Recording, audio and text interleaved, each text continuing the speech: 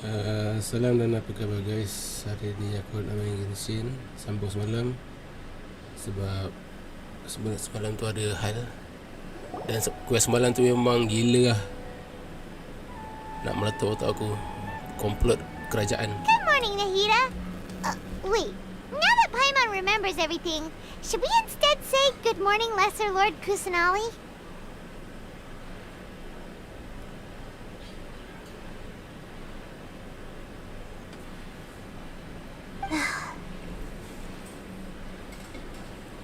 Don't lupa lagi. Hey! What's wrong, Nahida? You don't look too good. What is down yang Azhar? I'm afraid that what you're thinking right now is correct. Did Dunyarzad already disappear? No way! Are we too late?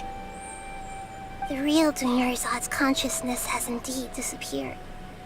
It can no longer endure the constant dream harvesting.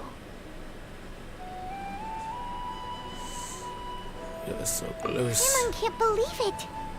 Wait, so what about that other Dunyarzad?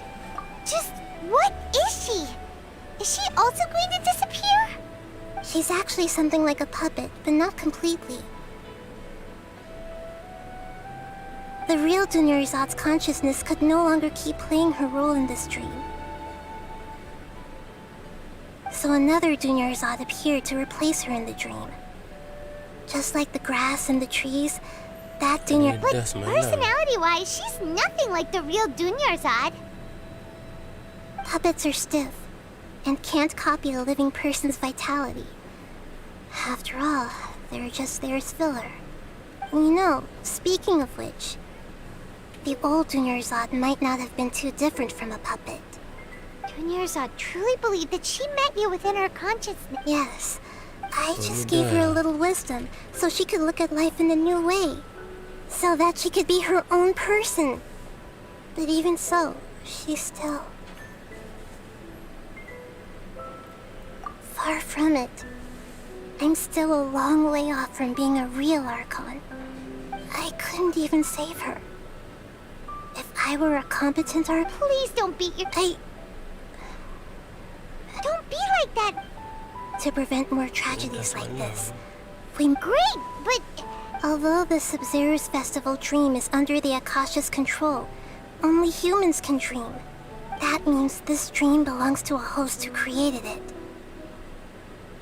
Huh? So, how should we find that person? Well, if this is someone's dream, then everything here must come from deep within their consciousness. Which means, with the power of imagination, they can change anything in this dream. Imagination? What do you mean by that? Aku baru perasan sesuatu yang mimpi loop ni macam ada dalam satu anime tu, The Melancholy of Haruhi Suzumiya.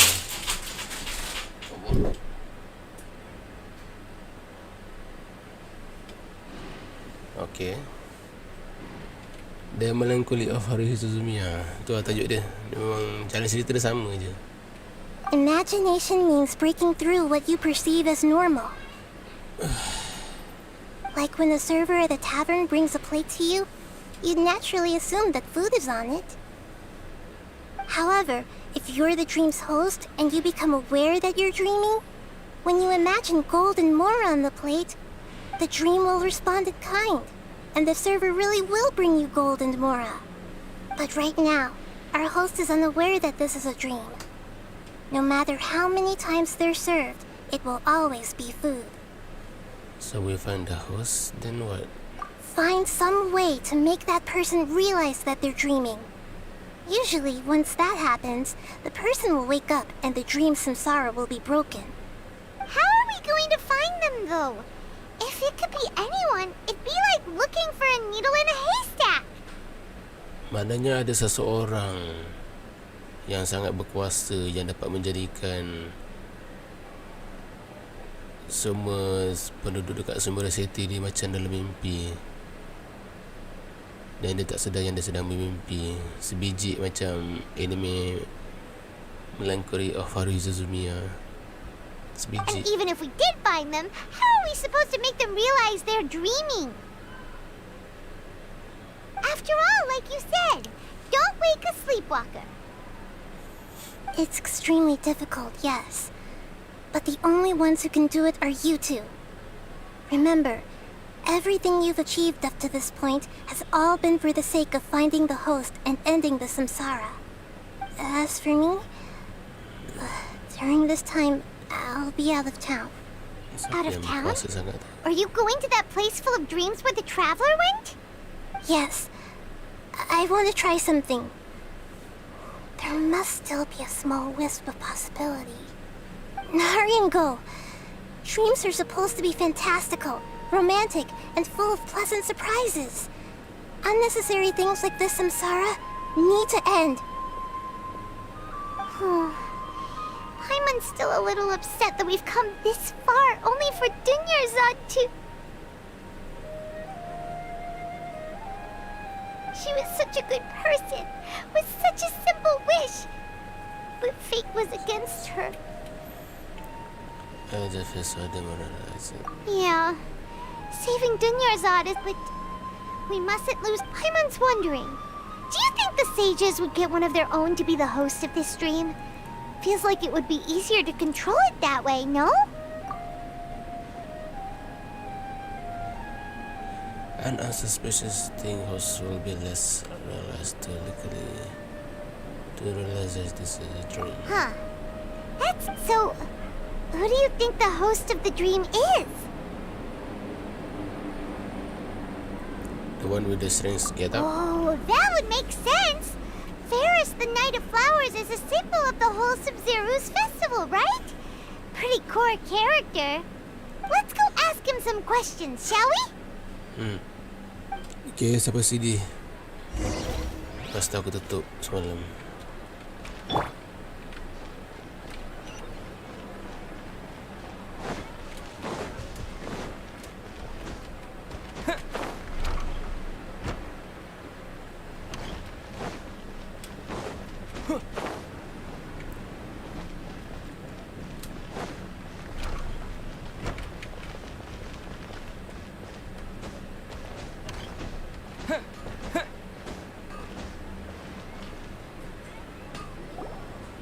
Oh, tak mungkin. You're back. Iya. You left in a hurry last time. Is everything okay? Everything's fine, just... It's a little hard to explain. Would you mind taking part in a little experiment with us? An experiment? That came out of nowhere. I'm listening, though. What do you need me to do? Could you... make a wish? Oh, imagine your wish coming true before your very eyes. You want me to make a wish? Is that a new Sub-Zero's festival tradition or something? Less questions, more wishing! Let's go say more question. Okay. My wish. Okay. I'm a little nervous saying this out loud, but I want Miss Dunyarzad to be happy. Oh. I noticed earlier that she looked a bit down, and she wasn't really talking to anyone.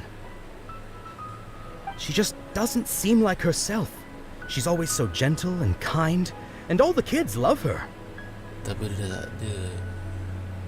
I've also wondered if the reason she asked me to be Fairest Knight of Flowers is because I'm special to her, or something. So, you have a crush on Dunyarzad? Oh, is it that obvious? After what I just said, I guess it is. Okay. When she placed the hat of the Knight of Flowers onto my head, she said to me, I want everyone to have a happy Sub-Zero's festival. What she didn't realize was that I'm not that interested in how everyone else feels. In that moment, I just wanted to be her Knight of Flowers for the rest of my life. 50 years, 100 years, I'll serve her till the end of time. Oh. Okay, yeah, that was a bit much. Felt like the right moment to get it off my chest, but that was pretty embarrassing. Okay, I'm ready to make my wish. I would like Miss Dunyarzad to appear in front of me right now with a smile on her face. Here goes. Please come true. Please come true. I'm gonna open my eyes. Oh. Oh! You're... What? Fucky? Sorry, but only one portion of Yalda candies per person. Back home you go. Alah, kenalah budak comel tu. Nice try, you two. Anyway, never mind. I don't need to see her appear right in front of me. As long as she's happy. Guess he isn't the host of this stream after all. Oh, dia bukan Should've host. expected it wouldn't be this easy. Oh, yang lelaki tu bukan host. It seems like everyone who knows Dunyarzad loves her. But none of them has any idea that she... Dah tak ada. That sedar. My lady, step back. That sounds like Tia! Oh, right. This is when Dunyarzad bumps into the kidnappers. I will teach them lesson that they won't forget. Huh? But Tia can handle them. Hey, Traveler!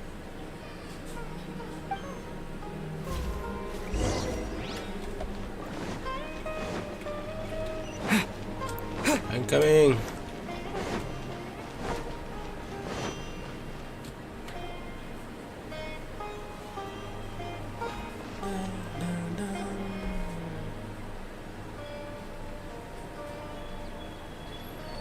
Oh, it's you. Great timing. Please take...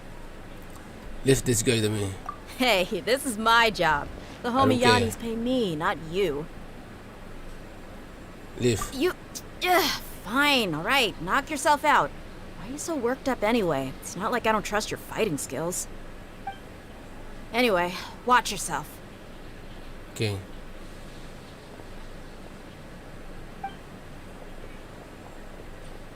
So you got yourself some backup. Suit yourself. You're going down. I don't think so. That's close Go fight yourself!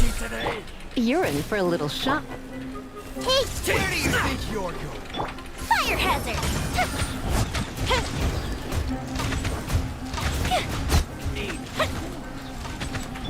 Scatter! Come a little closer. You? Propagate!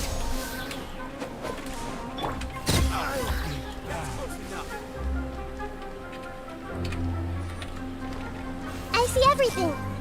I see some shit. Here comes the fireworks!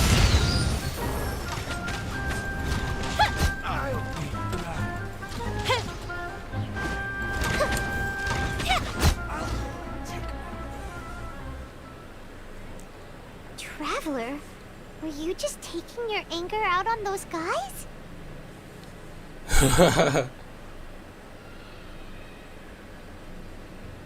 I'm fine. You and Nahida both. Dunyarzad wouldn't want to see you two like this. Dia lepaskan marah And dia. speaking of her, Aiman just remembered something. Remember how during the first Sub-Zero's festival, before the Samsara started, we came here with Dunyarzad because she wanted to pick something up? She said it was because she had forgotten something. Yes, I've forgotten all about that. Okay, so Paimon's memory is working so far. Anyway, Aiman also remembers that she is staying somewhere around here. She pointed it out to us the night before the Sub-Zero's festival. Maybe it gives some clues. Yeah, even if it's only a tiny clue, it'll probably still help us more than this needle in a haystack search.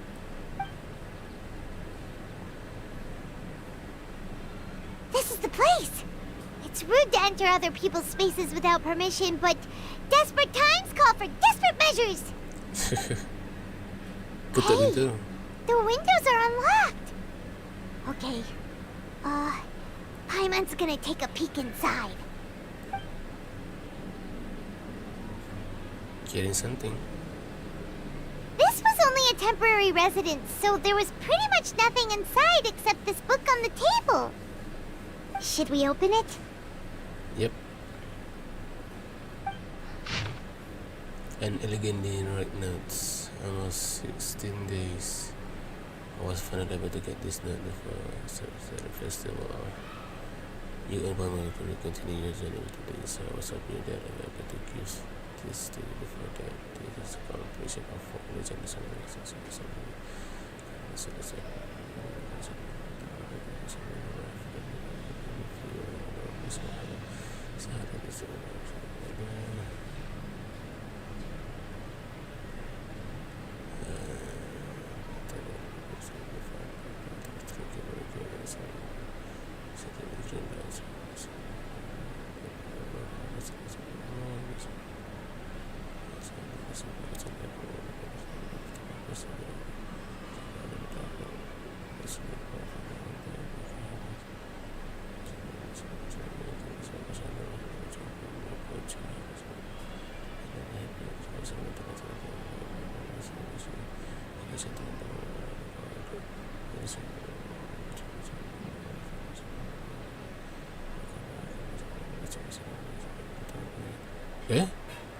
She was very tall and had the muscular arm.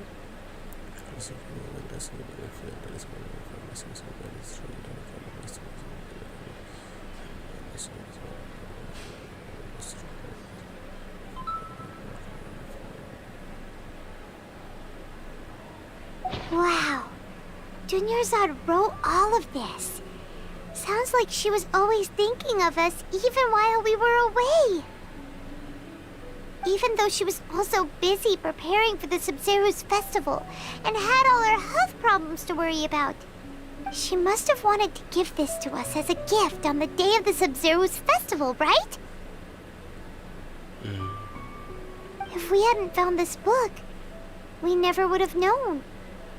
But now that we know, we can't even thank her. Dunyarzad. Hey! Where are you off to now?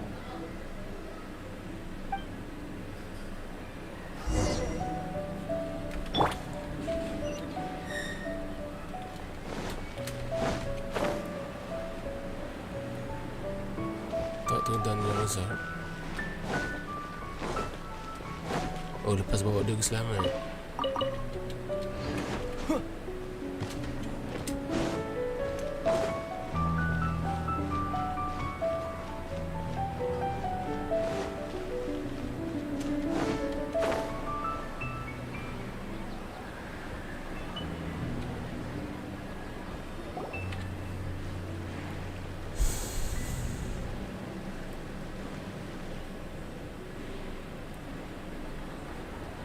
It's Dunyarzad's puppet.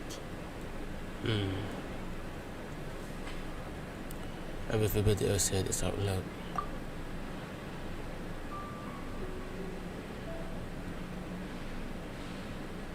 Thank you. Traveler? You must be exhausted.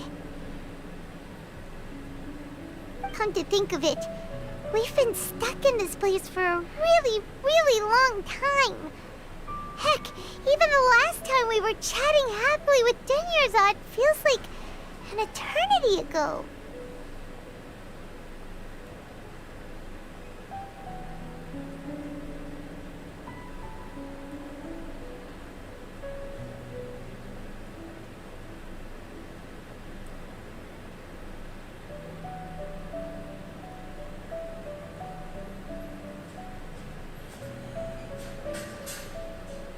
Traveler teringat kisah sendam. Aiman still remembers when we were sitting here, and the way her eyes sparkled when she talked about Nilu's dance of Sub-Zeros. I can barely recall it now. There will always be frustrations in life, but I know that the point of living is not to leave behind any regrets.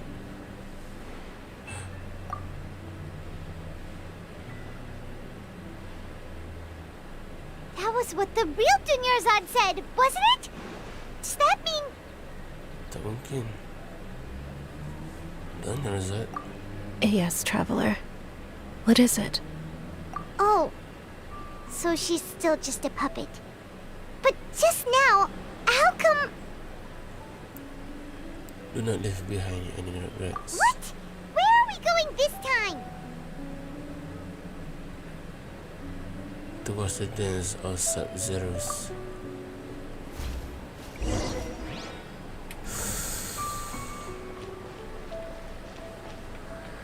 Jumpa puppet. Hey!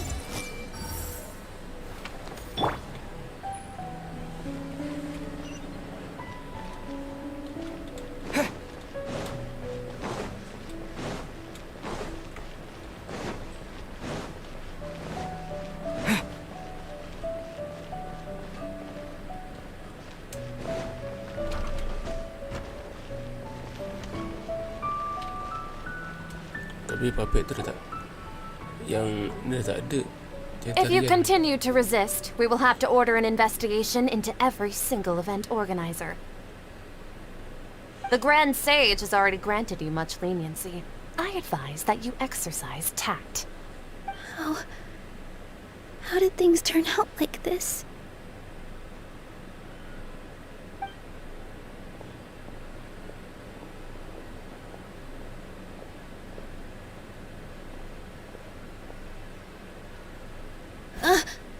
Traveler?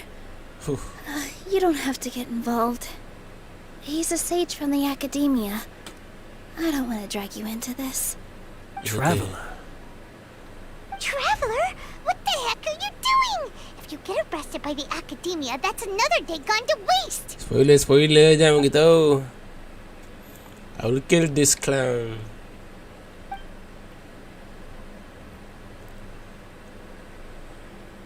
Sedih ha? Macam mana Aiman? Wait, they're not reacting. Have they been scared stiff? They are puppets. Oh, of course. If this is the sage's plan, they wouldn't put themselves through this. Diorang semua puppet. So they're just substitutes. What? What is this? What happened to the Grand Sage and his entourage? Eh? What's up this flower?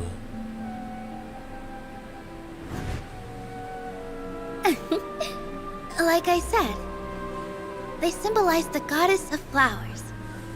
It's just a shame that all the real Bodhisattvas went extinct after her death. Yes. The Greater Lord brought forth new Padhisaras in memory of the goddess of flowers. But she ultimately could never truly replicate that beautiful shade of purple. Siapa goddess of flower? Dia kawan dengan Nahida juga ke? But she ultimately could never truly replace that beautiful shade of purple. Jangan kita spoiler. That beautiful shade of purple. Aren't these flowers real Padhisaras? Just like the ones from the legend? I didn't even notice. Dunyarzad, did you find these? But didn't you just say all the real flowers went extinct after the goddess of flowers passed away? Mm-hmm. So, how? Yeah. What's going on here? Nilo, close your eyes. Huh? Imagine that the Grand Sage and his entourage are not here in front of you. You guys are acting weird. But okay, I'll try.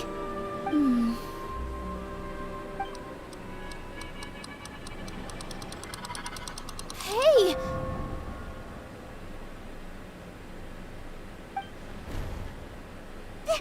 They disappeared!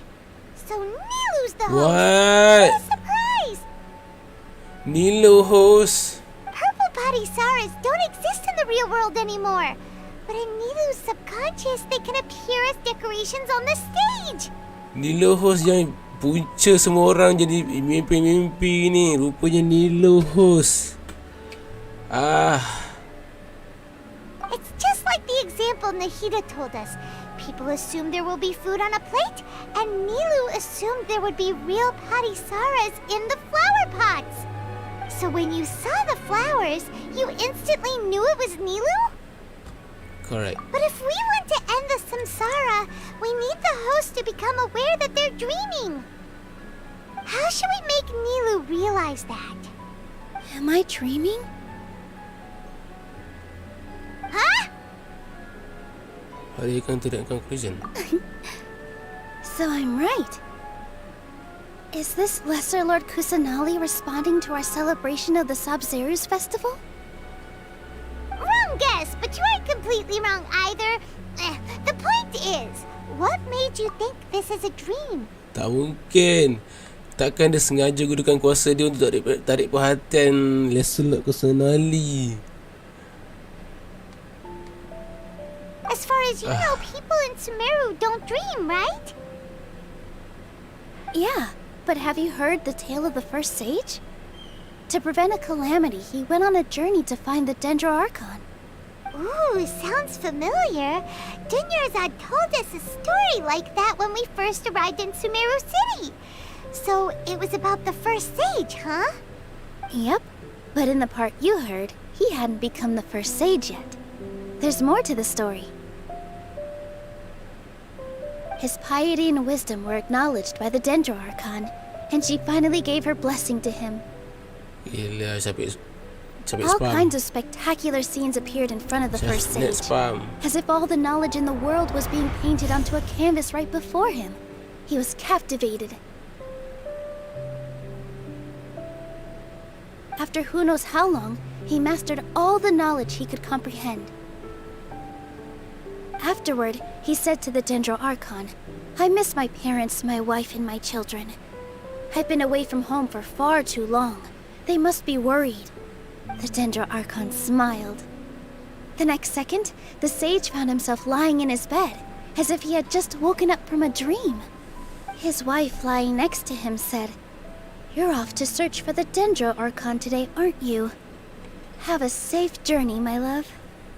In the end, the first sage took care of many disasters in Sumeru City and founded the Academia.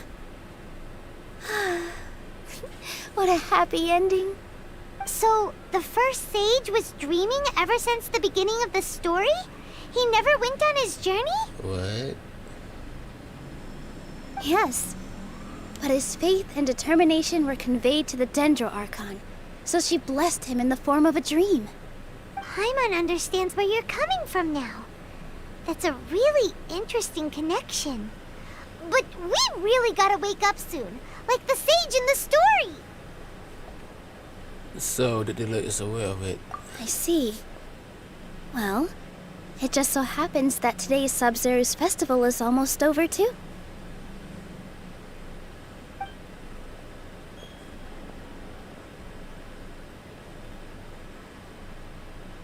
Since we're in a dream, let's make this final dance of Sub-Zeru's as beautiful as we can.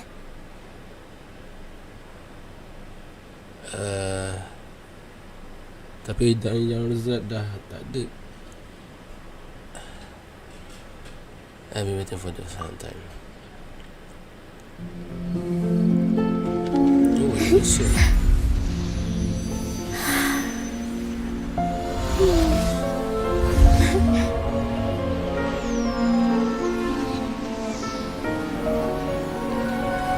The wait is over, everyone. I dedicate this to our god, the dance of Sub-Zerus.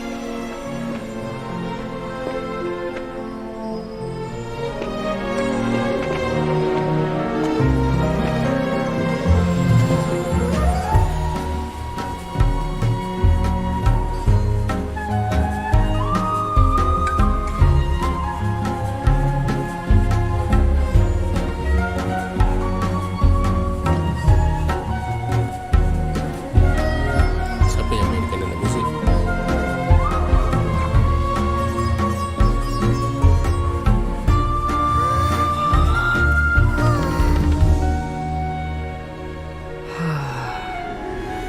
I'd be lying if I said I had no regrets.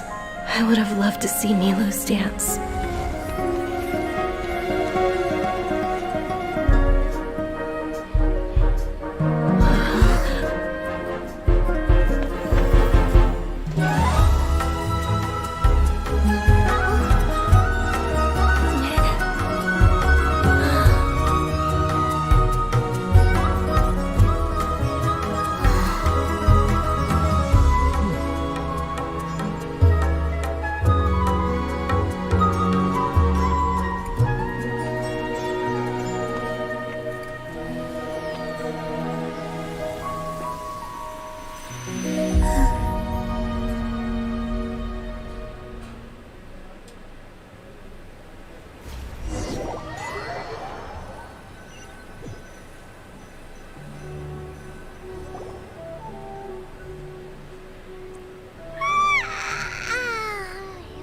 Good morning, traveler.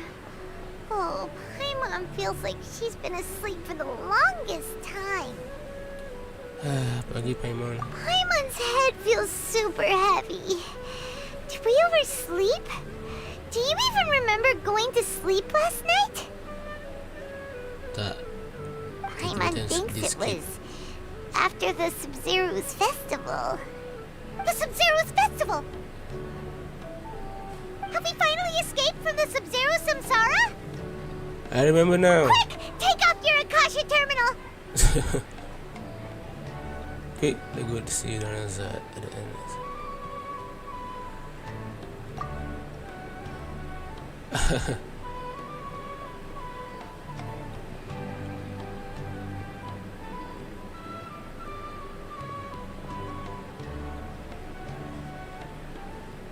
She's not in her room.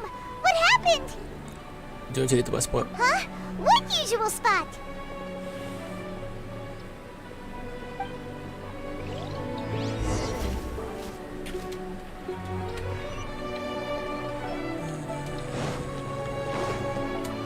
Oh, tempat dia dengan Naida.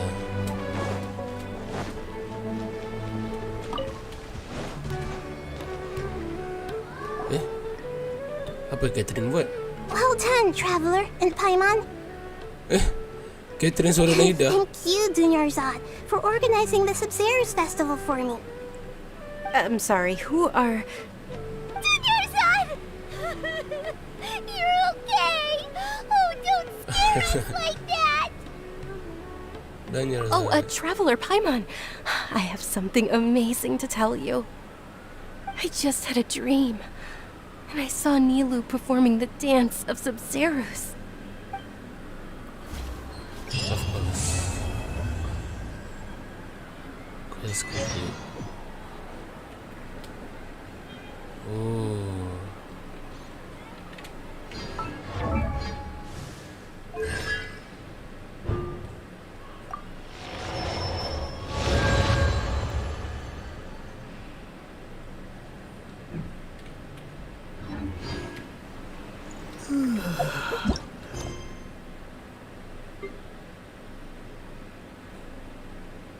Down.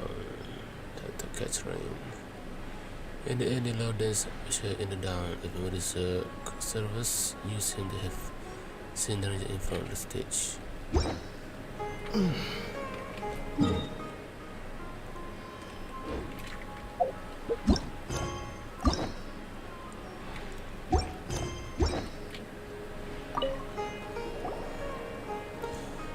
You're actually Nahida, aren't you? I felt like Catherine was acting weird when we met at the Sub-Zero's festival. And Dunyarzad, did you save her? It's a really long story. We shouldn't disturb her. Her consciousness is still weakened. Let's chat somewhere else. How about by the traveler's favorite bench? Favorite traveler bench?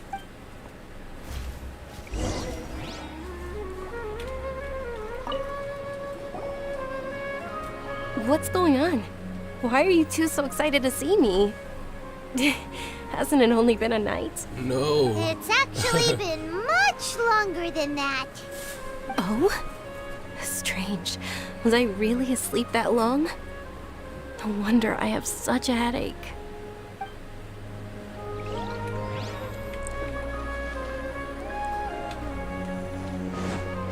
tak bebas lah daripada cengkaman mimpi. Loop. Rupanya ni low orangnya.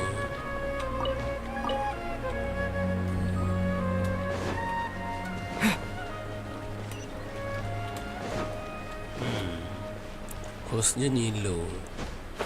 Tapi kenapa dengar suara orang lelaki bercakap dekat dalam mimpi?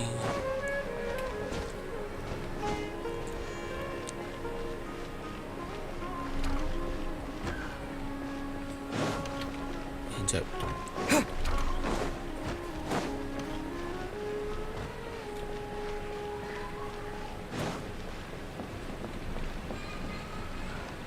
Oh, diorang dah kemaskan bunga-bunga tu.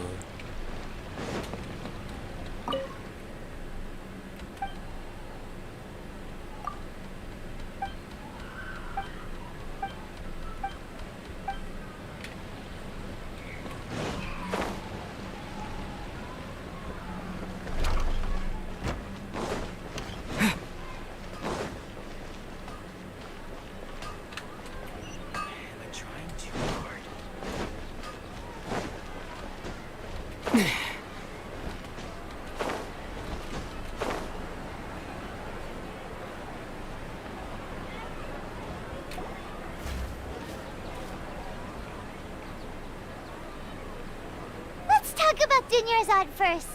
It's such a relief that she's all right. Betul. After we parted on the last day of the Subzerus festival, I left the city and saw what the traveler had described. Among the countless dreams, I found one that was growing fainter and fainter. This proved my suspicion. Once Dunyarzad could no longer bear the Akasha harvesting her dreams, her consciousness began to dissipate. But this also meant it escaped the Akasha's control. Such a small fragment of consciousness can't last for very long, though. It will return to its original dream, where both will gradually fade until they completely disappear.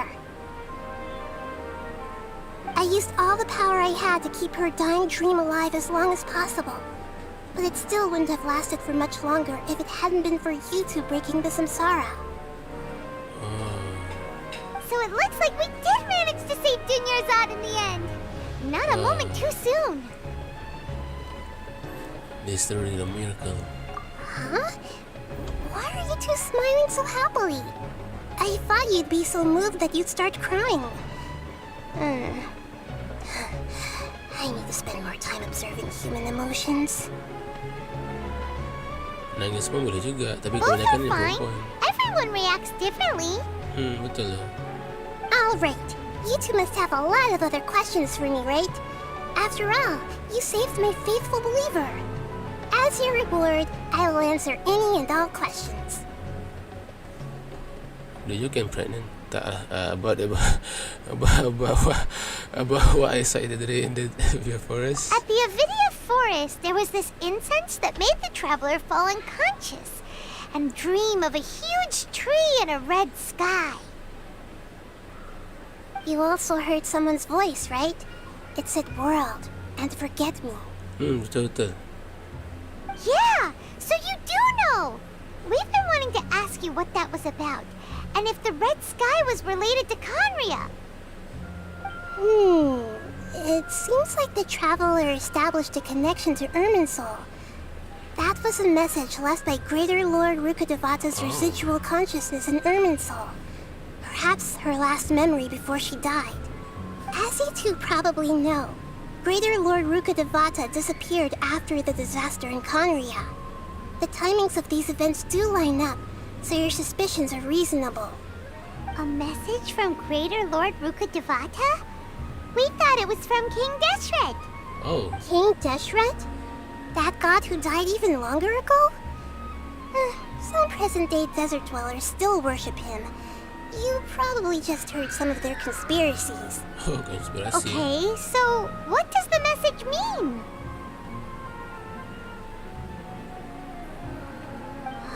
I still haven't managed to decipher it. Even the Akasha isn't currently capable of doing that. Greater Lord Rukkhadevata's residual consciousness in Irminsul seems to be contaminated with something that has a very dangerous aura to it. Many devoted scholars go mad as soon as they connect their consciousness.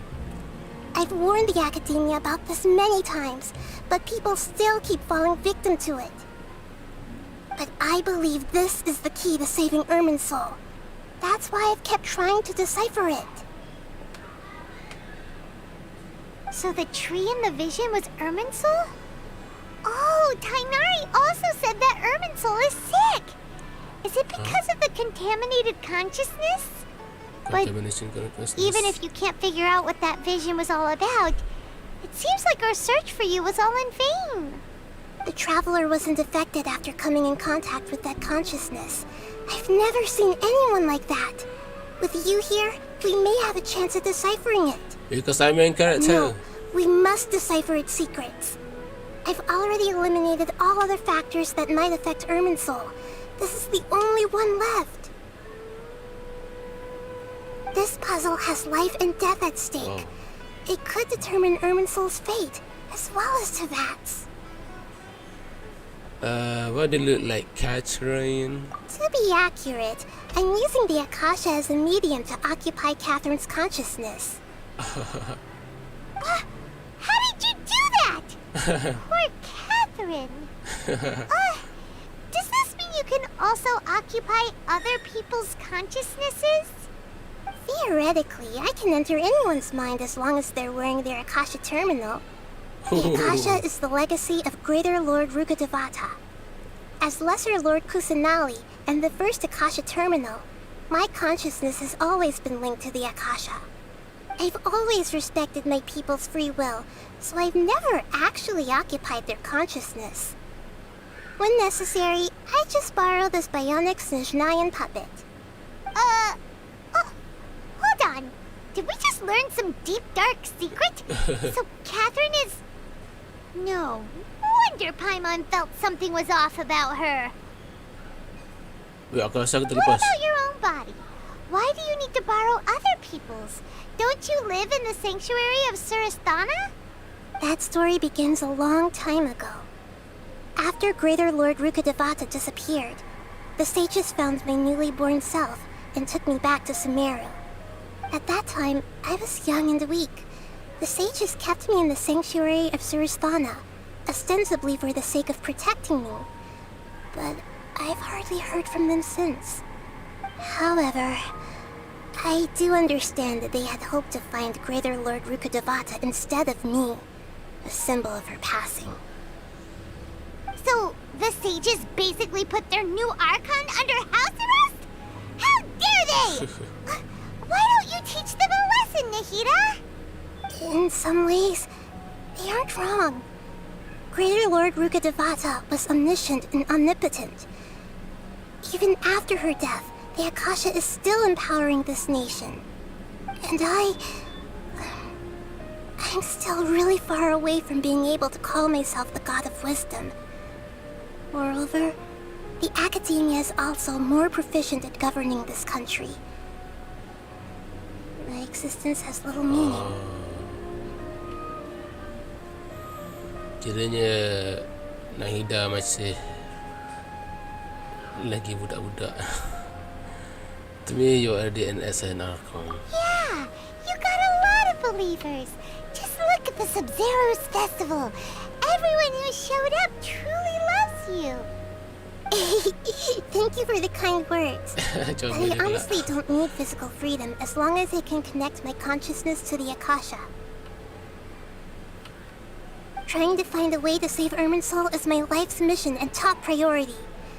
I will work on that, and try to live up to being a deity in the meantime. Every once in a while, I will also take up the duties of the God of Wisdom and enlighten a lost soul here and there. Doing all that should be enough. Jadi mimpi Nilo dengan rasanya mimpi Nilo tu juga ada kena mengena dengan six plan. There's never been any big problems with the academia's governance of Sumeru. Government. This is the first time I've seen them step out of line. I wonder what caused them to go down this path, and what they hope to achieve. Even though the city's residents haven't noticed anything strange, if the traveler hadn't broken the Sub-Zero's samsara, the situation could have become dire. I tried to do some investigating in the Akasha, but I couldn't find anything suspicious. And all the people of interest seem to purposely avoid wearing their Akasha terminals. I think they're deliberately trying to hide something. Oh, that reminds Paimon. In Gandharvaville, there was a sage who had invited Tainari to join some kind of project. Oh, yan tu. Could it be related? Regardless, I need to first investigate the sage's motives, make things right, and punish them if needed. But I'll have to be discreet, or they'll see me coming. Ooh. No one has realized the issue with the Akasha. You mean how the Akasha stops you from having dreams? Yeah, it's been such a long time. No one's noticed something's up? It's not that no one noticed. It's more like no one cared. Ultimately, it's all rooted in the sage's misdirection. Misdirection? The sage has convinced everyone to believe that being unable to dream is a sign of rationality and wisdom. Not dreaming is a badge of honor in Sumeru, even if the truth is that their dreams are being reaped by the Akasha.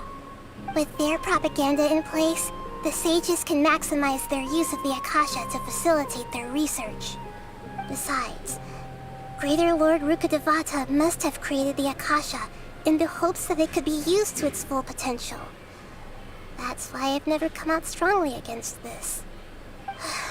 Anyway, the perspective advocated by the sages drowned out any voices of doubt. By now, even those who never use Akasha terminals find it too shameful and embarrassing to talk about their dreams. I have another question. Got it. I hope my answers were satisfactory, seekers of knowledge. To be honest, maintaining Dunyarzad's fading dream took a lot of mental energy. I think I may need to rest for a while. Oh, and you don't need to worry too much about the sage's activities for now. The Akasha won't be able to conduct another project on the scale of the Sub-Zero's Samsara in the immediate future. Go and get some sleep. That's good. Leave everything to us. What a relief. This is truly the most exhausting birthday I've ever had. Traveler? Paimon? Why am I here? Do either of you know? Maybe you were sleepwalking. You know you can't wake up a sleepwalker. We happened to walk by, so we thought we'd wait for you to wake up. I see. Huh. I should visit my maintenance personnel sometime. Oh, I'm fine. I better go. Thank you. Catherine ni robot ke? Ke puppet? We've spent quite some time in Sumeru City, but ever since we last said goodbye to Lesser Lord Kusanali, we haven't heard anything from her. Oh, we can't just keep waiting around like this. Let's go find Catherine and pick up some work so we can at least keep ourselves busy.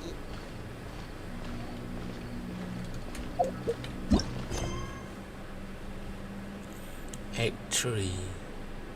Like a triumph hero.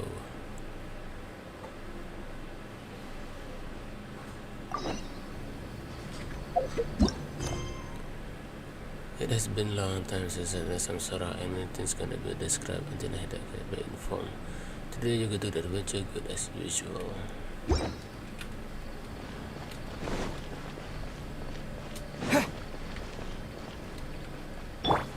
Everyone hold hands.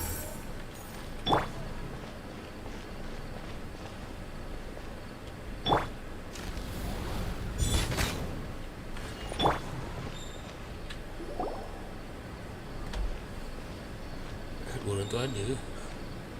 Ad Astra Avisask. We meet again, you two. Hi, Catherine. Do you have any commissions for us today? Commissions, huh? Let me think. Oh, how about this? Please attend the Academia's Academic Symposium this afternoon and recite a love poem on stage. Love poem. Wait, Say what now? And if possible, please also use your camera to capture the reaction of the audience upon finishing the poem. What kind of commission is that? FM berasa just imagining it. I see. It appears that you're not interested in this commission. In that case, please go to Port Ormos and convince the Eremites there to spend some time volunteering at the local orphanage. Oh, okay. Hey, that's not any better. Mr. The orphanage really don't go together. Mm-hmm. I'm sure the mercenaries will have some interesting reactions as well. Aiman's gotta ask. Just who exactly has been submitting these commissions to the Adventurers Guild? Oh, the commissioner? Well, actually, I just wanted to see the two of you in action. You're Nahida, right? Was it so obvious? I was hoping you would actually take one of those commissions. That kind of chance to observe humans doesn't come by often. Ah, so it's Nahida. Aiman just knew Catherine wouldn't crack those kinds of jokes. When did you get into her head? From when she said, Ad Astra Abyssosque? So it's been you this whole time? Are you done resting up, Nahida? Yes. I've been sleeping ever since we parted ways, and I even had a really, really long dream. So the Akasha can take away the dream of gods?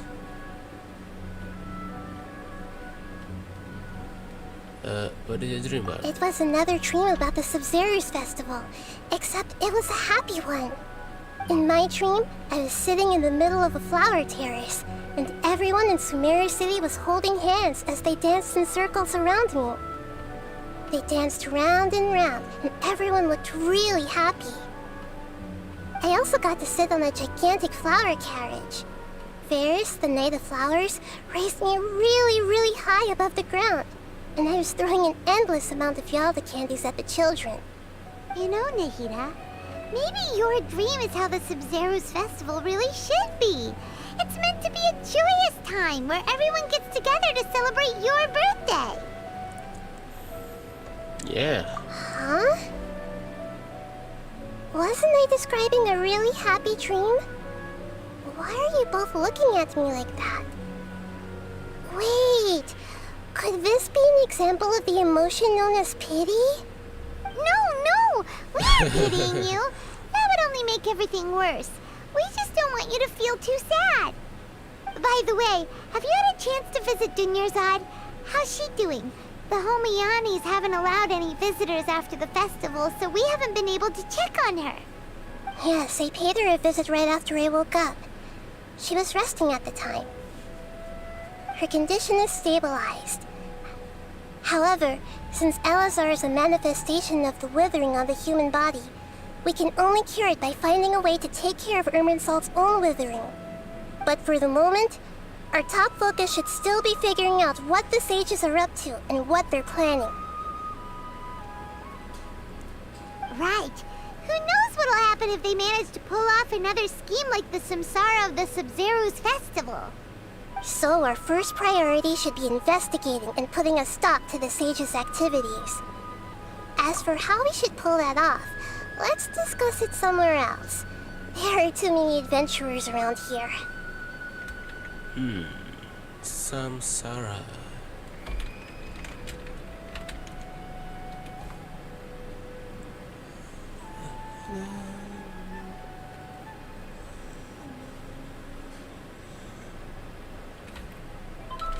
Genshin.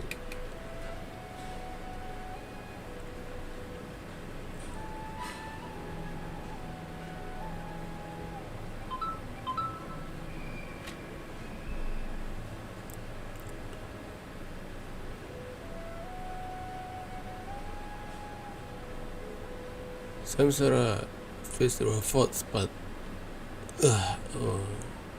Festival keempat. Oh, good point. Sorry, adventurers. We're gonna be borrowing Catherine for a little while. Chapter 383 Dreams, Emptiness, Deception. Oh, nampaknya aku guna tukar thumbnail.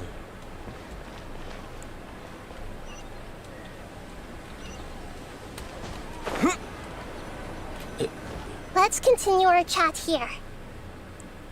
Okay, so do you have any ideas on how we can investigate the sages, Nahida?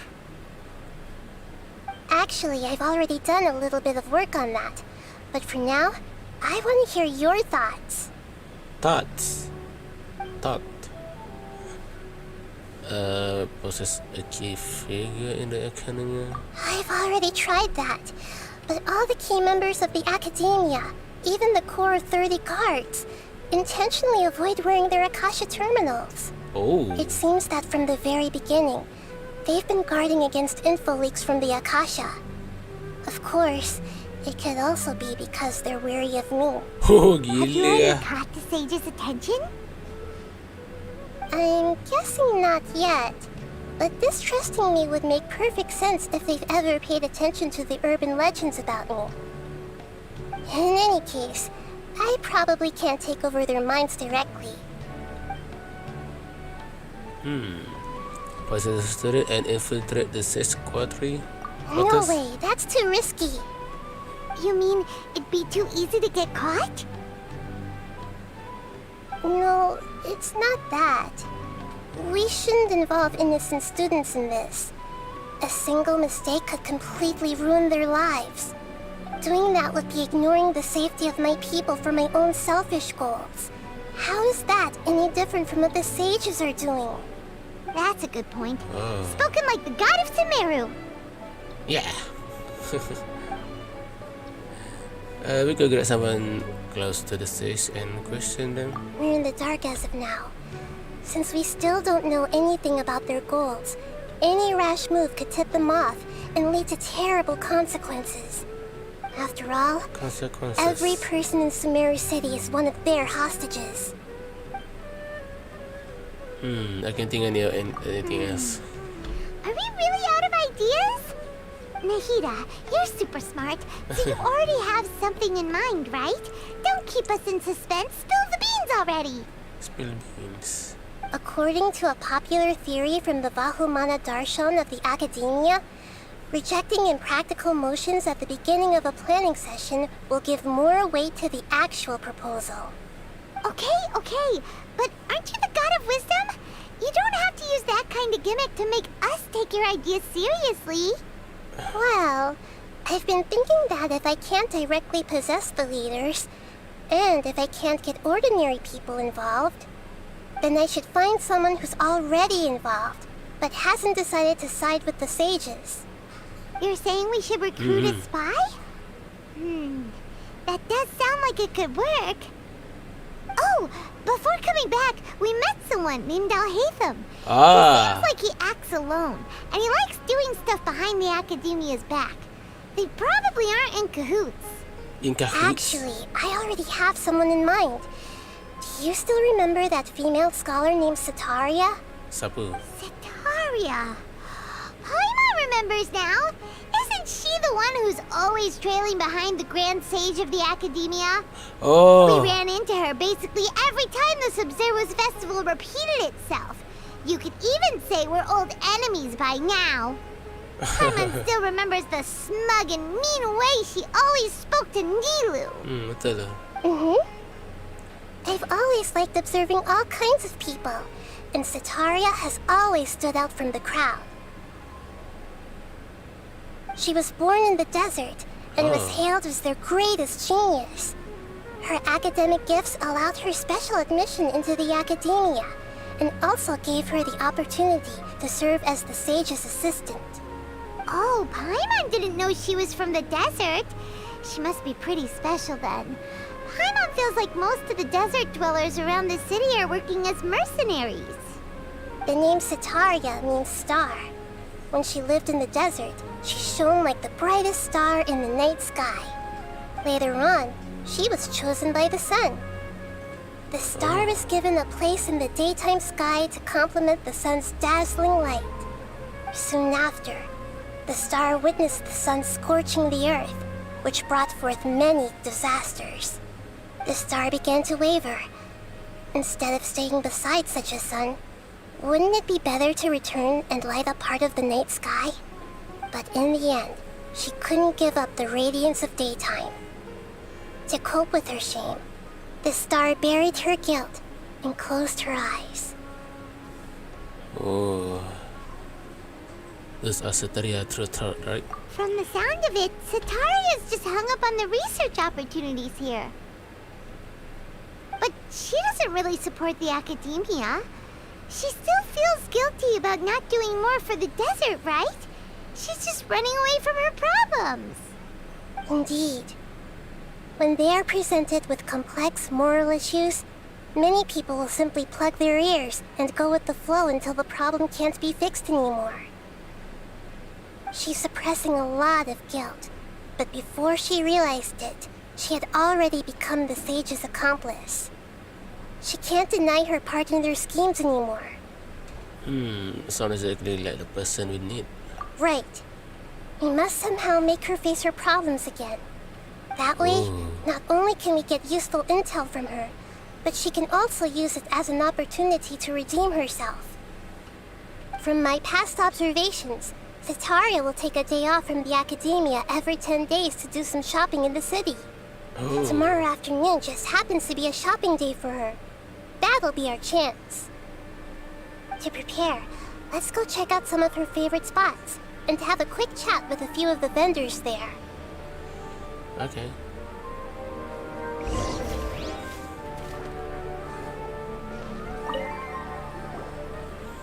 And a lot of other days circle when they can something.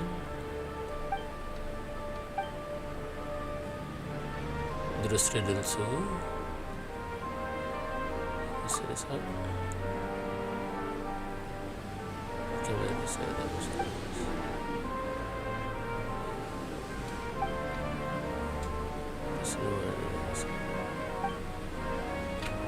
Incomprehensible.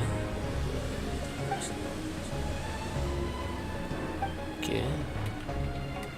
Teraja truth. Come on.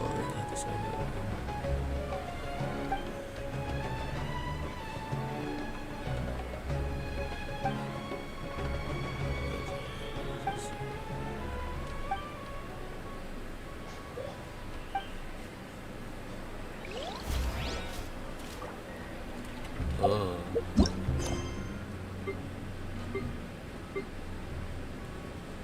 Processor Komen.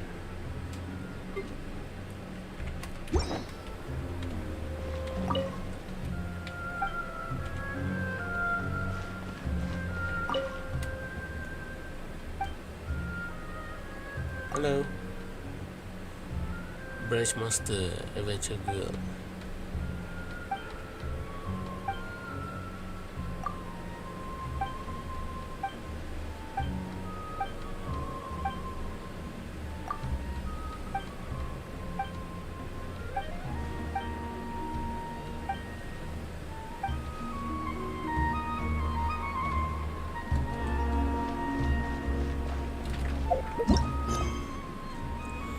The permission is instructed by Naida.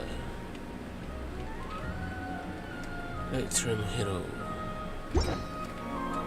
Aku rasa aku udah tukar tajuk.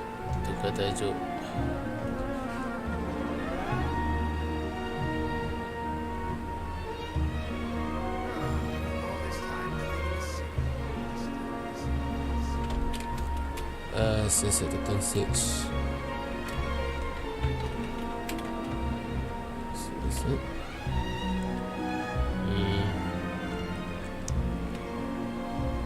Siasat 6.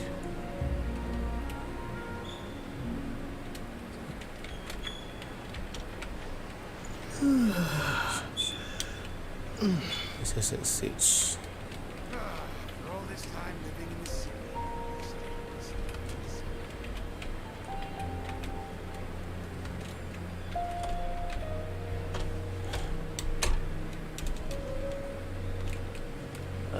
Tak, Siasat 6 Okey, tu sesuai.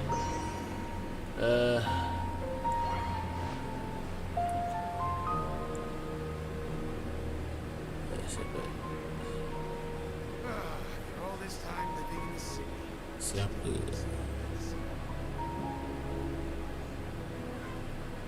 Siasat konspirasi.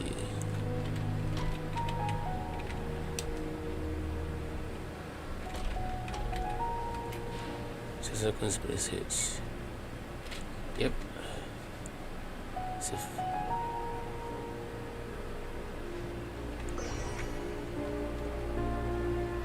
Ada orang undi.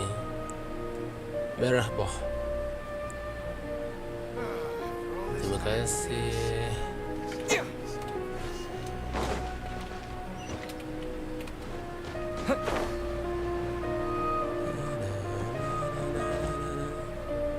Ini yang budak kecil comel tu. Yang quest sebelum ni. This should be Sataria's favorite fortune-telling spot. So should we ask the fortune teller about Sataria? No, I already have enough information on Sataria.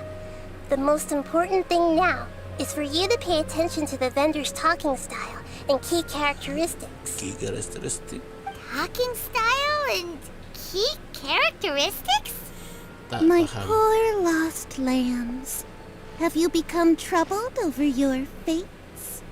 The divine voice of wisdom often Oh, echoes Nabi between ya. my Comel nama ears. dia.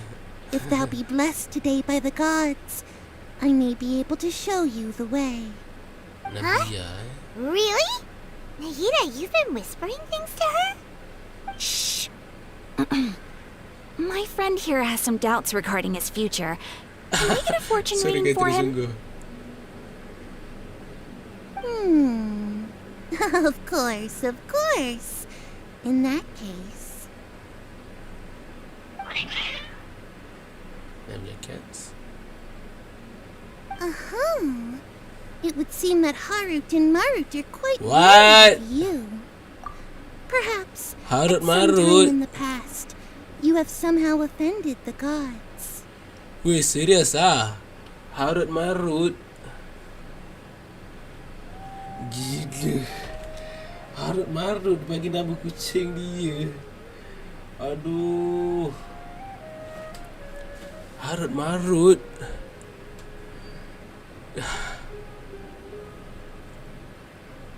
Nama kucing malaikat yang turun ke dunia dan bagi ilmu tentang sihir kat manusia. Gila ah. Only mocking the god of Animo, questioning the lord of Geo's financial savviness, and brawling with the god of Electro. Do those count? Oh, nothing.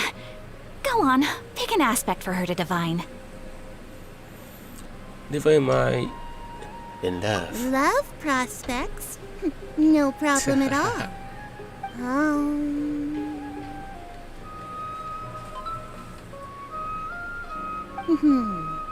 The gods have spoken. Yeah, The right. truth shall be revealed. One who is fated to cross your path will appear on... Huh? So many people will fall for you. How could that be? Harut, Marut, did you two spoil my divination? I've never read a fortune so absurd. Macam mana? Actually, Paimon thinks this is probably the most accurate fortune telling you've ever done. Yang mana telepon? I admit that the orientation of today's celestial matrix is suboptimal. As such, Suboptimal. there will be no charge. Is that so? Well, that can't be helped. If you were to bring some food offerings for Harut and Marut on your next visit, perhaps they could help you Aduh. reverse the wheels of fate.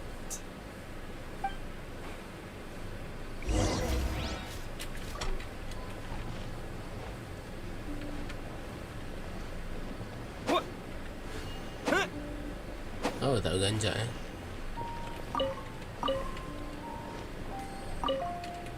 I've never seen Harut and Marut be so wary of anyone. I see.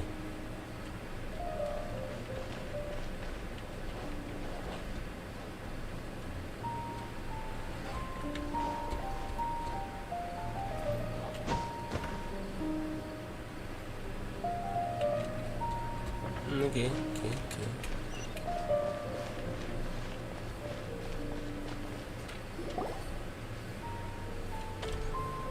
Is this another one of Sataria's favorite stalls? Yep. It belongs to a king. Oh, Kim. His father helped Sataria a lot when she first moved to Samari City, so she still comes by whenever she has time. When I start talking with him, listen carefully to the details of our conversation. Okay. Hello, Kim. Ah, dear customers. Would you like to look at some pottery?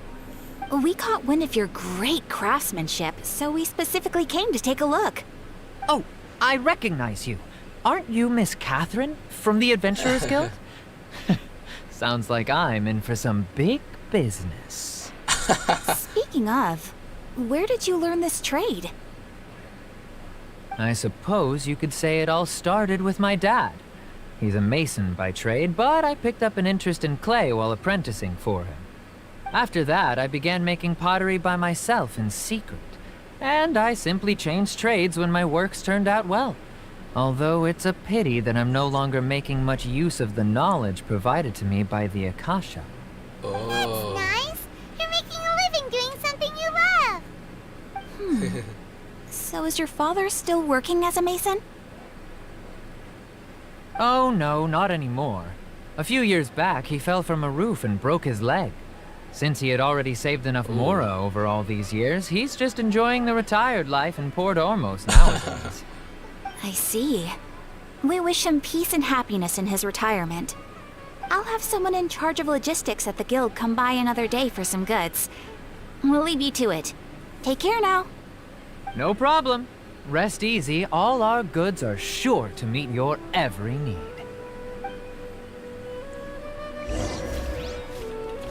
Hello, Kim. Your hair looks stylish, like Super Saiyan. That was my first time talking with Miss Catherine. I'm sure I sounded a bit nervous. Of course.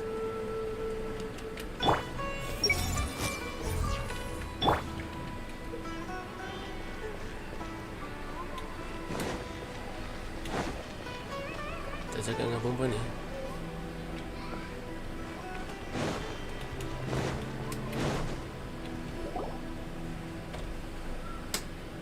This should be our final stop. Sataria is always thinking of this restaurant when she's working at the academia. So she always comes by whenever she's out in the city. Nahida, you've really thought of everything. It's my duty to protect Samari's citizens, after all. Macam mana pula?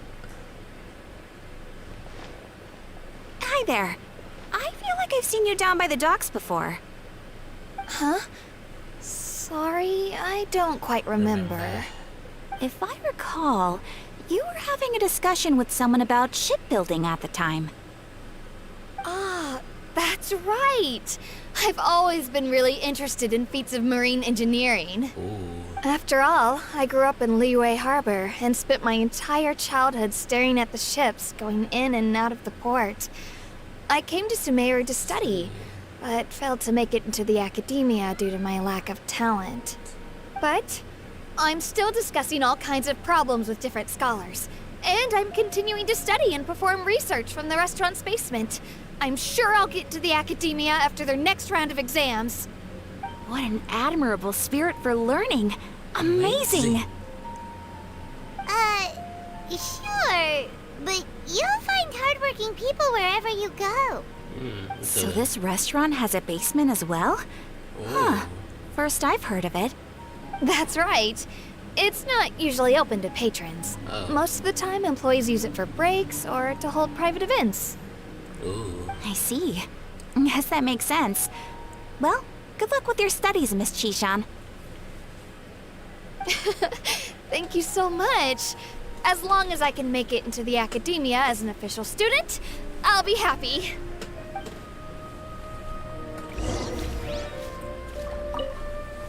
I must have met her somewhere. Why can't I remember? Want me to spoil you, babe?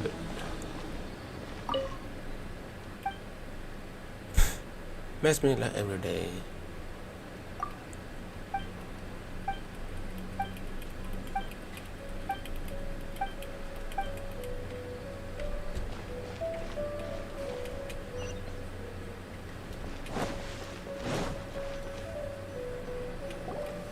So, was that everybody?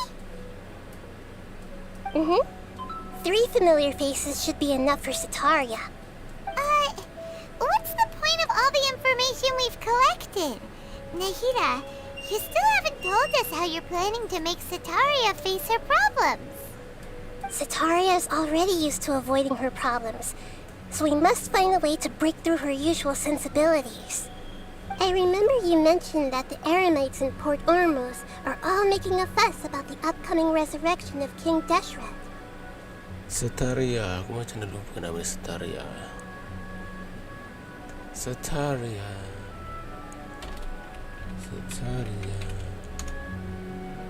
The heck? Sataria. Oh, seems smug face. Although it's all just a boatload of nonsense, the fate of her homeland may turn out to be Sataria's soft spot. Soft spot? Oh. Soft spots. Oh, Paimon gets it now. You want to take advantage of the guilt Sataria feels about her homeland. Although she knows she should return home to help the people of the desert, all she's done is conspire with the sages. Betul lah. Asalnya nak tolong perkampungan dia dekat desert, tapi asyik berkomplot, asyik berkepit dengan sage je. If King visit atau reaction, you can set Satria. So, how do we set that up? Well, King Deshret is long gone, and Sataria is also too smart to fall for any simple tricks. If we simply engaged her under the guise of King Deshret's believers, she would definitely be wary of us, and we may not get anywhere. But if we were to borrow some of her close acquaintances to talk with her, her reaction would probably be very different. So, you mean you're going to possess those people we just talked to? Yep. Possess them through the Akasha. Imply they've already converted to the faith of King Deshret, and then convey our made-up will of King Deshret. As long as everything goes smoothly, we'll get through to Sataria for sure. She'll never guess that we had anything to do with it. So that's how you're going to use all the info we collected on these people. It's so that you won't slip up and break form. Possessing them will only work if you can manage to pass off as them. Exactly. So, best of luck with impersonating them. Huh? Best of luck? But we don't know how to possess anyone. That's no problem at all. I'll just share all their senses with you once I've possessed them. As long as you're also wearing an Akasha terminal, the effect will basically be as if you've possessed them yourself. Oh. That is pretty convenient. But why does he have to do this? Can't you do it yourself? Although I've been observing humans for a while, I've never been good at imitating them. You're not wrong. It's always been painfully obvious whenever you try to pass as Catherine. Alright. I will try my best. If it was at all possible, I would have preferred to leave these people alone. But seeing how things are now, I probably should just accept it and push on. Yeah, don't beat yourself up over it. We're only doing this to help everyone, and we'll only be borrowing them for a little while anyway. Alright, then let's give it a go tomorrow afternoon.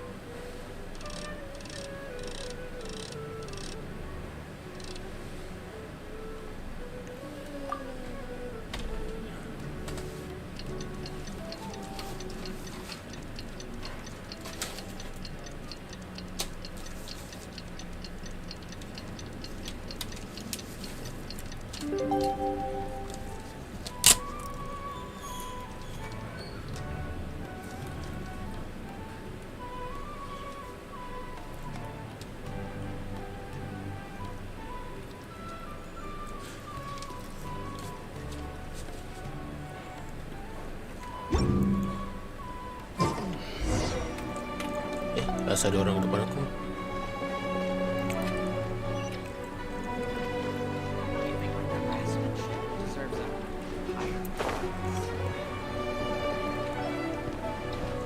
Hello, si Chamel.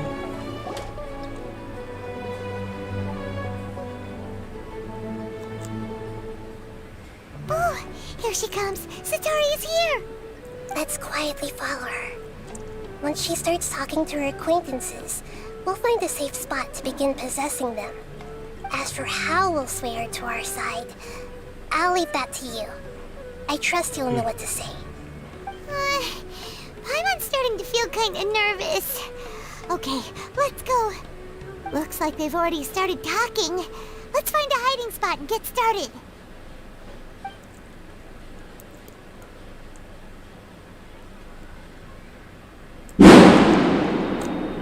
Terkejut aku.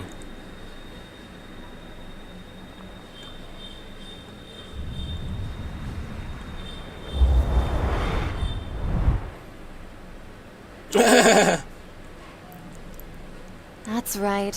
You really can't force anything when it comes to love.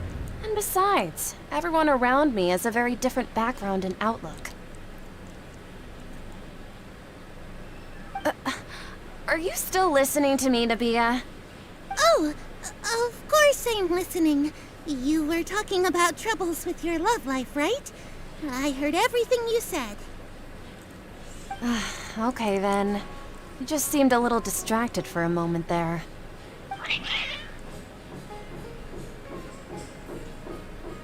Strange. Your cats seem pretty worked up. Is something wrong? I always thought they were quiet, happy kitties. Oh, what are their names again? It's Harut and Marut. Ah, that's right. They are just little darlings, aren't they? Harut and Marut. So, which fortune do you want me to read for you today? You must have come for another echo of the divine voice of wisdom. I'd like to get another reading on my love prospects, but to be perfectly honest with you, I feel like I've been a real mess recently. A mess? Well, could you do a reading on how long it'll take me to finish my current project at work? I really just want to get it over with. I hear you. No problem at all. The gods will reveal the truth.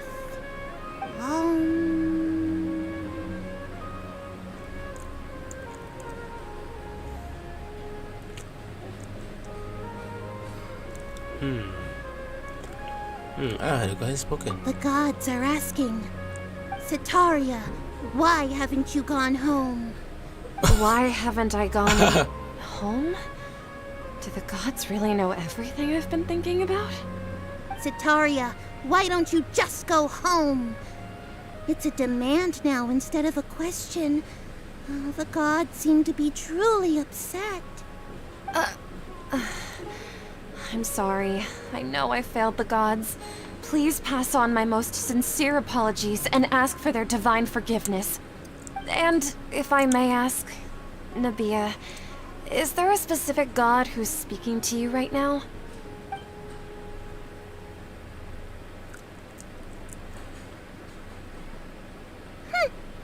What an inconsiderate and naive question. The god who is speaking to me is, of course, the wisest and mightiest of all, King Deshret. King Deshret? No wonder he would make such a demand of me. Wait a second. King Deshret passed away a long time ago. Even though news of King Deshret's resurrection has been spreading like wildfire, it's all just a misinformation campaign from the academia. How can King Deshret still exist in real life? King Deshret's resurrection is a misinformation campaign. What insolence! I am King Deshret's most loyal believer. Do you wish to refute his voice of wisdom? Oh, no.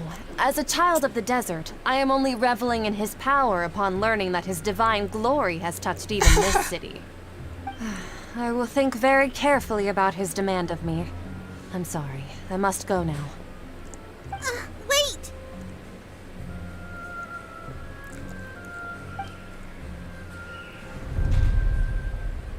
Oh. Whoa! She just ran off in a hurry. She looked pretty upset too. Well done. Sitaria didn't seem to suspect anything amiss. To have something she's been trying desperately to avoid show up out of nowhere and berate her, that must have shaken her to the core. Aw, Nahida, it seems like you understand human emotions really well after all. All I know are some abstract Harvard-taught theories. And in any case, my time with you has shown a lot of them to be utterly useless. I'm still trying to make sense of everything. Anyway, enough of that. Let's hurry and catch up to Sitaria. He's out of Keem's now, right on cue. Let's get ready to possess him right away!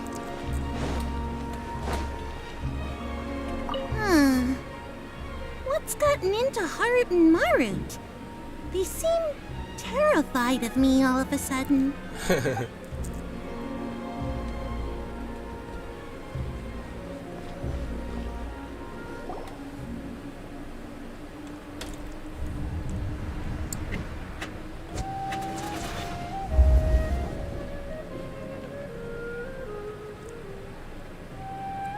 It's okay. I just got caught up in something. Oh, actually, didn't you ask me to help you look for work? What kind of work were you looking for again? Monthly work. Oh, right. Your old man's craft. How could I forget? Speaking of, how's he doing? Is he feeling any better?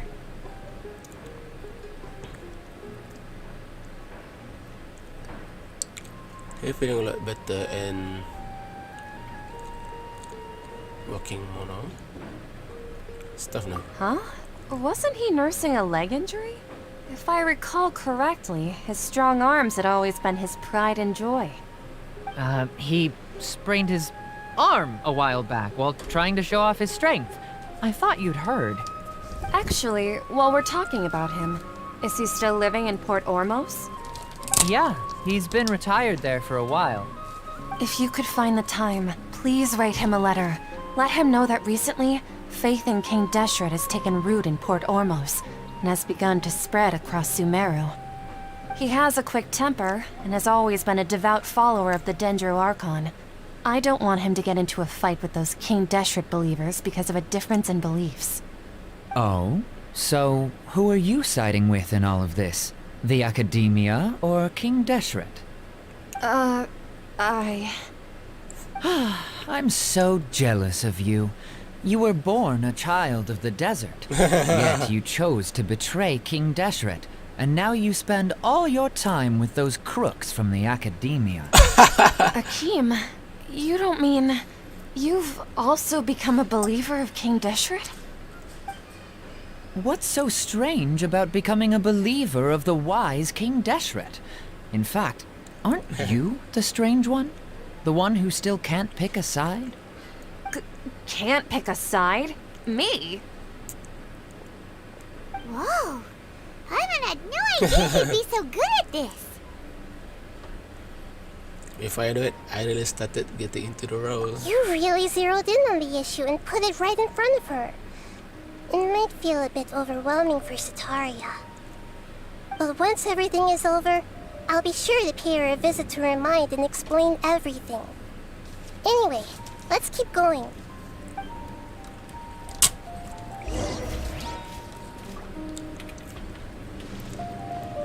Come on! Sataria's already started talking with Shishan! Okay. Whoa. What happened just now? Wasn't I talking with Sitaria? Where'd she go? In your heart.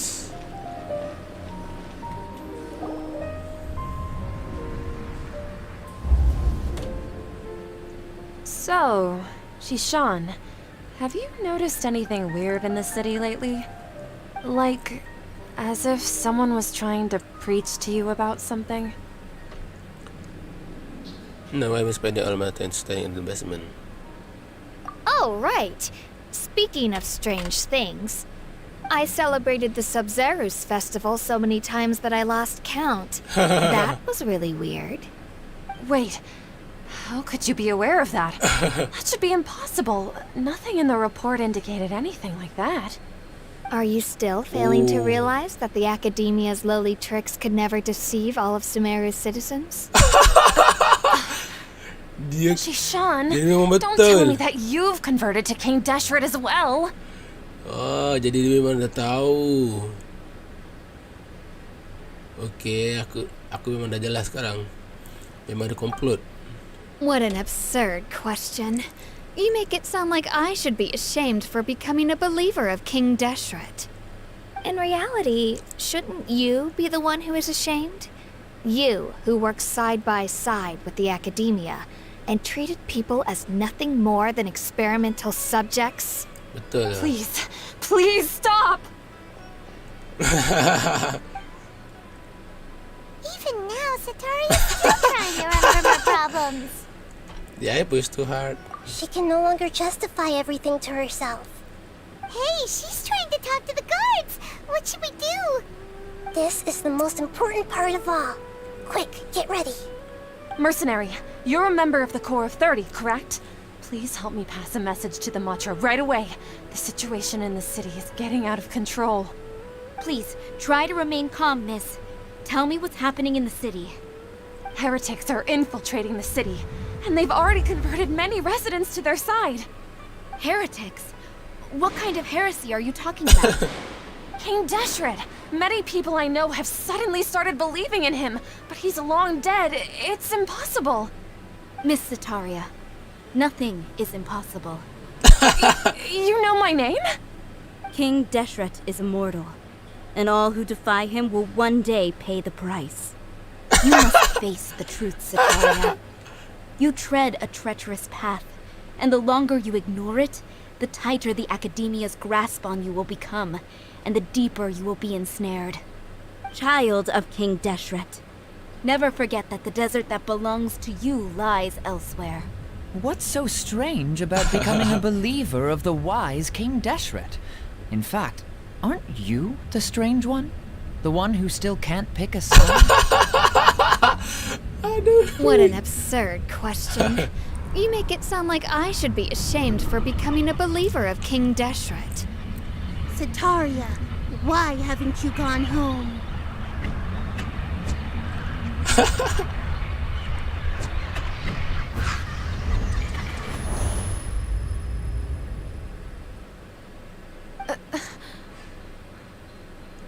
It seems that no matter where I run, I only keep finding more believers of King Deshret. I have to say, this is a familiar feeling. I've also been running from my guilt this whole time. Guilt over my part in the sage's plans, and from ignoring the letters from the children of my homeland. But no matter how much I may try to ignore and get rid of it, my guilt always comes back. It's not too late to turn back. You won't necessarily lose your research opportunities by facing the truth.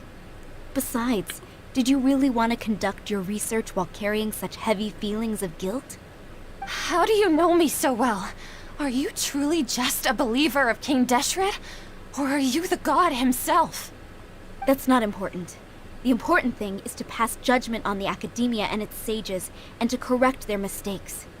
If you could provide some assistance in this matter, perhaps it could serve as a form of atonement. I've actually never believed in the gods, but I've always believed in serendipity.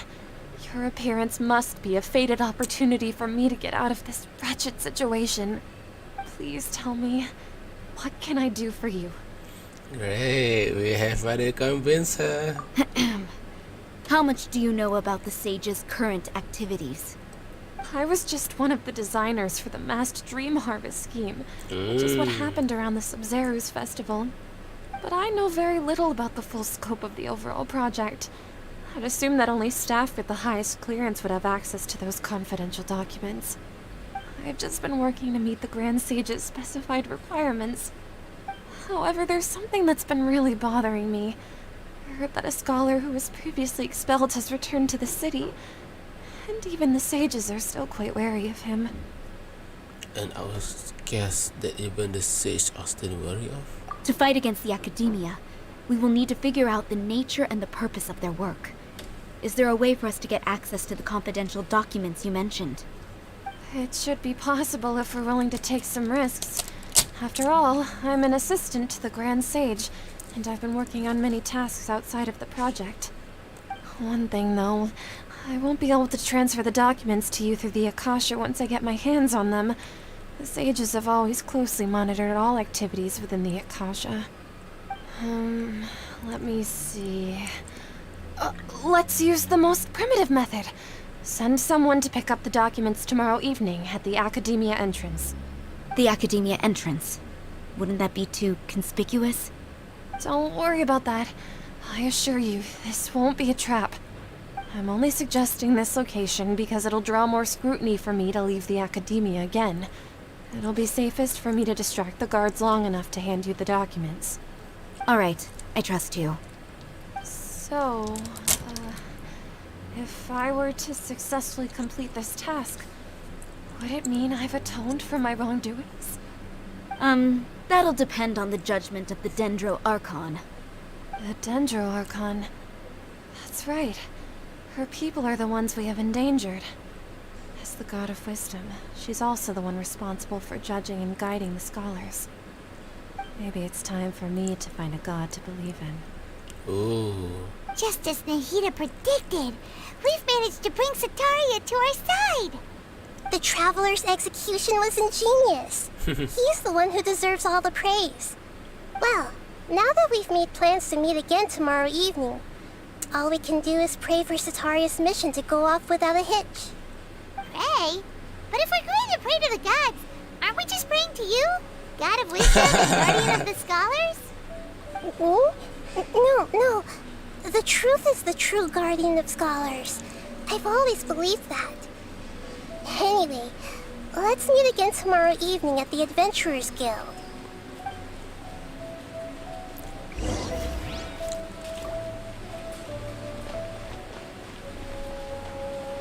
Mana jaga tadi?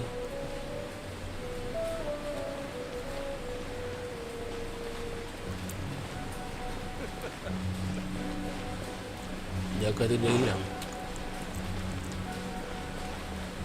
Whoa.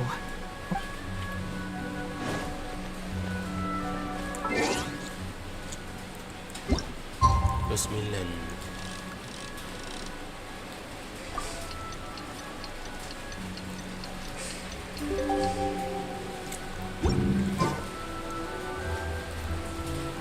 Oh, 19.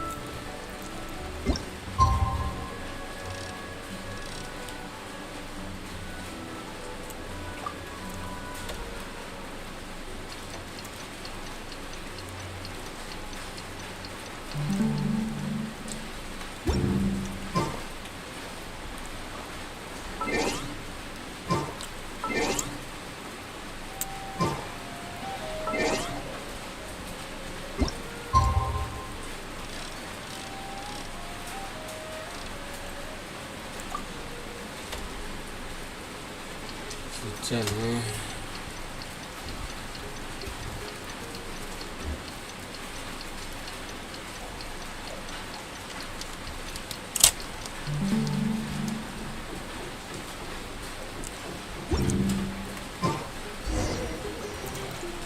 Meet up with Nahida.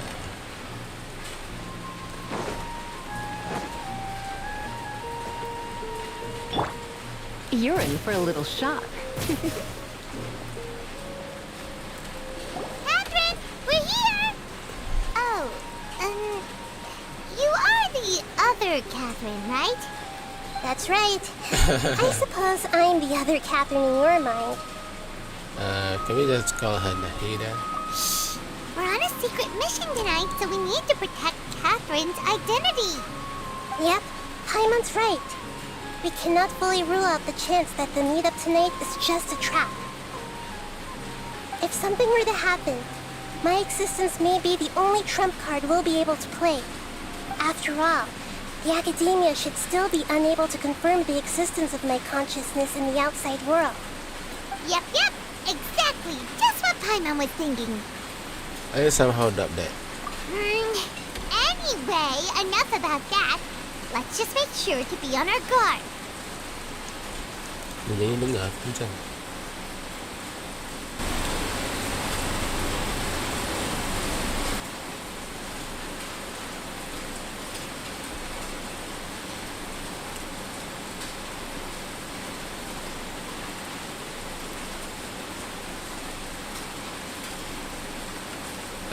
Do you feel like something is off? Off?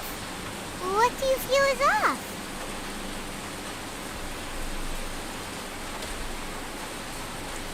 It's just a little too quiet around here. It's the middle of the night.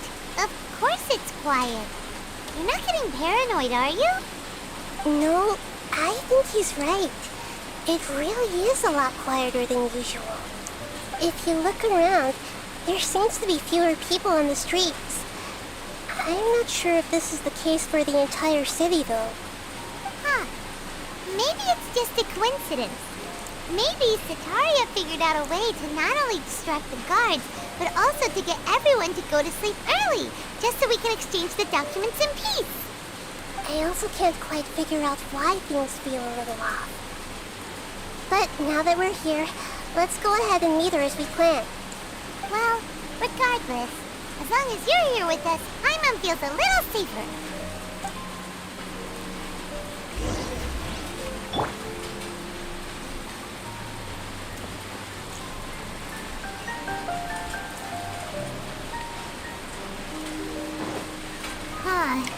There really aren't many people out right now. Let's hope it'll be this quiet in front of the academia, and that Sataria managed to distract all the guards. Dah tukar orang lain. Oh, pakcik pun tak ada juga.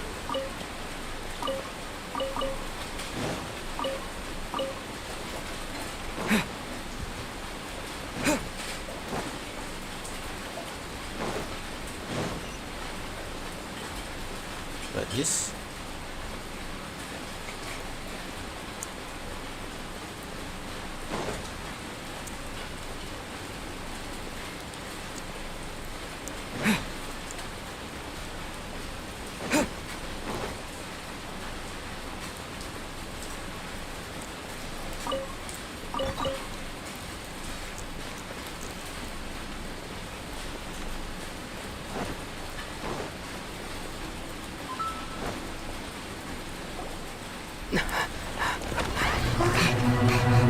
animation.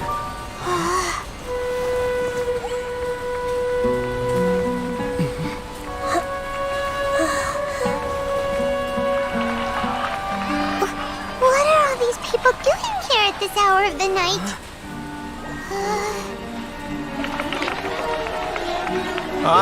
The triumphant hero returns at last. Whoa! A spectacular welcome, even if I do say so myself. You're the outcast, expelled from the academia. Indeed I am. Although these days they tend to call me the Doctor.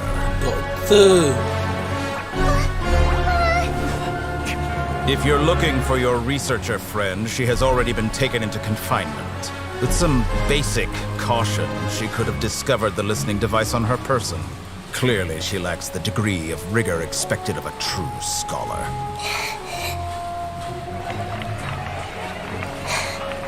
The people of Samir City. What have you done to them? I simply made some minor adjustments to their Akasha terminals. Now they can deposit information directly into the subconscious. As you can see, All these lovely people now believe this traveler is a hero who has just saved the world. My experiment is a success. And now it seems they can no longer hold back their sheer adoration. Oh no, what should we do? These are all just regular people. Leave now. You need to get out of here. What? That guy's a Fatui Harbinger! We can't just leave you here! Nor can I abandon the people of Sumeru!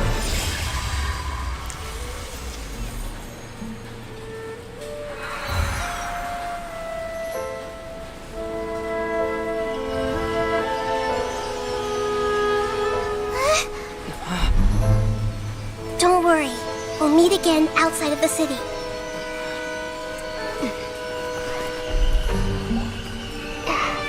I see.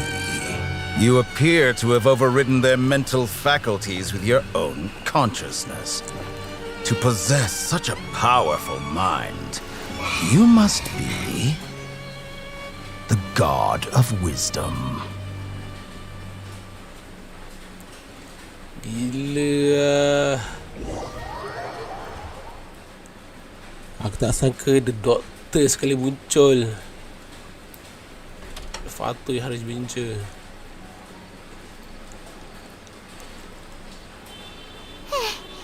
This should be far enough. Aiman needs to catch her breath first. Is Nahida going to be okay? We only made it out because of her. I'm not sure that was pretty terrifying. Aiman wasn't counting on running into a new Harbinger here, let alone such a high-ranking one. Betul lah. The guy was number 2. So scary. He called himself the Doctor. Remember, Betul. Kainari told us Kainari about tu aku him. tahu. Sataria did say that someone who once got expelled from the academia came back recently, and that even the sages are wary of him. Yep, sounds like she must have been talking about the Doctor.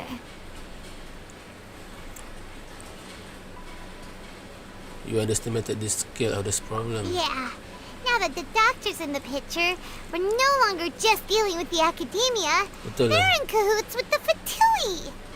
But what are the Fatui after this time? Another Gnosis? Betul lah. We need to find a way to reunite with Nahida. Yeah, things would be a lot easier with Nahida's help. Nahida said we'll meet again outside of the city. But we can't just keep waiting around, right?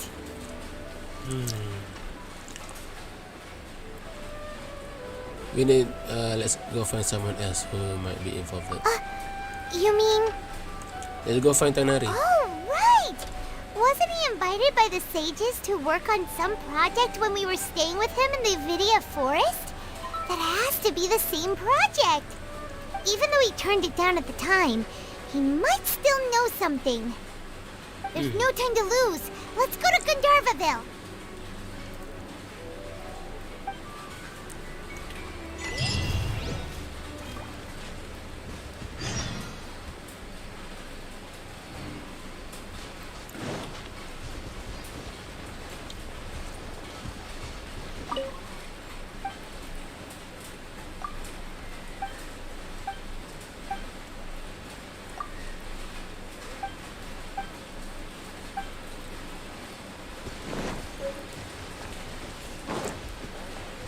Apa jadi kalau aku masuk balik?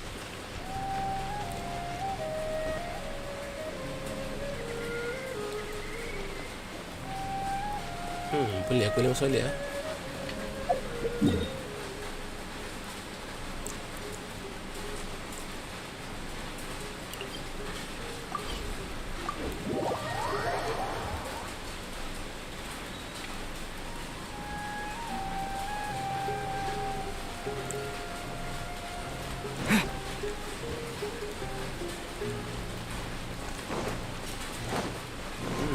Sini tak silap.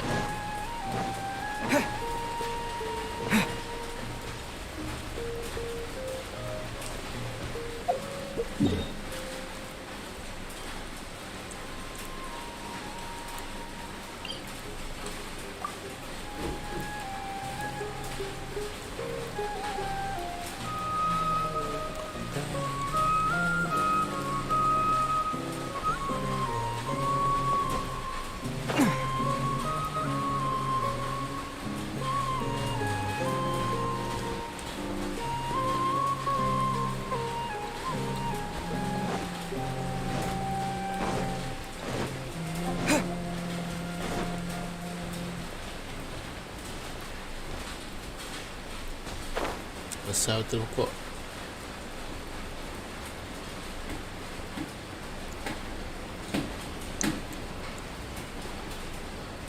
Itu dia.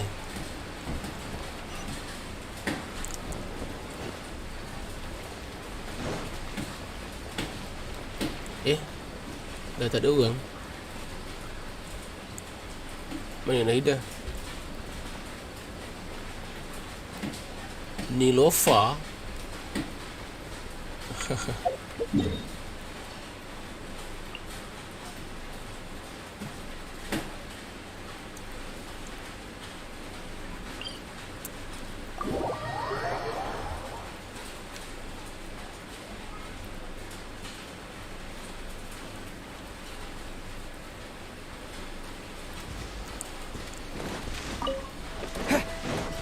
Yes, dapat.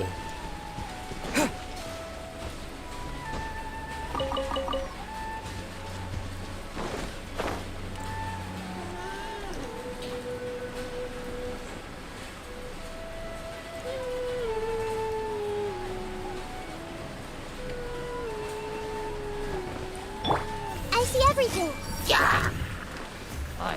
The Temple of Wisdom. You're in for a little shock. You're in for a little shock. Surrender and be gentle. Fuse is lit. What do we have here?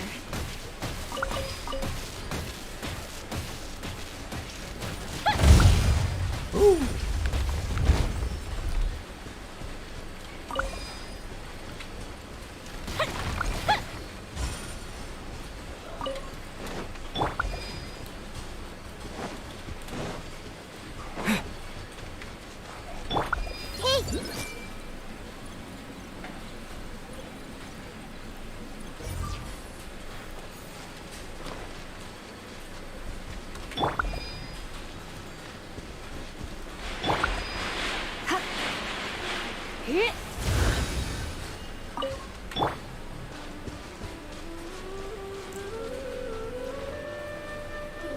Hold it right there. A blonde-haired traveler and a floating fairy. Floating fairy. We've got you, all right. Take a look around. You've fallen right into our trap. Ah! Are you mercenaries from the Corps of 30? Did you come here to arrest us? Corps of 30?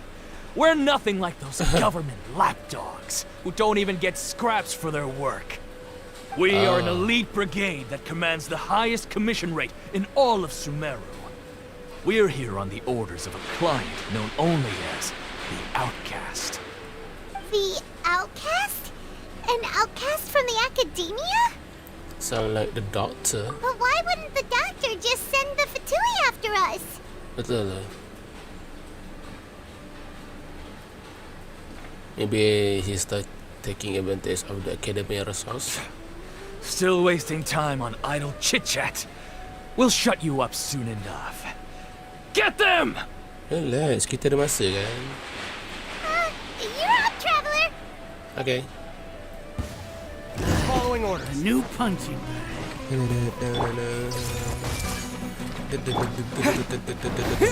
Terminate! Come a little closer. Come a little closer.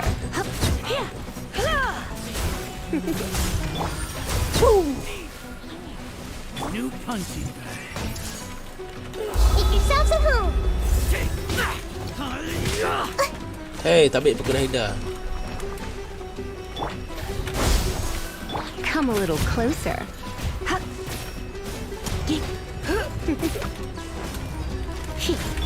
Spring forth! Scatter! You're in for a little shock.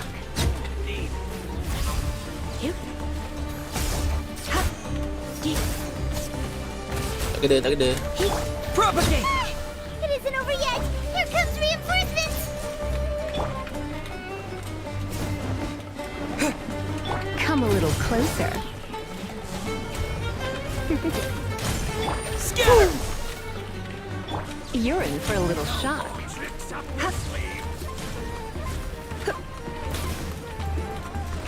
Here! Eliminate!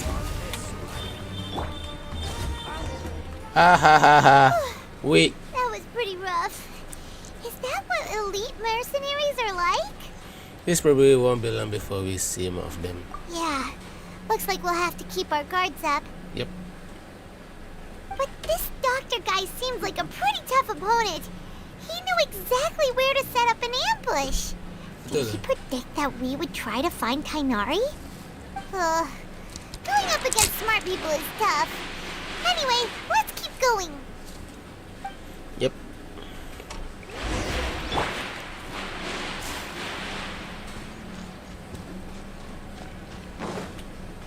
Hello, anjing.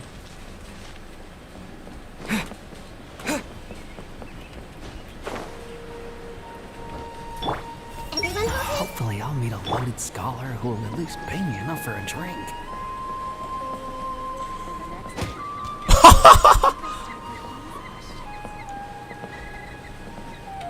Mana datang bunyi?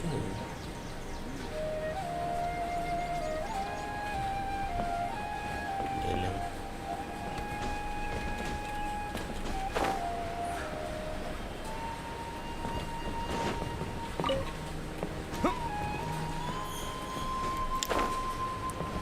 Hey, Kole. It's the traveler and Paimon. What are you two doing back here? Oh, kata betapa susahnya kita orang kat Saranda. Again. Are you doing alright? To be honest, I'm not doing too well. My Elazar has been progressing at a faster rate lately. I'm finding it harder to complete more intricate tasks. As a result, Master Tighnari is taking me off the patrol schedule. He will only allow me to stay here and coordinate other people's tasks.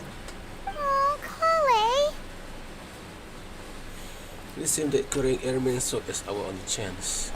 Speaking of Tighnari, did he go off on patrol? We're here to talk to him. Betul dah. Oh, Master Tighnari? He just left the Avidia forest a little while ago. Oh shit. He was headed to Party's DI. Honestly, He left? What? Isn't Tighnari always saying that he never wants to leave the Avidia forest? He even turned down the sage's invitation. Betul dah. I thought it was weird too. Master Tighnari always prioritizes his work as a forest watcher above everything. He almost never leaves his post. He left in a hurry this time though.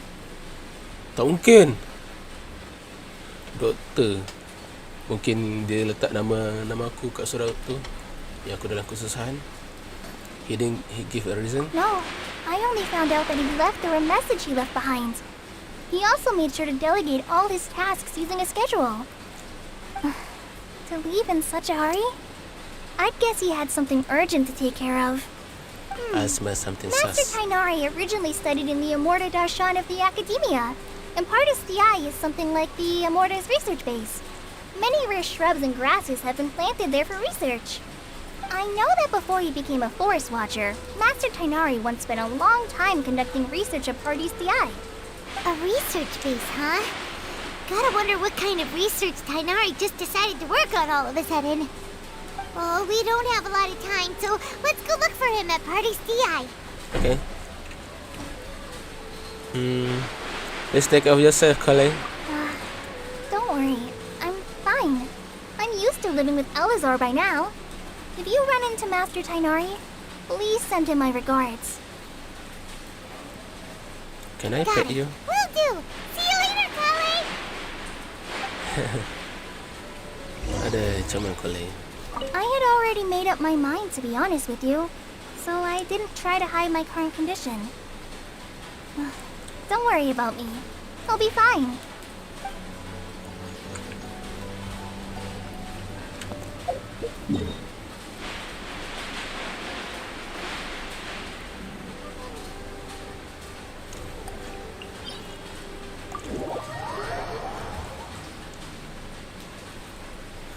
Nampaknya dah sampai ke tempat yang aku belum jejak lagi.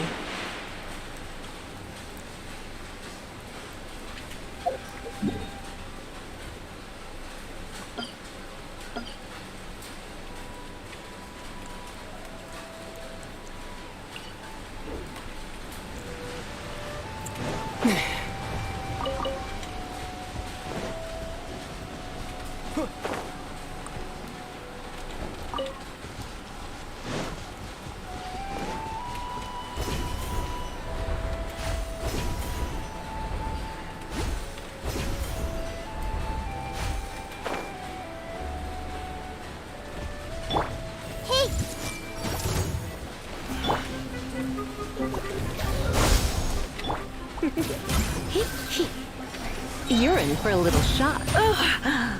Try not to enjoy this too much. Propagate! Ouch.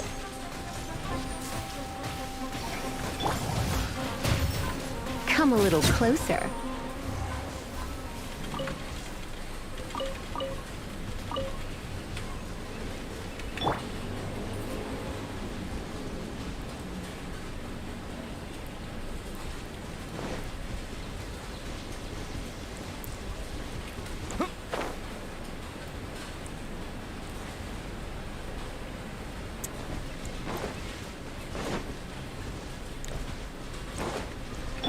I see everything. Scatter! You're in for a little shock. Mito.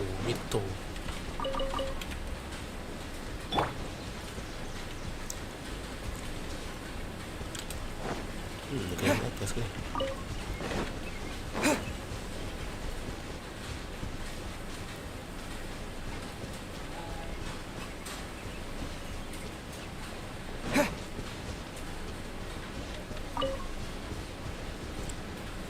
Hey, it's the factory. Hey! What a coward. Shouldn't be careless. Come a little closer. Let's move. It's not Ouch. hurry up. Propagate! Spring forth! Time for a light show.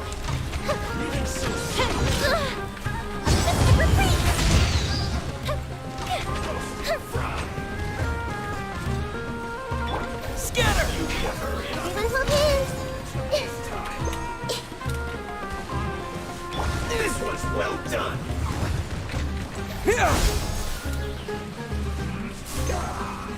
Leaving so soon. Hey! Share my knowledge. Oh shit. Fire hazard.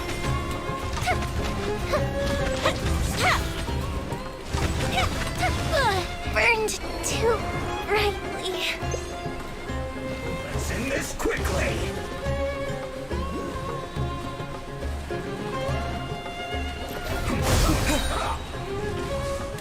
Exterminate!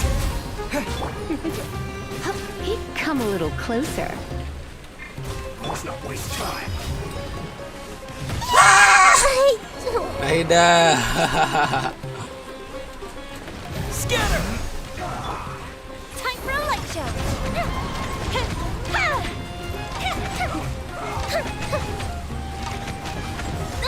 Festival ends. Let's end this quickly. You're in for a little shock. Come a little closer. You're in for a little shock. Oh well.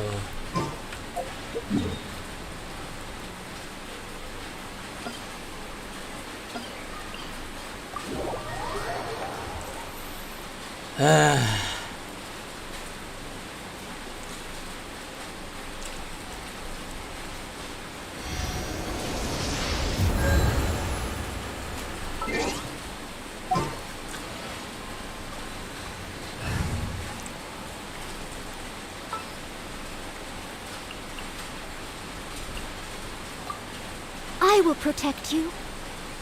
I will protect you. Mua.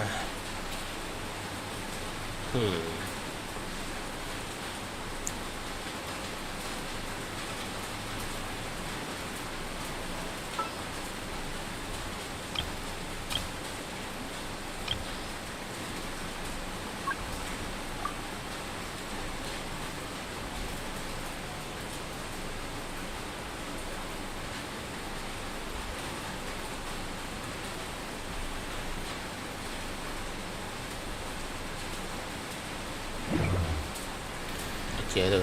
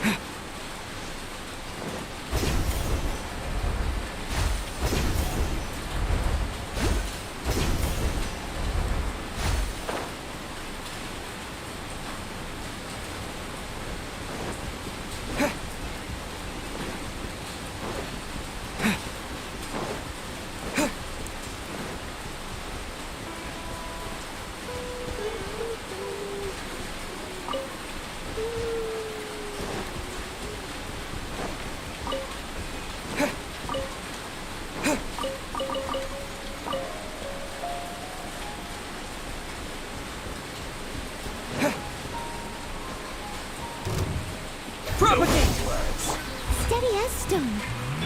This way through the living. Fuse is lit. Sekarang aku dapat tembak tanpa sebarang halangan.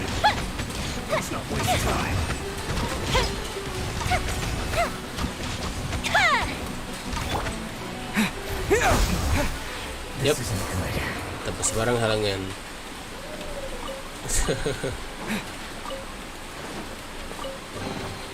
A reward on the road. Ada Geo is emas. Are you? Grow. I must leave no stone unturned. Time for a light show.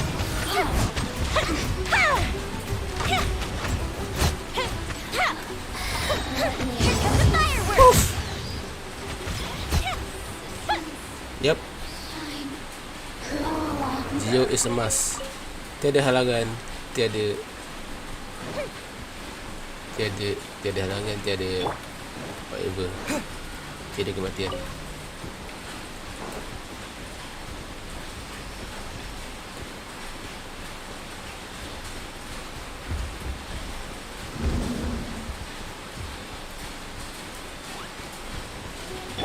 Everyone hold hands.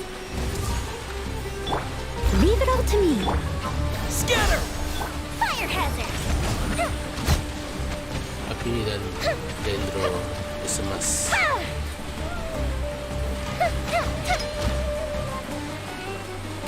Sorry jaga tertembak.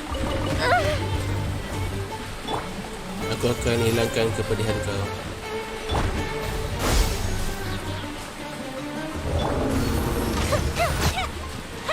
Jangan risau.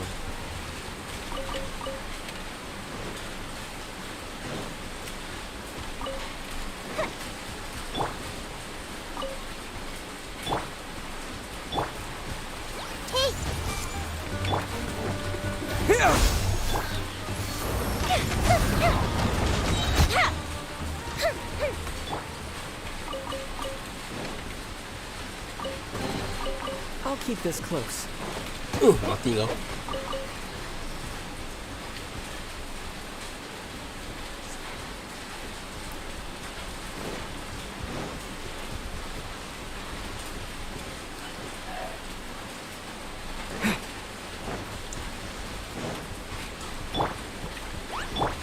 Everyone hold hands. Steady as stone. Steady as stone. Fuse is lit.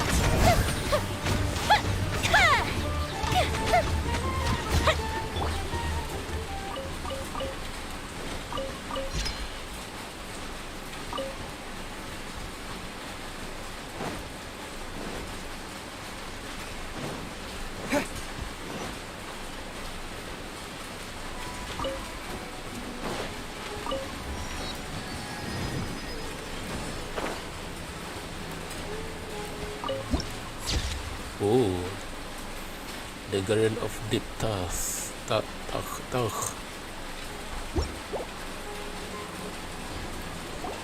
Wait, look who it is. Nahida. Thank goodness you're okay. We were so worried about you. You have been programmed by the doctor, have you? Hey, this was supposed to be a touching reunion, but you're ruining the moment. Actually, it's very smart of the traveler to be wary of me right now. Betul lah. After all, the doctor has shown that his technology can apparently even control human minds. Gila. Plus, it's not like you could have known what happened after we split up and I was facing the doctor by myself. Even a pool of stagnant water after a torrential storm can occasionally pass as a patch of sky. Aiman feels like only the real Nahida could come up with such an obscure analogy. I agree. Huh? But I wasn't trying to win your trust or anything. All I wanted was to clarify my point. Well, we understand that point now. Please, Nahida, tell us more about what happened. Are those poor people all right? When you left, I was still in the middle of restoring everyone's minds. Thankfully, when the doctor mentioned depositing information into the subconscious, he didn't mean engraving information into their minds. Instead, he did something closer to creating hallucinations. that was still within my power to fix. Luckily, I managed to finish my restorations and mind jump away from him just as he was about to capture me. Whew. What a relief. The doctor sure pulled out some hidden cards, but good thing we had Nahida with us. Betul. I wouldn't be relieved just yet. I gave away my true identity when I restored everyone's minds, which means we've lost another one of our trump cards. Also, the doctor is already an expert at modifying Akasha terminals. Maybe it's only a matter of time until he captures my consciousness inside the Akasha. Would that mean you'd no longer be able to jump between minds? Then how do we stop him? He's still at the academia, so it's possible he already started messing with the Akasha. Our person will only get worse this time. Ugh. Feels like he's toying with us. What a nasty piece of work. Plus, the doctor's combat ability alone is apparently enough to make him worthy of being number 2 of the Fatui. We shouldn't give up hope just yet. Let's try to find another way to attack this problem. Actually, Nahida, how did you know we were trying to get to Party's DI? Have you been waiting for us? Yes, I have.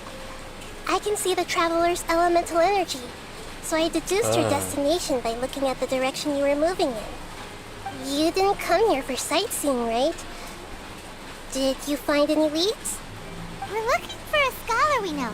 His name is Tainari, and the sages once tried to reach out to him. Why don't you come inside with us and see what we can find? Okay, let's just hope we won't get him into trouble.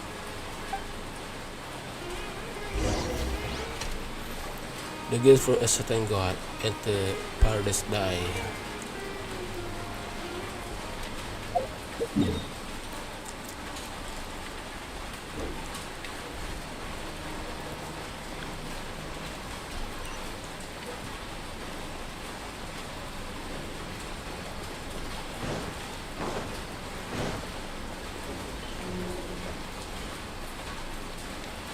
Oh, cantik.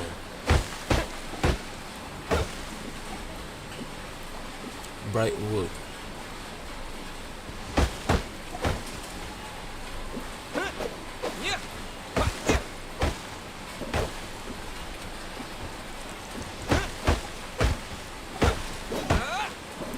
Karma wood.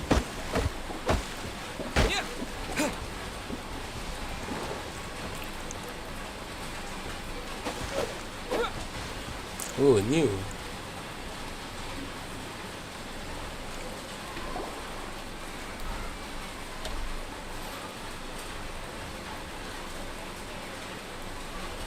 Traveler? It is you! Ni yang mana lupa lah. It's Hypatia! That's by Terran into you here. What a pleasant surprise! It's so nice to see the two of you again. Who's this? She's the scholar we met in the Avidia Forest. When we last saw each other, she was still training in the... what's it called? Satyavada life? Oh, I see. That's right, we're old friends. You've come at just the right time. Ever since I've come here, hardly anyone has even talked to me. Hypatia, you're way too excited about this. Actually, for you to leave the Avidia Forest means... you're not in training anymore? Wait, no. Did you already finish your training and reach Paripurna life? What do you think? My consciousness has already managed to make contact with the divine. You did it? Congratulations! Oh, baru aku ingat yang dia bertapa dekat dalam gua tu. That's really amazing. It's so exhilarating to share this sublime joy with others at long last. When my consciousness made contact with the gods. What a supreme and unparalleled experience that was. Wow, dengan high. That sounds incredible! Actually we are here for Tanari. Oh, all right. Actually, please wait. I haven't forgotten my promise to you. Remember? I promised to help you understand what you saw from Irminsul once I gained deeper insights. My current self has not only gained true insight, but I can even help you establish a direct connection to the consciousness of the divine. You can do that? Did you believe in it? I've never heard of anything like that, but if you want to give it a try, I'll do my best to protect your consciousness during the process. Hold on. I brought some spirit borneo with me. Ooh. This is still a crucial part of the ceremony. We're using that incense again? All right now.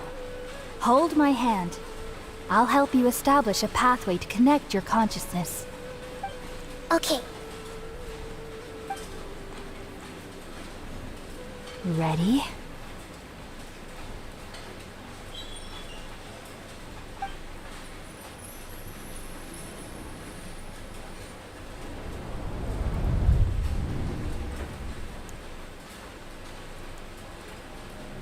It took 3 betrayals for me to finally understand. The world is just an elaborate tapestry of lies. My fury will never be quelled. The first to betray me was a god. My creator. My mother. What? Valuing strength above all. She saw no worth in me and I was discarded. The second was a human. My family. My friend. Consumed by fear, he saw me as an abomination. The third was one exactly like me. A hope for the future. A fledgling barely out of the nest. Powerless before his mortality, he broke his promise to me. Humans, they can't be trusted. And the gods fill me with pure loathing. So I said good riddance. I denounced the world and laugh in its face. My chest will never again be defiled by worldly filth. I will scrub away every last trace of human emotion. Then it will be empty, a blank slate, and ready to receive a supreme gnosis, brimming with pure divinity.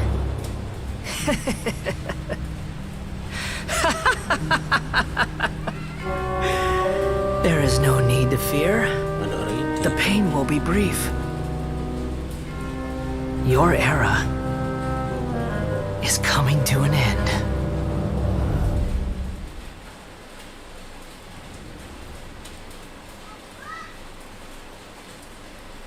What was that?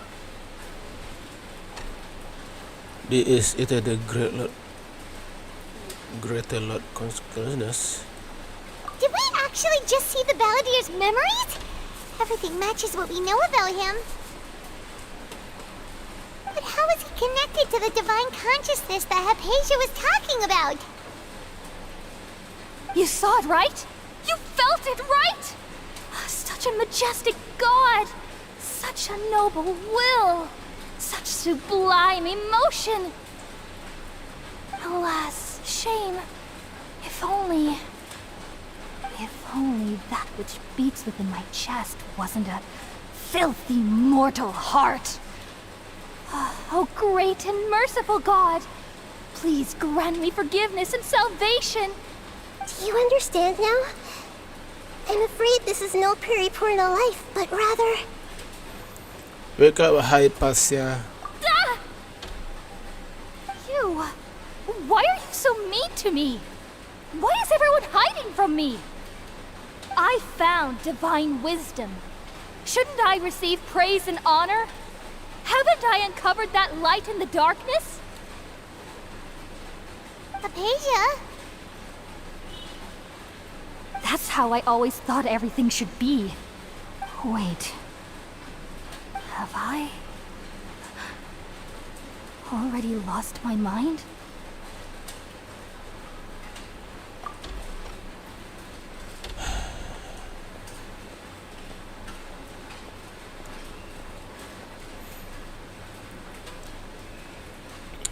Wait, something isn't right.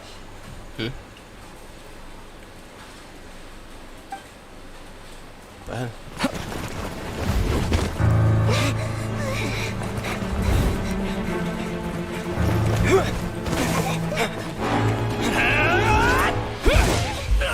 You can't touch me, you peasant.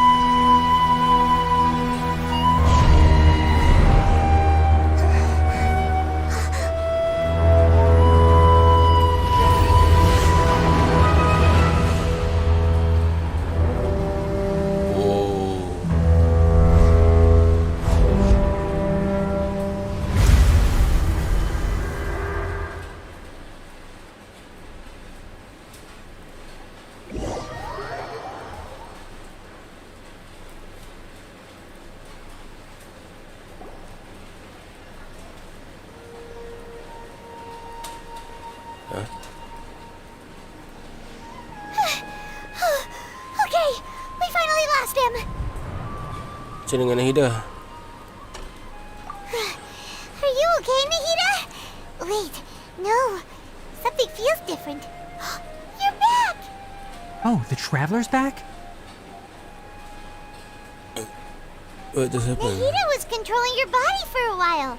It seemed like she jumped over to you as an emergency measure right before the Catherine puppet was destroyed. After that, Kainari heard the commotion and came over. He helped us defeat the mercenaries and then he ran with us all the way here.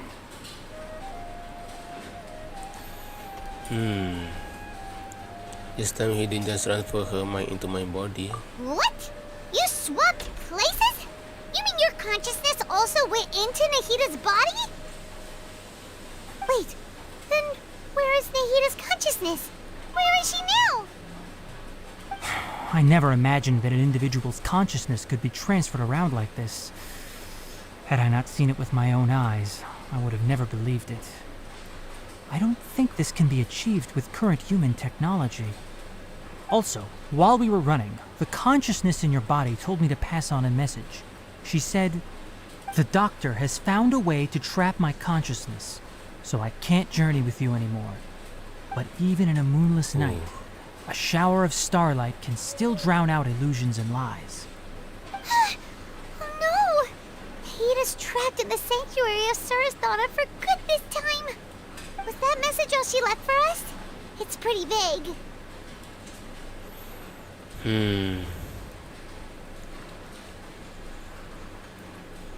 It's in the code that you already know. We can let her figure out what we're up to. Oh, that makes sense. Since the doctor captured her, she won't be able to say anything without him knowing. She's being extra careful. Even in a moonless night, a shower of starlight can still drown out illusions and lies. Huh. Aiman knows the moon illusions and lies are from the alchemical divination at the Sub-Zero's festival. Didn't Nahida use a starlight analogy before? It had something to do with Sataria. The moon referred to Nahida, sir. Oh, that makes a lot of sense. Huh. Do you think Nahida was telling us to go find help in the desert? But she isn't with us anymore. Think we'll be okay? Paimon, you said Sanctuary of Surasthana. Does this mean that this Nahida you're talking about, the consciousness who was occupying the Traveler's body, is the Dendro Archon? correct, but the situation's a bit complicated, so it's really hard for us to explain right now. That's all right. A scholar's curiosity doesn't need to be appeased right away. As for the complicated nature of the situation, safe to say I have witnessed that for myself. I've spent some time with you, and it looks like the Dendro-Archon's also on your side, so I trust you. Thank you, Tainari. Oh, actually, we came here to ask you a question. What do you know about the project that the sages have been working on? Ah, that. While I was indeed invited to join that project, the sages were always secretive about its scope and goals, so I eventually declined. All I know is that that project has something to do with the restoration of Irminsul. Oh.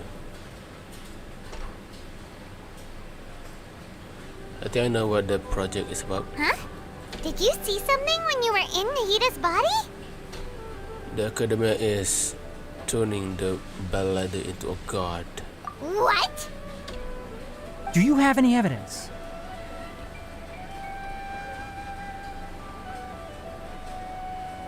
I saw a Nastan god under construction.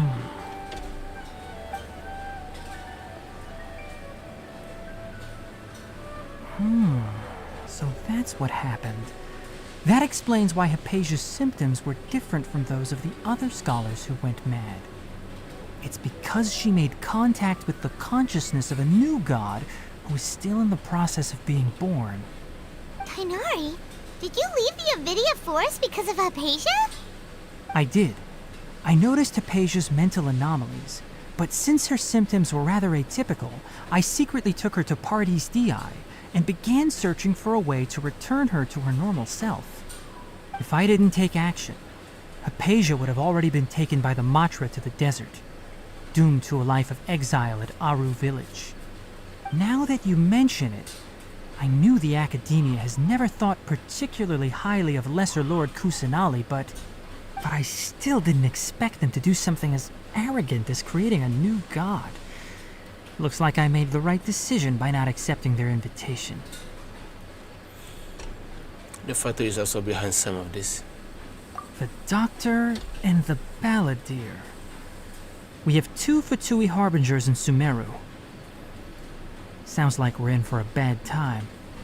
From your description, I don't think they've completed their project. There may still be room for us to intervene. Then, what is the connection between creating a new god and restoring Irminsul? Yeah, it feels like we're still nowhere close to figuring out the sage's goals. We must then no matter what. Right. We've pretty much gone over everything we need to know, so we should head out. How about you, Tainari? What are you going to do? I'll stay here for now. I still want to try a few more things to help Hypatia. If you're planning to go into the desert, start by heading for Caravan Rabat. That'll be your fastest route. Come find me here if there's anything else I can do to help. May the spirit of wisdom go with you. Thanks, Tainari. Hopefully Hypatia will feel better soon. We're off then. Dorang pergi desert. Far. The fall Loggerhard Caravan Rabat Sumeru. You have temporarily lost that high, but according to the message you left behind, you will meet someone in the desert who can help you get out of the woods. To further nefarious to plot to the Academia and Fatui is off on another journey.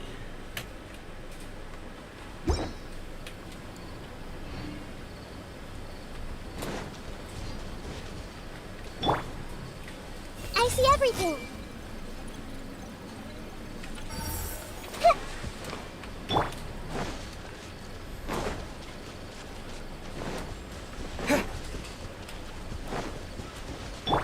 Everyone hold hands.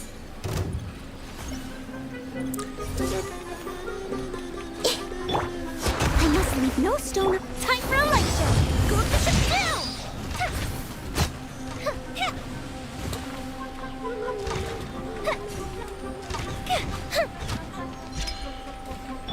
I see everything! I see some shit. Propagate! It's very arousing. Fire hazard!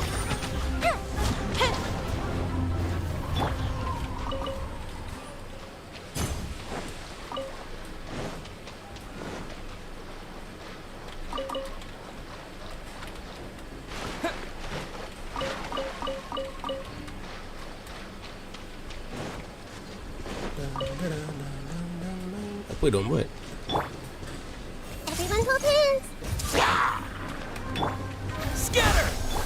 Steady as fuse is lit!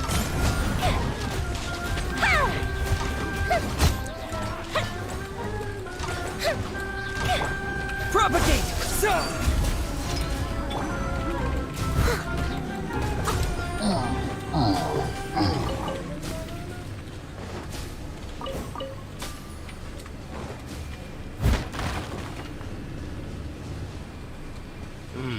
Apa benda ni?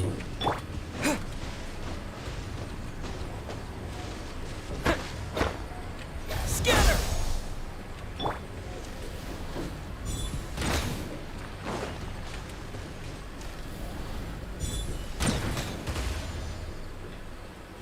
Oh.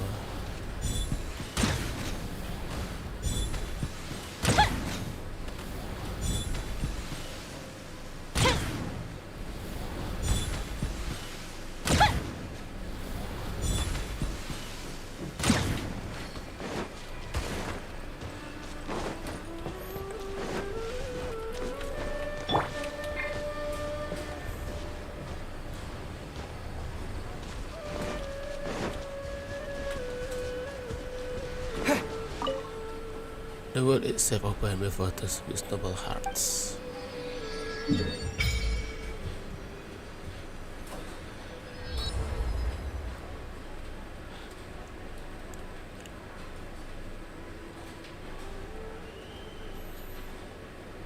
Satu, dua, tiga, empat, lima, enam, tujuh, lapan, sembilan, 10.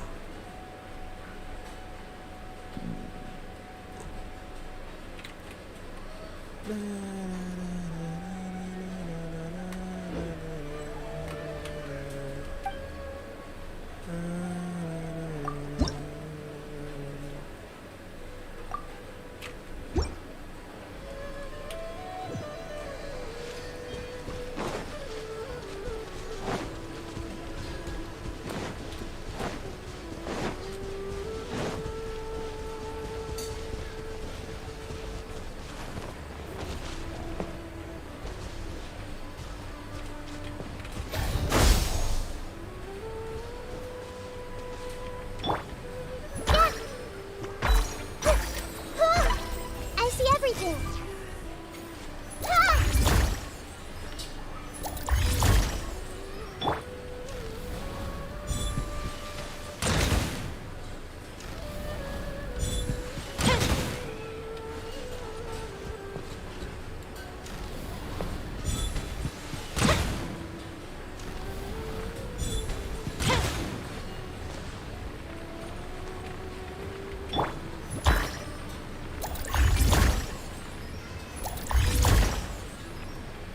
Pelik lah. Pelik elektrik ke?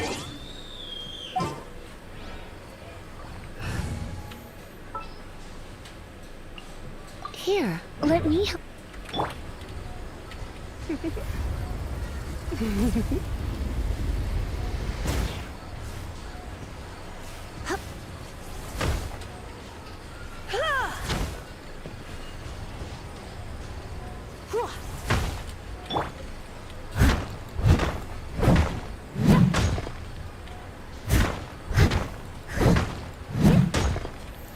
Tak jadi apa pun.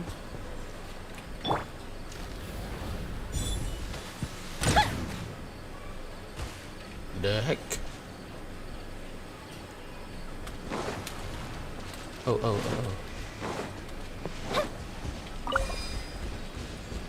Ni ke?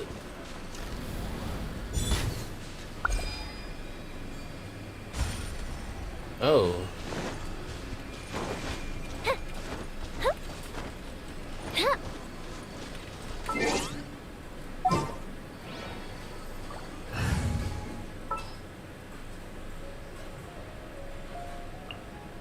Just what will we come...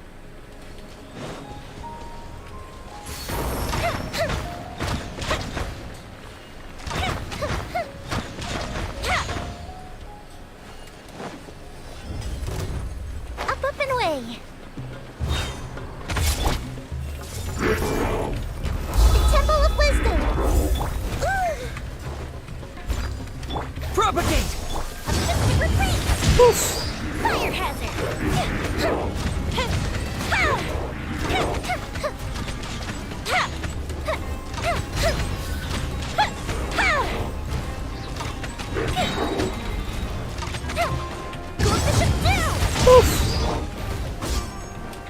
Scatter!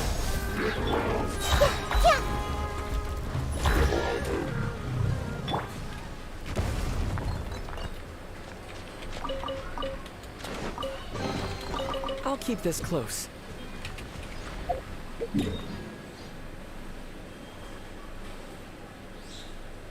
Ni paling dekat.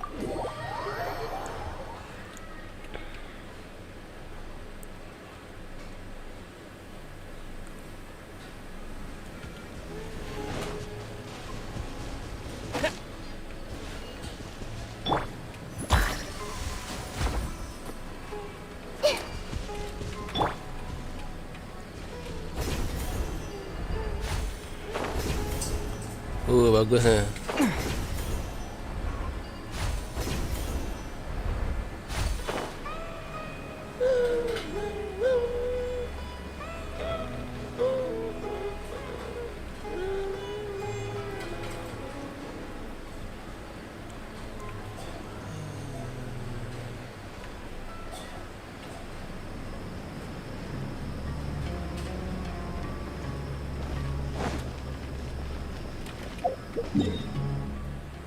Oh, sempadan sini dah mula masuk padang pasir.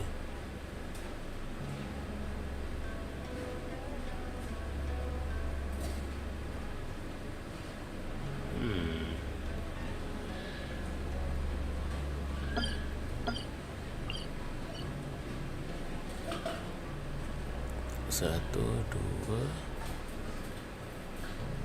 tiga, empat, lima. Oh, ada 5 pusat bandar.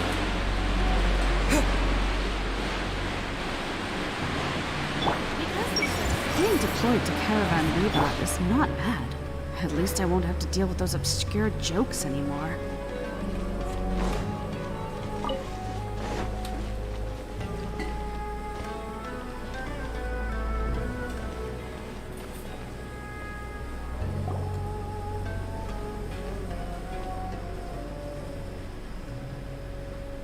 We finally made it to Caravan Rebot. It's pretty lively here. So, just past this wall is the desert, huh? Oh, wow. Aiman remembers hearing people call this the Wall of Samiel. It's made to block sandstorms from the outside. Oh, if it's this tall, it's gotta be the divine work of Greater Lord Rukkhadevata, right? Oh, it is indeed quite impressive. Enough gawking. Huh? Come on, follow me. Oh, huh? Al-Haytham. Over here. Oh, jadi dia betul member yang Oh, Haytham went that way! Let's hurry up and follow him. Wonder what he's up to. Everyone hold hands!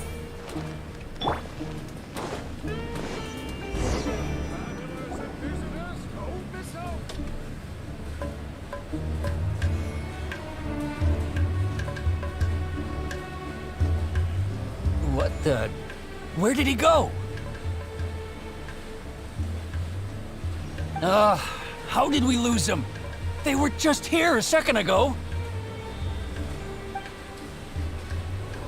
More Aramite mercenaries? Who are they working for this time? Anyway, Traveler, it seems like we were being followed again. You were too careless. You should have noticed those hopeless amateurs trailing you a long time ago. Thanks, Ala Hitam. There's no need to thank me. I've never cared to keep track of personal favors. All I did was correct a mistake I happened to come across. It's a habit I developed at the academia. You really gave Aiman a scare, Al-Haytham. We never thought we'd run into you here. Last time we met at Port Ormos, didn't you say you were going back to the academia? Wait, don't tell Paimon that you're here to take us back on their orders! Oh, so you've already landed yourselves on the academia's hit list. I can't say that I didn't expect it. However, had I wished to turn you over to the academia, don't you think you'd already be the Eremites' honored guests by now? Oh, right. You do have a point. Did you participate in the Sage Beats project? I have no interest in running errands for that project.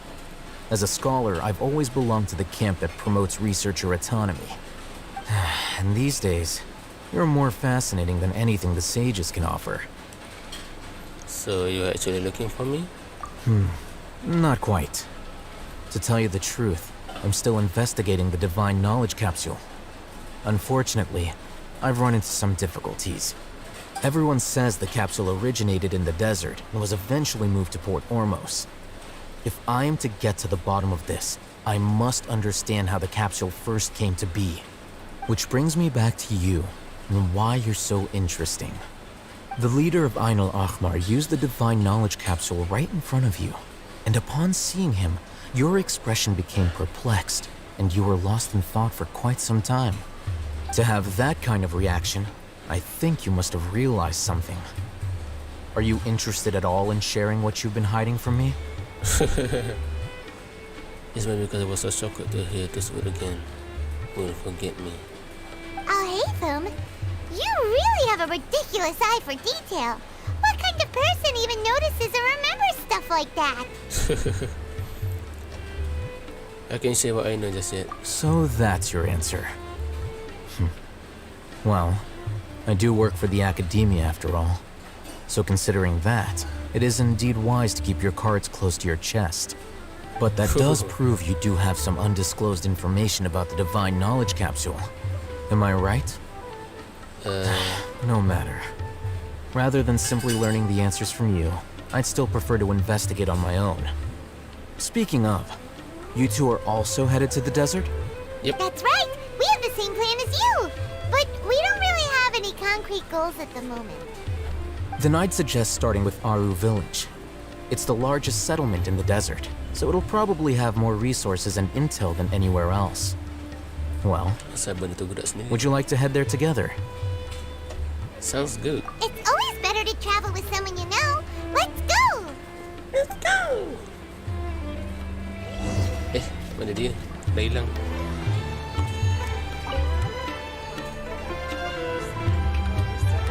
Mariam.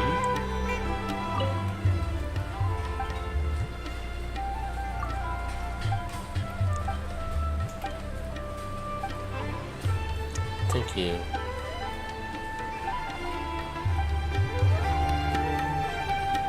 Oh, pizza.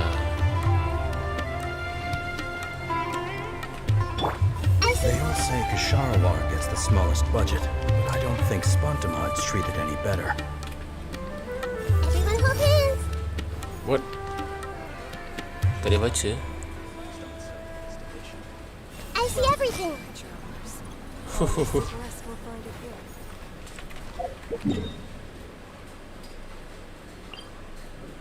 Standard of the 7, okay.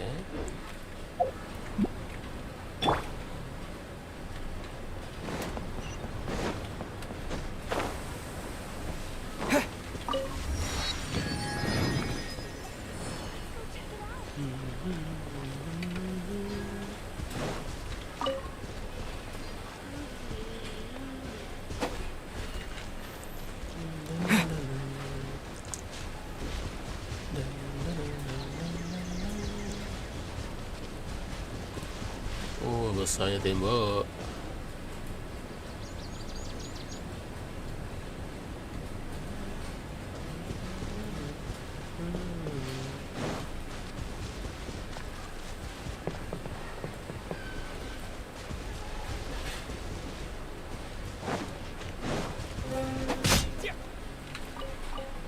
Thanks for the meat.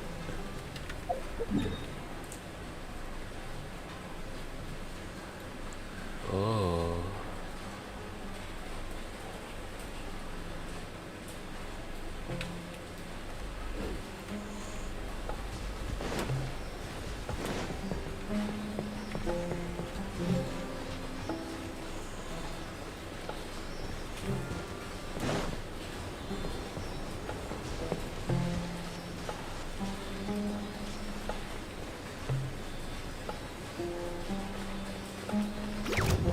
What the? Everyone hold hands! Propagate! Leave it all to me. Time for a light show. Ha!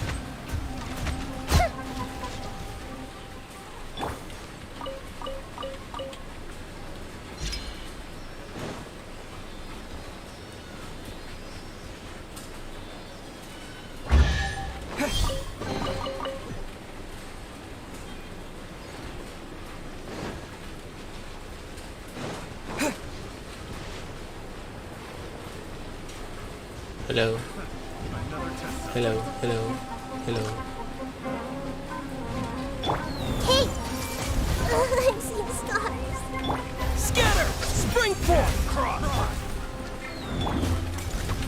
I must leave no The fuse is lit!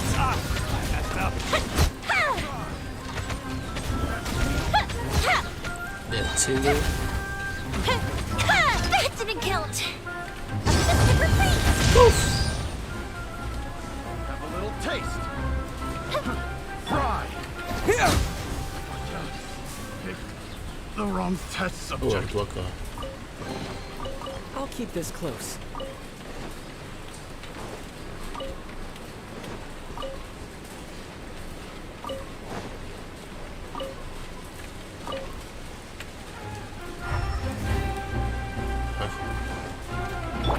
Everyone hold hands! Scatter! Fire hazard!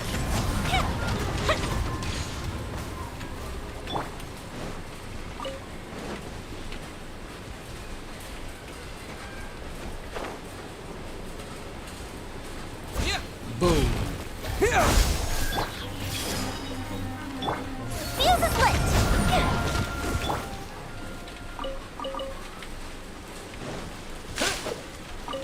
Right, hello.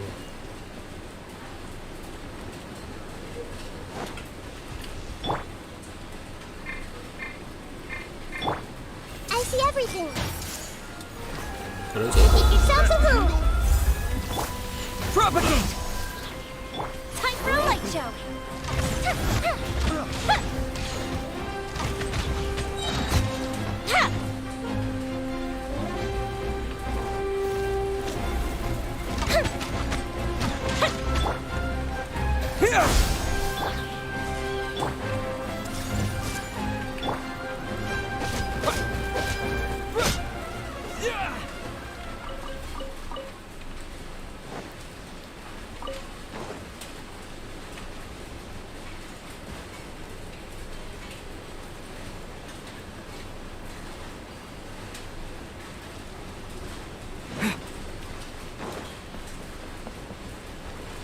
ke atas.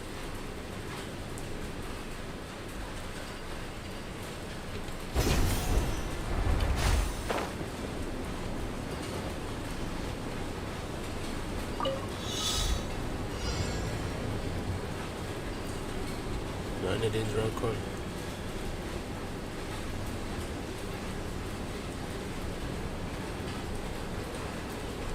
Oh, kat bawah.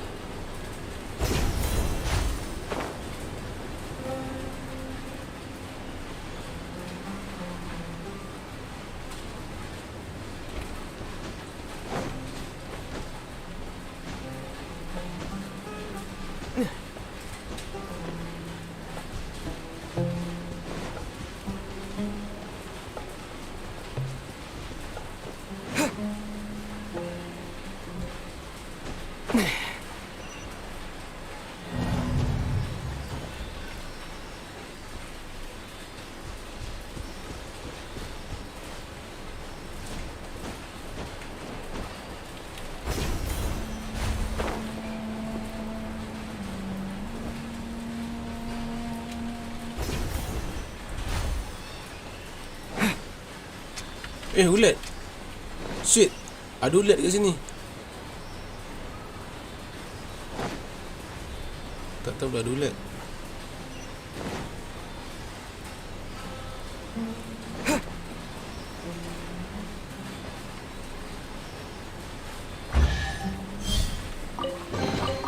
A reward on the road.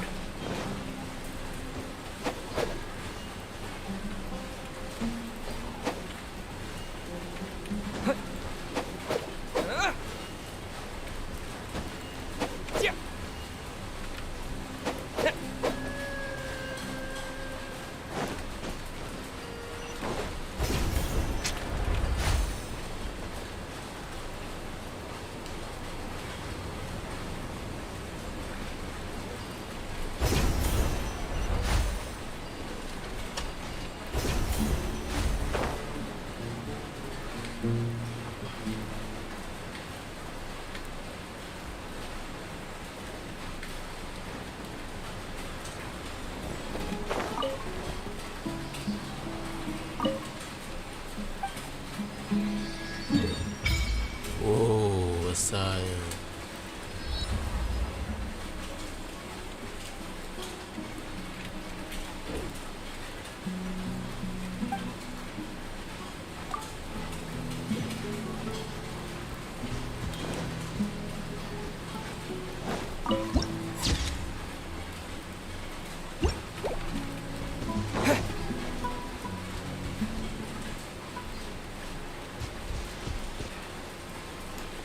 Okay, aku datang dari sini. Before us lies Aru Village, the safe haven of the desert folk. Whoa, this landscape is really something else. What a cool place! Let's go check it out!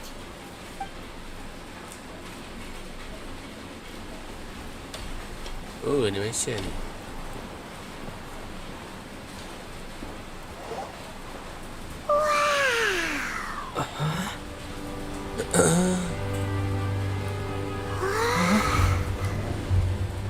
Apa tu? Oh, saya ni.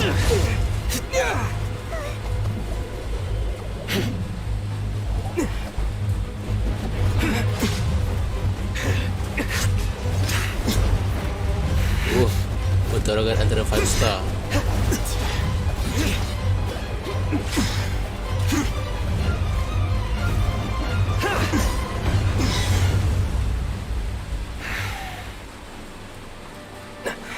Sino.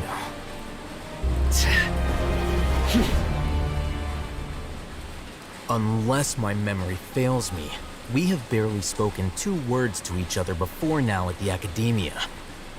Would you care to enlighten me as to when and how I invited the General Mahamatra's wrath? Oh, Hatham. Do not think you can escape my judgment, just because you managed to escape my attack.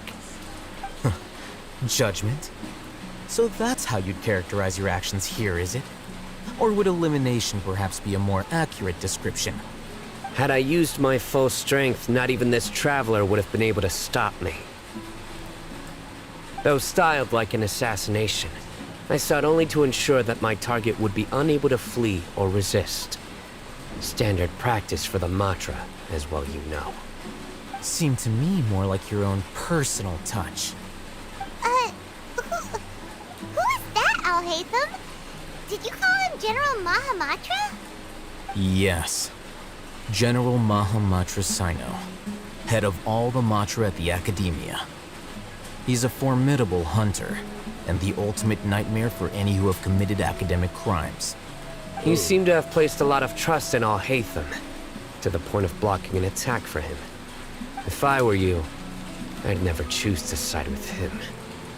I wouldn't believe a single word that comes out of his mouth. I have been pursuing this scribe for a long time. I urge you, stand back and do not seek to defend him any longer. Otherwise, there will be consequences.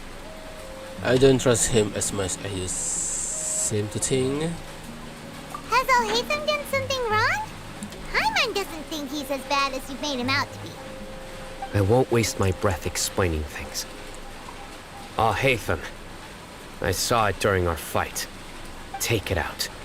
The divine knowledge capsule you're hiding on your person. Unless you want me to retrieve it for myself. Very perceptive of you. Nothing escapes a Matra's senses. Wait, the divine knowledge capsule? Didn't it fall into the Matra's hands in Port Ormos? So you did lie to us. No wonder you speak with such confidence, Sino. But I must admit, I'm very curious. What does this capsule mean to you? And why, as General Mahamatra of the Academia, are you all alone in the desert? As far as I'm aware, the other Matra have been speculating about your disappearance.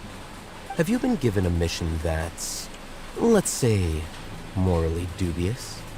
If I was the real target of your mission, what was stopping you from simply using your authority and resources to judge me within the walls of the Academia? Is it a mission from the sages?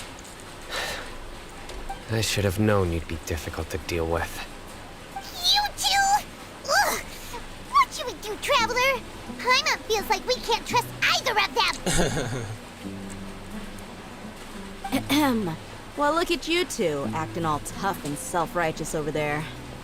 Wait, Dia?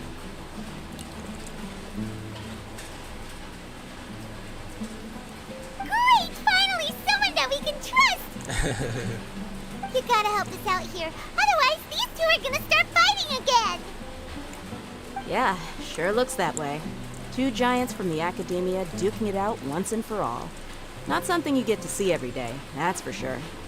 Listen, I know you academic types love to fill up your big brains with self-righteous morality and lord your empty rules and virtues over each other. But how dare you bring your petty disputes into the safe haven of Aru Village? It seems like someone's gonna have to beat some sense into your thick skulls until you finally learn to respect these grounds.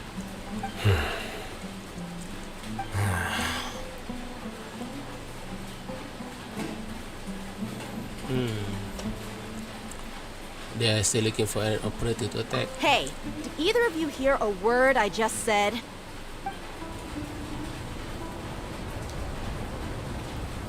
Whoa, what's going on? The wind's so strong! Is this a sandstorm? Paimon's gonna get blown away! Another sandstorm? What's up with these recently? Hey! All of you, over here, quickly! We have to take cover! Someone's calling for us! Oh, this wind is too strong! Let's get over there! That sounded like Candace. Come on, you two. Jeez, are all of you Academia folks such hard work? Move it! All right, stop yelling.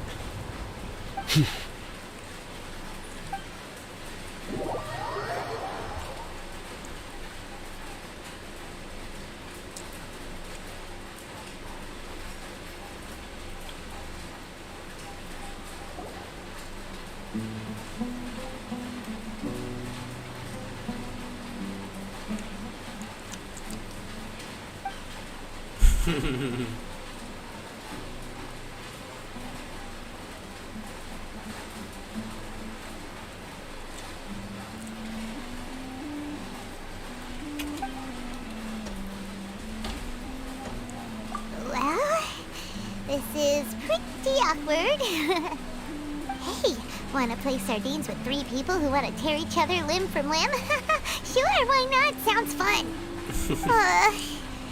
The air is so thick and heavy. Aiman can hardly keep floating anymore. My sincere apologies, everyone. This is the home of our village chief. I will have to ask you to make do with this small room until the sandstorm dies down. Please, let me introduce myself. I am Candace, protector of Aru Village. Our savior has come at last! Nice to meet you, Candace. The name's Aiman. Thank you so much for helping us. Yeah, my gratitude. There's no need to thank me. It's only right to help each other when the weather gets rough. Wow, she's so gentle and caring, like a nice older sister. Unlike those guys over there. All right. Now that we're all better acquainted, we should return to the topic at hand. As a guardian charged with the responsibility to protect my fellow villagers from harm, I was observing your conflict from afar, even before the sandstorm started. And now that you have set foot within our village itself, it is all the more my responsibility to make absolutely sure that you pose no threat whatsoever to us. So please, have an honest and sincere conversation with one another, and put your hostile feelings to rest. If anyone dares to start anything again while they are under this roof, I will not hesitate to send them out for some quality time with the creatures of the sandstorm. Oh! On second thought, Aiman may have misjudged Candace's character. And that goes for you too, Miss Dia. Do I make myself clear? All right, we got it, Candace. That's what I like to hear. So, which of you will begin? I was supposed to be a mediator, but I might have gotten a little too involved just now. Anyway, one of those two should probably start talking. Wait, that was you trying to be a mediator? I have nothing to hide, so there's no shame in explaining myself. While Al-Haytham wasn't wrong about the other Matra not knowing my whereabouts, it's not because I've been assigned a morally dubious mission. Rather, I've chosen to exile myself. Huh? Exile yourself? A little while ago, I discovered that there was data missing in the Academia's project planning and development files. What little they did report clearly did not match the project's actual progress. As General Mahamatra, I had the responsibility and authority to request an audit. However, to my surprise, the person responsible for the erroneous data was none other than Grand Sage Azar himself. I tried to investigate the issue myself before submitting a formal audit request, but I soon found that all leads and potential pieces of incriminating evidence were carefully concealed from me. I began to realize that they were cautious of me from the very beginning.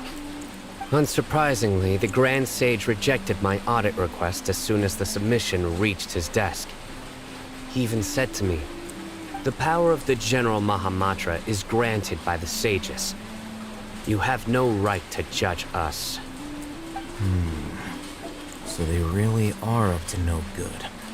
I realized then that to the Grand Sage, the Matra are nothing more than tools for the sages to assert and maintain their control over knowledge. The vows that we took, the principles that we strive to uphold, they are meaningless to the academia of today.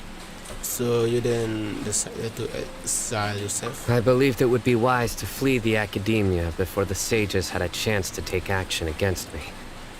This way, they can no longer see nor predict my actions. I will never give up on this investigation. There's no need for someone else to give me power or authority. Once I find the truth, I will administer judgment by my own name. Sino seems to have the same goal as us. We're all investigating the sages. Plus, now that he's no longer the General Mahamatra, he somehow feels a lot less scary. Is it too early to trust him completely? Well, Sino, if that's your story, then why did you see Al-Haytham as a target? When I was investigating the matter in the academia, I overheard a conversation between Al-Haytham and a sage. The sages asked you to investigate a blonde-haired traveler. Do you dispute this, Al-Haytham? What? Like many parts of the project, this assignment was undocumented. Now throw in your suspicious behavior with the Divine Knowledge Capsule, and I think we deserve an explanation. From the beginning, Al-Haytham was... Yes. I was indeed tasked with investigating the Traveler. Al-Haytham? After all, the promised reward was so great that hardly any scholar could have refused. The sage told me, once you've completed this assignment, I can give you a glimpse of divine knowledge. The most enticing offer. Unfortunately, those academics don't know me at all. Their words contained one key piece of information, namely that divine knowledge indeed exists. That gave me all I needed to know. From my perspective, the sages are far from trustworthy. Think about it. Isn't it a little strange they're so willing to share divine knowledge with anyone, even as a reward? So, I began my own investigation following the lead of the divine knowledge capsule. In the end, I realized my wisdom in committing to this rather than collaborating with the sages. Had I been less guarded, I probably would have ended up like that Ain al-Ahmar mercenary, incapable of remaining sane for long enough to hold a conversation. You mean that the sages originally planned to dispose of you, using one of those capsules that drive people insane? Did you join the force with me just so you could investigate me? I'd already given up on the assignment by then. I only told the academia I was waiting in Port Ormos for you to appear so they wouldn't suspect anything. So it came as quite a surprise when I encountered my erstwhile target while investigating the divine knowledge capsule. Criminals do love to talk about coincidences. Even though I ran into the Traveler by chance, I had no intention of providing assistance to the academia. Also, you should remember, you were the ones who decided to follow me and strike up a conversation after I left that tavern. I didn't mention it. Things did go like this. That's true. Al-Haytham helped us out at Caravan Rebat as well. Maybe he's telling the truth. I'm willing to apologize, if that's worth anything to you. I took the divine knowledge capsule behind your back because I judged its existence to be a significant risk. I felt that it would be best for no one to interact with it before it had been properly studied. After all, curiosity often proves to be the most dangerous thing in this land. You should be well aware, Scribe Al-Haytham, that curiosity can also lead you to danger and suspicion. Answer me this. Did the sages share any information about their project with you? Have I not made myself clear? You and I are both distrusted by the academia. Do you really think they would tell me anything? Fine. Although you haven't completely proven your innocence, I won't regard you as an enemy, for now. As you wish. Good. I'm glad to see you two clearing up your misunderstandings. And now you, Dia. I believe it's your turn. Oh, sorry. Whatever the boys were talking about must have been so boring that I spaced out. My situation is pretty straightforward. My employer, Dunyarzad of the Homayani family, is friends with the Traveler and is currently recovering from her illness at home. I had nothing going on, so I decided to return to Aru village for a visit. I was actually looking forward to a pretty exciting time getting back together with everyone here. But then I saw these two random guys in the middle of a pointless argument. It ticked me off, and things went downhill from there. Is that all? Well, I will admit that definitely sounds like your style. In that case, welcome back, Dia. That's more like it. I missed you all so much, Candace.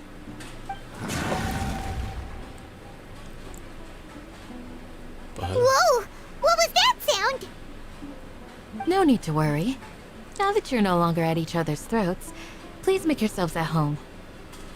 I'll take a quick trip outside to clear out some of those creatures in the sandstorm. Creatures? In the sandstorm? Are you sure you don't want some backup? Fighting in a sandstorm is not for the faint-hearted. Anyone without extensive training in these conditions is at a disadvantage. You needn't worry. Yeah, just leave him to Candace. Don't worry, she's as tough as they come.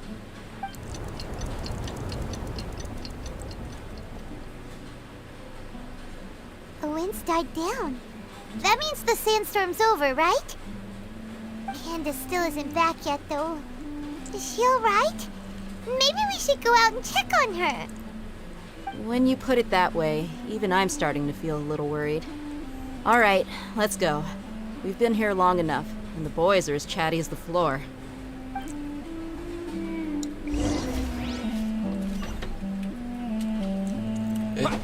Asal dia hilang?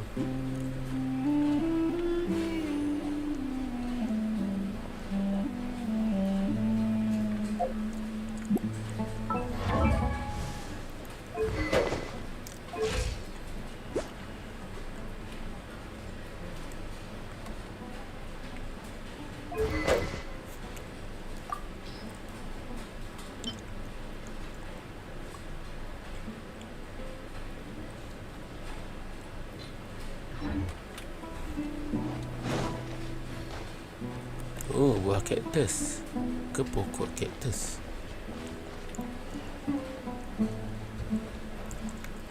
Oh, watak macam tu.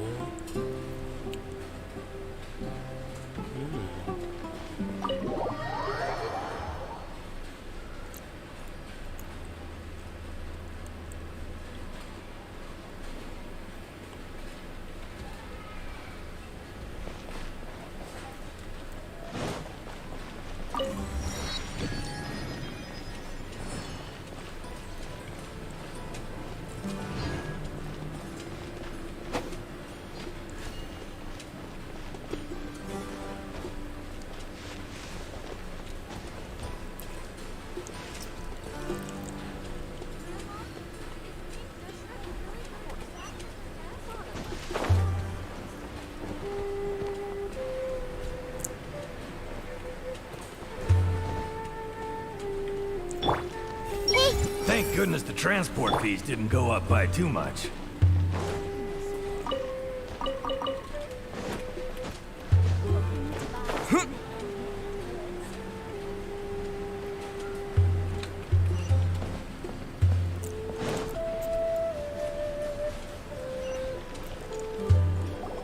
Oh, Candace, you're still fighting? You've been out here dealing with these creatures the entire time? Yes. They just keep coming in waves. I've lost count of how many I've defeated. Before I realized it, even the sandstorm had stopped. Oh, not only is she really strong. Ah! Here comes another wave! Leave this round to us. I got interrupted earlier, but now I have something to take my anger out on. It's been quite a while since I've seen the flame mane in action. I'll leave these to you then. I'll be sure to put on a good show. Let's go! Where are you? The hell?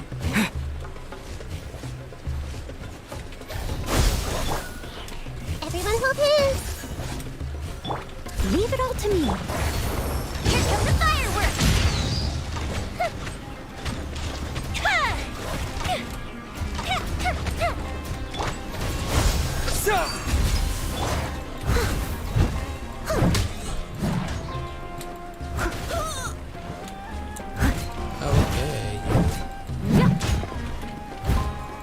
I must leave no stone unturned.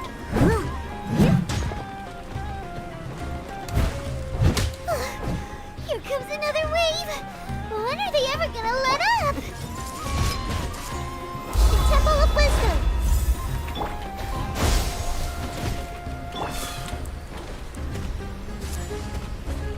Fire hazard!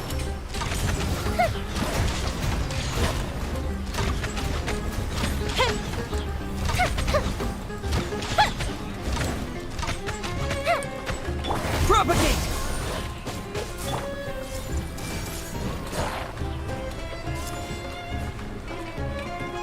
Fuse is lit! The creature stopped appearing. Was that the last of them? What we fought just now was probably the aftermath of the sandstorm. So we should be safe for the time being. Well fought, everyone.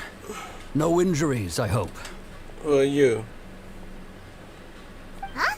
Who are you? My apologies. I haven't had a chance to greet you yet. I had my hands full taking care of the village's elderly and children. I am the chief of Aru village.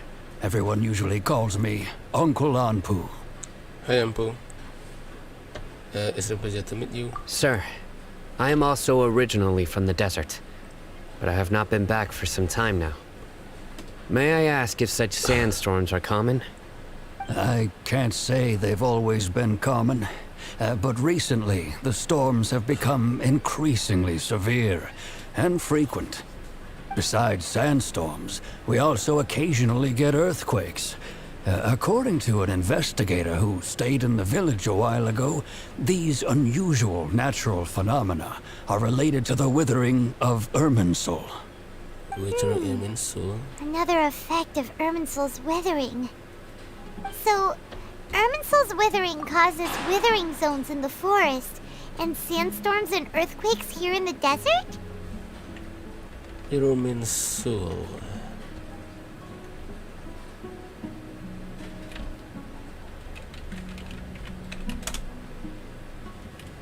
Ah.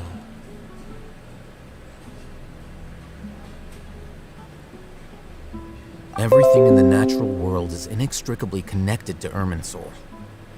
These regional symptoms can indeed be a reflection of Irminsul's present state.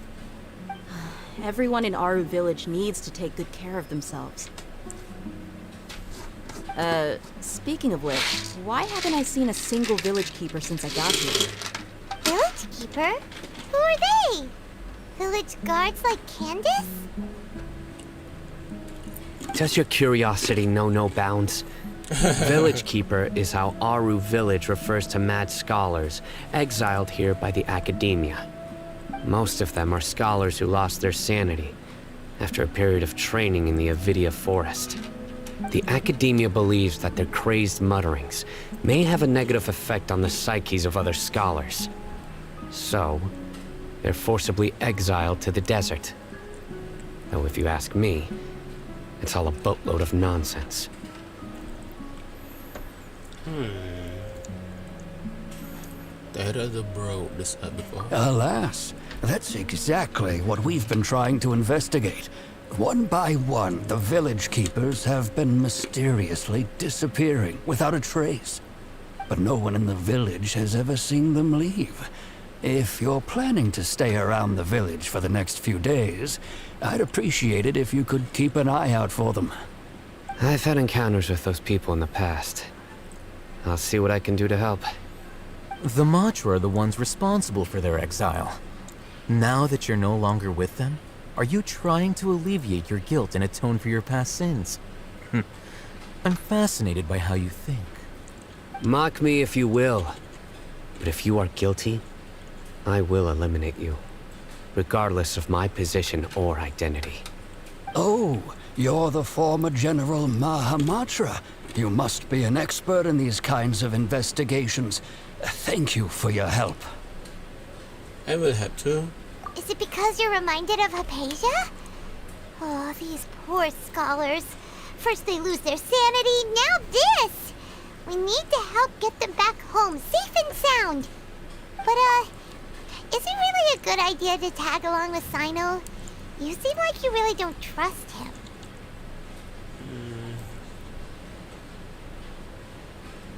It'll be fine. They got other here too. I'll be grateful for the assistance.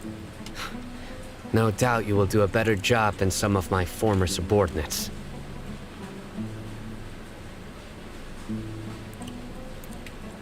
Let's start by finding a spot to share what we know so far. Okay.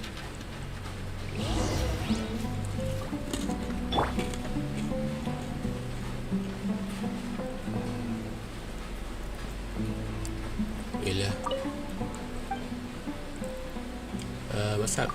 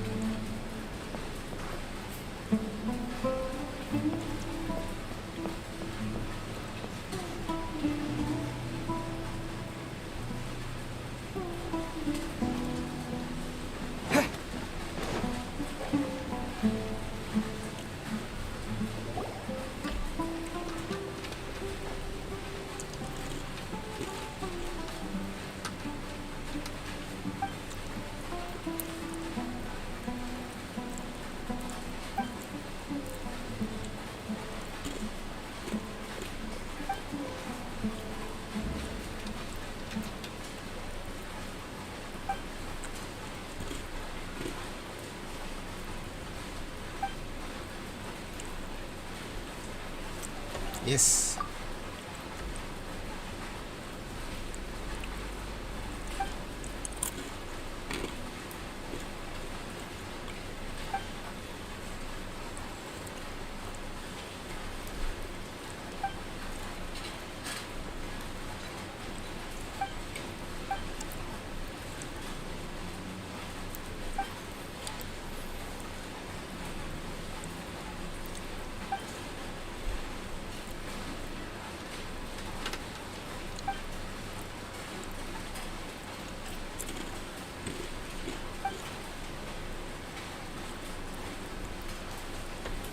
Rasa kosong.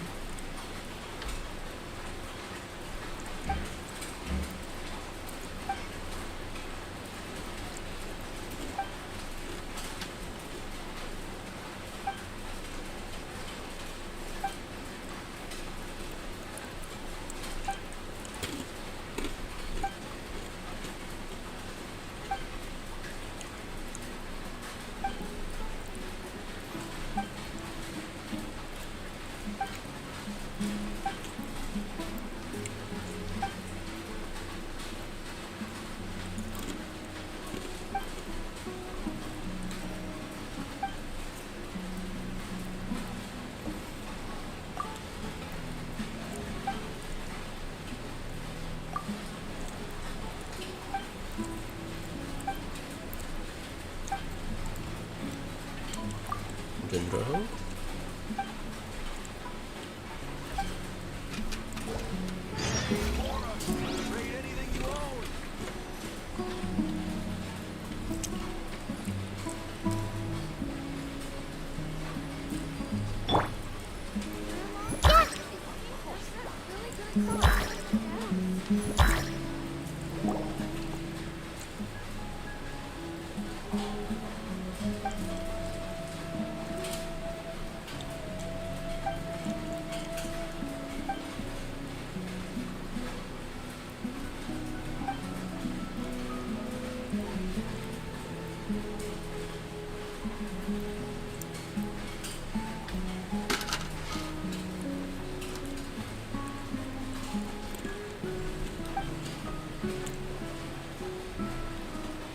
Eh?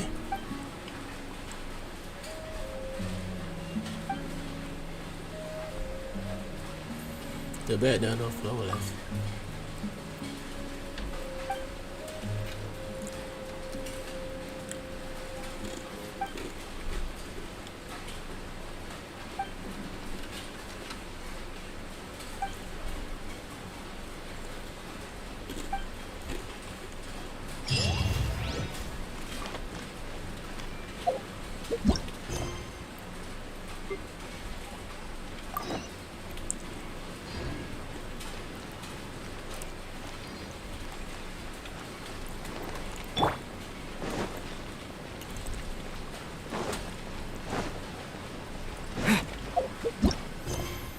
Action information will sign on somewhere else. Okay, access information.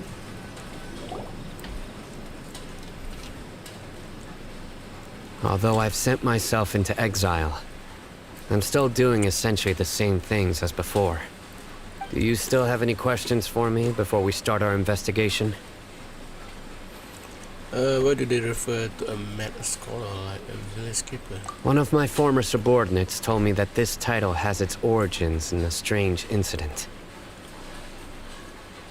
The academia has long exiled mad scholars to Aru village. A mysterious phenomenon exists here. When mad scholars first arrive, they are as incoherent and deranged as before. But after spending some time here, they invariably begin to calm down. Initially, the people of Aru village greatly resented having to take in the mad scholars. But a strange incident one night changed that. Aru village was struck by the strongest earthquake in living memory. Seeing buildings on the verge of collapse all around him, the then chief of the village was preparing to take everyone to safety. Suddenly, he noticed a mad scholar crouching in a corner, caressing the ground with his hands. A soft, green light radiated from him, like a divine glow against the backdrop of night, despite the powerful tremors that ripped through the ground that night. All the houses remained upright, almost as if they had grown roots reaching deep into the ground. In the end, not a single building collapsed, and no one was hurt. After that, the people of Aru village treated the mad scholars with greater kindness, and began to refer to them as the village keepers. Soft green light? A mad scholar protecting Aru village? What do you make of it, traveler? I don't think so too. Actually, Sino, do you know if any of the mad scholars continued to wear their Akasha terminals at Aru village? In theory, they would continue wearing them so the academia could still monitor their activities. With that said, the main Akasha system would no longer have any interaction with them. Oh, no wonder! Everything makes sense then! Add in the fact that they calmed down, it was probably Nahida who calmed them. If you are able to draw a conclusion from this one story alone, then it appears you possess much more information than I do. So, what do you make of the story?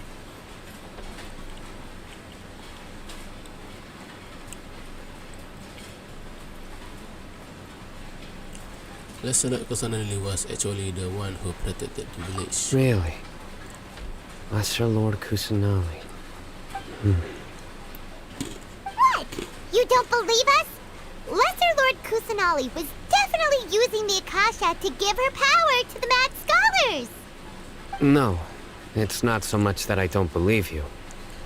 I'm just struck by your reasoning. Lesser Lord Kusanali, the current Dendro Archon. Is she really active in Sumeru? Yep. The academia has always placed far greater importance on the late Greater Lord Rukkhadevata. They've more or less ignored Lesser Lord Kusanali, and I've never had any reason to doubt their views. In addition, I've never heard any stories about Lesser Lord Kusanali and her deeds. To me, she might as well have been a god that never existed. She No exists. way! Nahida definitely exists! She's a... How should Paimon put it? She's a good Archon who's kind and wise. Even if she says weird stuff sometimes. We stay Sumeru City together and then not so distant past. I've spent many years interrogating criminals, so I can easily tell when someone is lying. Good! Then you should know that we're telling the truth. That look in your eyes. I've never seen that from a liar. You two really must have met Lesser Lord Kusanali. How can this be? To think, our Archon has been amongst us this entire time. Alright, now it's our turn to put our skills to good use for this investigation. You betcha. But easier said than done, especially since we don't have any leads. Maybe we can start by knocking on some doors. Knocking some doors. Excuse me, are you here to help me find my grandpa? Who are you? Who are you? By the sounds of it, a resident of this village. My name is Isak. Isak? You'll help me find my grandpa, right? Yes, of course. Is your grandpa a mad scholar? Hey, don't say that. Grandpa is just Grandpa. Why do you have to call him that? It's not like he's a bad person or anything. The person you're referring to is not a local, yet you are. Why do you call him Grandpa? Grandpa is just Grandpa. He's my family. I heard everything you said to the village chief. Please, you gotta take me with you. I want to find my grandpa. I swear I'll help. I won't be a nuisance. Ah, so you're the one who was eavesdropping on us around the village chief's house. I was planning to go out and take care of whoever it was. but I had a vague feeling that they didn't harbor any ill intent. Whoa. Hatham wasn't kidding about Matra having sharp senses. Sino, he's just a kid. All he wants is to find his grandpa. Let's find a way to help him. Sorry, I was only listening in because I wanted to know where Grandpa went. Honest. If you don't believe me, you can ask Miss Candace. Bill's hat hands, I know. All right. But first, let's confirm the facts with Candace.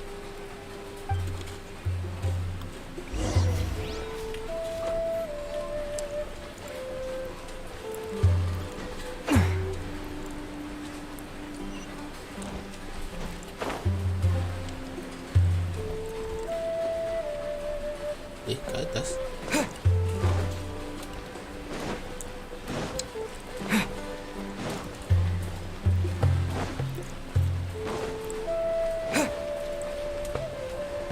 Oh, betul lah.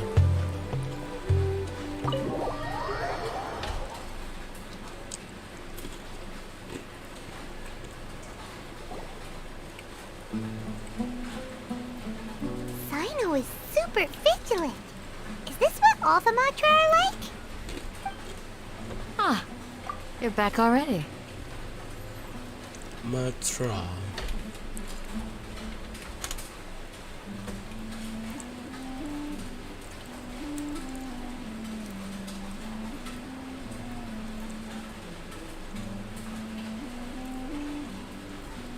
Matra discipline officer.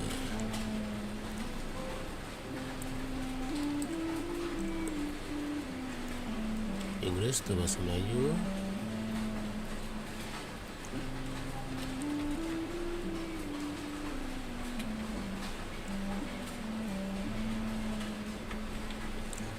Matra adalah pegawai tata tertib untuk semeru akademia. Mereka berkhidmat sebagai cawangan eksekutif dan penguatkuasaan integrasi akademik akademia. Okey. Kira macam pengawas ke? We just wanted to confirm something with you. Do you know a boy by the name of Isak? I had a feeling he'd go looking for you.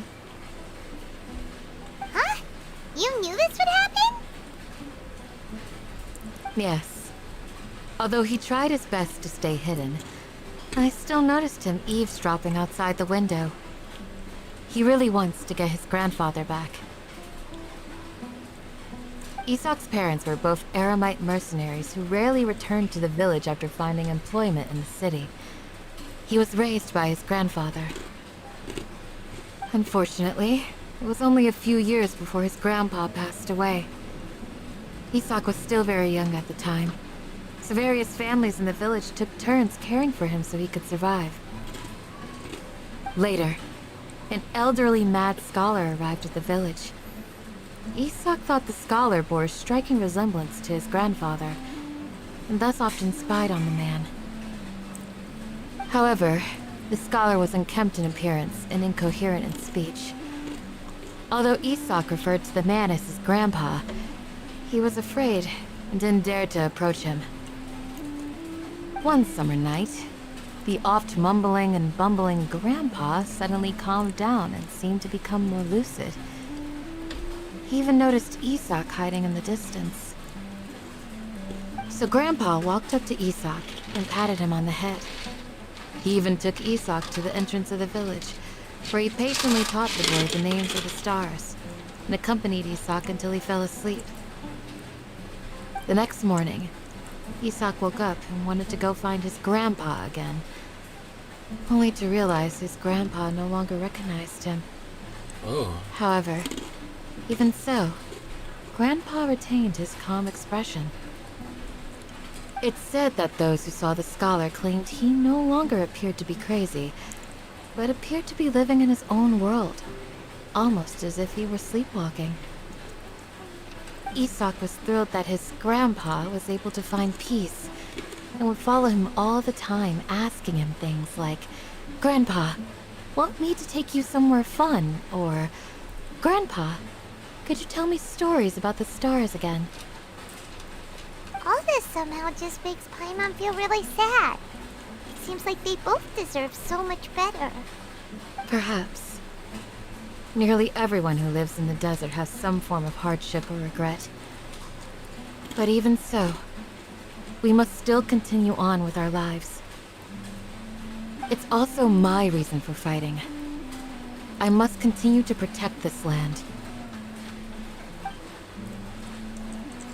Mr. Grandpa was baru dia lahir dah.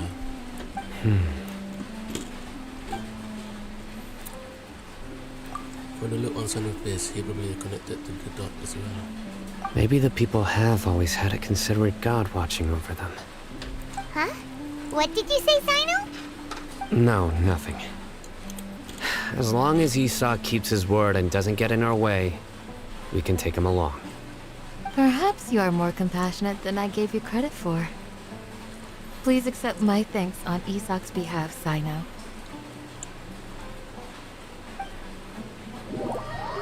The Witcher ring.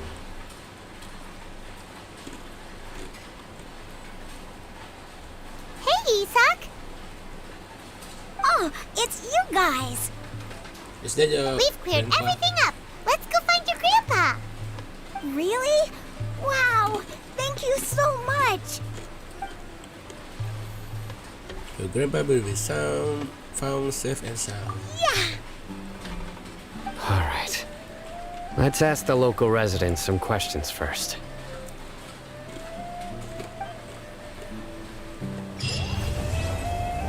Chapter 3, Act 3 complete.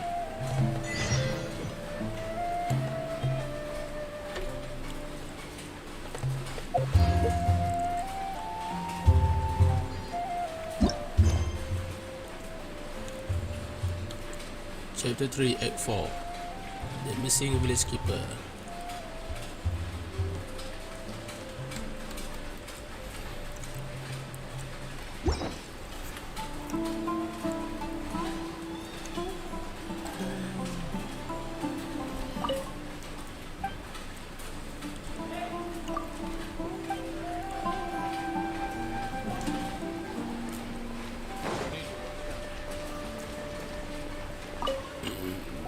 Excuse me. Did you happen to see where the missing scholars went? You mean the village keepers? Oh, let me think.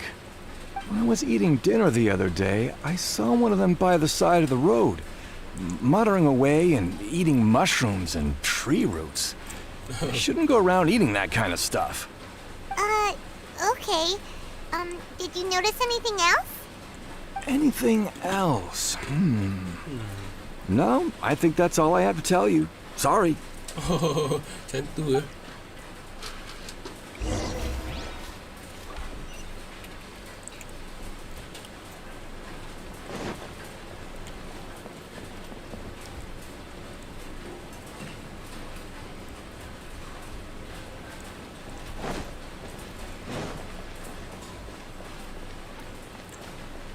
Orang sama ke? Steady as stone. The scholars that have gone missing. Have you seen them? Those eyes. Those fierce eyes. You look like a real fighter. That's me. Don't change the subject. Right. You were asking about the the mad scholars. I think it's been a few days since I last saw them. I usually go to bed pretty early, so I'm not too familiar with what goes on at night. But honestly, I feel quite sympathetic towards them. Even though they act a little strange, they've helped me in the past. If it weren't for them, my house would have collapsed long ago. Do you also think Grandpa and the others are good people? Grandpa? Oh, hello there. It's little Isak.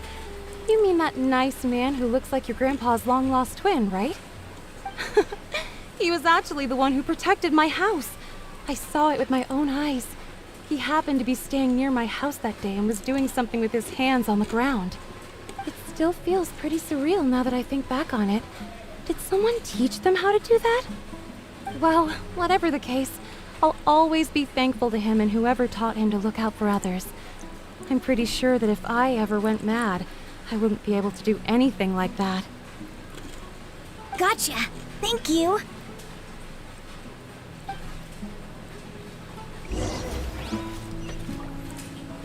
Hilang terus orang eh.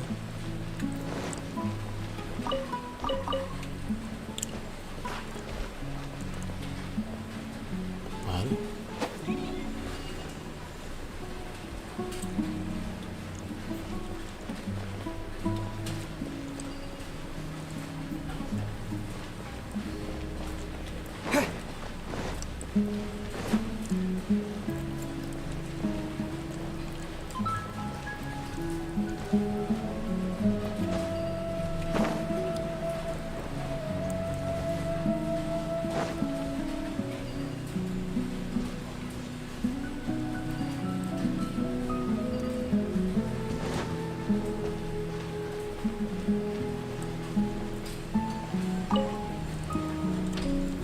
Sir, have you seen my grandpa recently? You know, the one who likes to sit and space out near the village entrance. Oh, well, if it isn't Isak. Oh, your grandpa, huh? It's been a while. The last time I saw him, he was spacing out by the road as usual. I went and asked him if he'd like any of the food I had prepared, despite my wife's protests. Like many people, she's really quite terrified of them. And speaking of my wife, she's still always complaining about how I don't make enough mora. Might explain why she's always mad at me. Oh, thank you. Thank you for taking care of him. It was nothing. You're looking for him, right? Did he go for a walk and get lost? Yeah. Oh. That's no good. Well, once you found him, come by my place again and I'll cook a little something for the both of you. I've known you since you were very young, so as far as I'm concerned, you're family. Please feel free to come by anytime. Wow, what a nice guy! Okay. Thank you, sir. Huh? What's wrong, Sano? Something happened? Don't say anything for now. Isak, stay here. Let's head over there. Stay quiet as you move. Chapter 3, Act 5, King Dashred and Terima. Everyone hold hands. Did I say something wrong? Of course, women.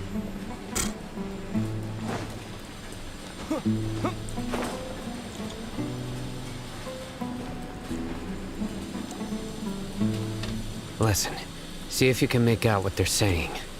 Have you heard? The mighty King Deshret, the sovereign of our faith, will soon return to this world. Yes, of course I have. King Deshret is the one and only true ruler of this land. I've never believed in any other gods. Still, you say he's coming back, but it sure doesn't feel like life's about to change around here anytime soon. What's your proof? Haven't you noticed? The village has been getting more deranged scholars than ever. Delavar was saying that many people also went insane just before the fall of King Deshret's civilization in ancient times. We don't quite know why, but it seems like there's some sort of connection between insanity and King Deshret. Isn't it a sign of King Deshret's power that all the mad scholars have disappeared? If you ask me, they must have been chosen as the final sacrifice for King Deshret's resurrection. Huh. Now that you say it, that does make some sense.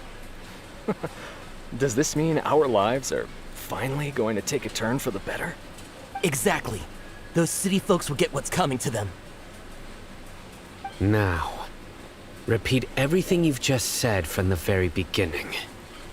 Huh? Who are you?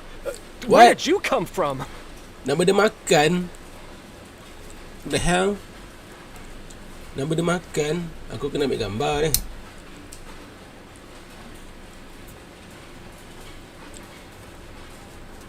Makan. Senyum.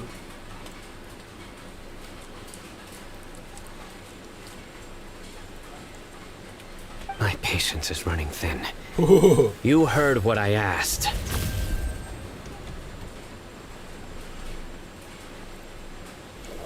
Yeah. Bro, this guy's something else. Just look at his eyes. Let's not get on his bad side, okay? Oh, okay, good sir. What is it you would like to know?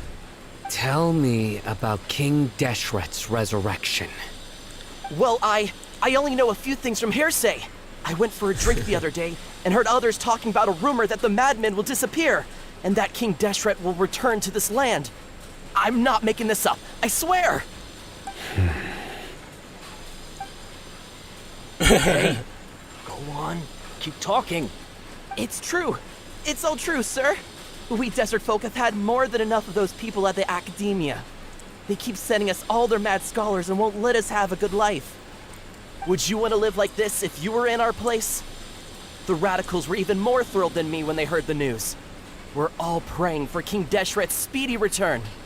Delavar also said that once King Deshret returns to our side, it's only a matter of time before we conquer the land on the other side of the wall.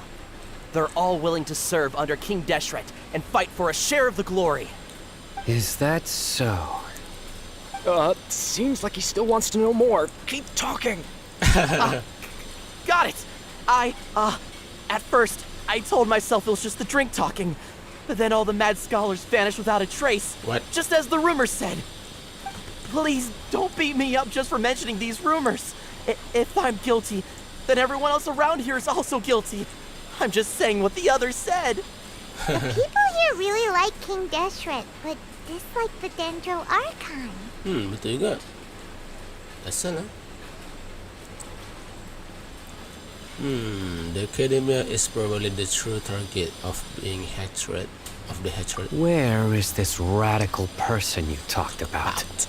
I haven't run into him over the past few days, so he probably hasn't been around the village. What about you, man?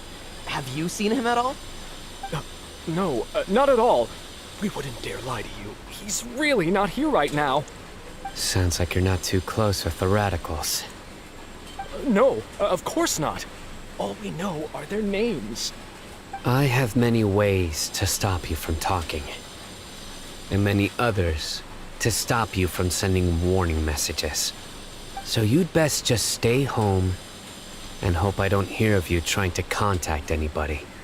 Don't do anything until I've gotten to the bottom of this. Try something foolish, and even Candace won't be able to protect you. Yes, got it. We'll do just as you say. That scared Aiman half to death. Sino is pretty terrifying.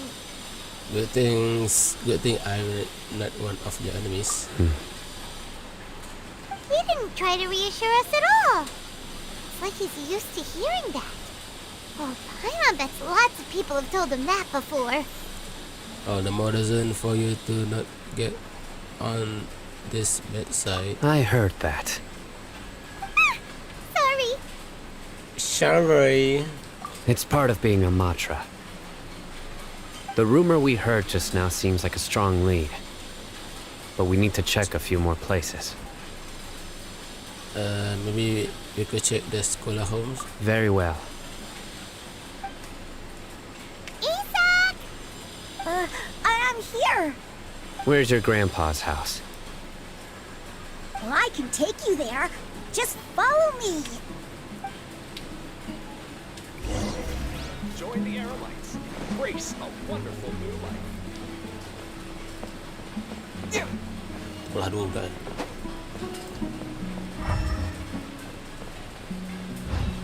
Grandpa? Oh, he likes to be alone. Sometimes he stares at the sky in a daze, and other times he just pokes at the ground with his fingers. Every now and then, he yells out at the top of his lungs, so a lot of people are really scared of him.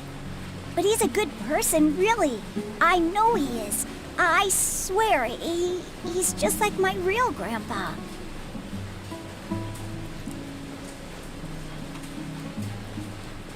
Jauhnya rumah atuk kau, Asad.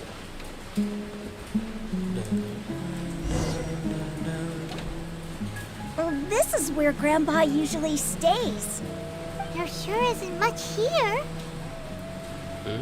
What does smell? Sana, did you catch a whiff of incense? No. Incense? Please don't say it's the same one as before. It's definitely that one. But are you okay? Are you getting dizzy or need to lie down? There's a scent that you can sense, but I can't. A certain traveler here once passed out from that smell. Thankfully, Tainari saved the day. And then he gave us a long lecture to explain all about how it worked. So, you know Tainari? Huh? You know him too? Are you two friends? Yes. Oh. Now that I concentrate, I can also make out the scent of incense. Wait, surely Tainari didn't lecture you too? No need. I can handle this scene very well. Did you first encounter this scent at Tainari's house? No, it was in the forest where a scholar was meditating. In the forest. From a scholar. Let's keep looking for more clues.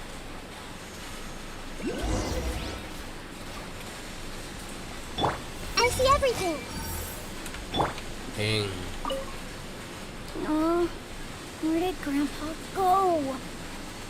Please come home, Grandpa.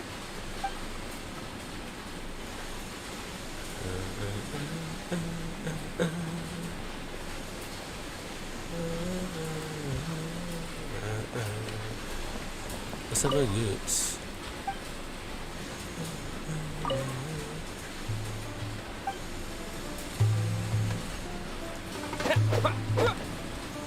Ni pokok cactus. Oh.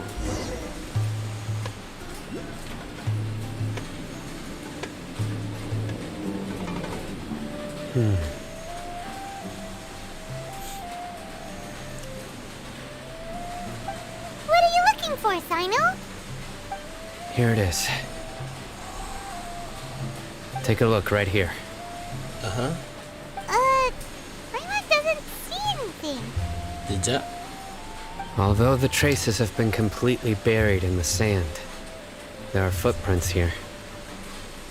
From the size and shape, they belong to an adult male.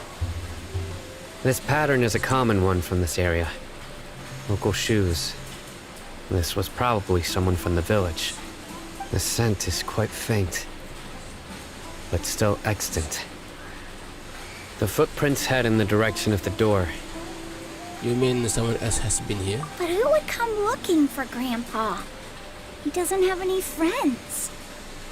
We'd have to ask whoever lured him away with the incense. Lured him away, so that what happened? Huh? So you can lure someone away with just a scent?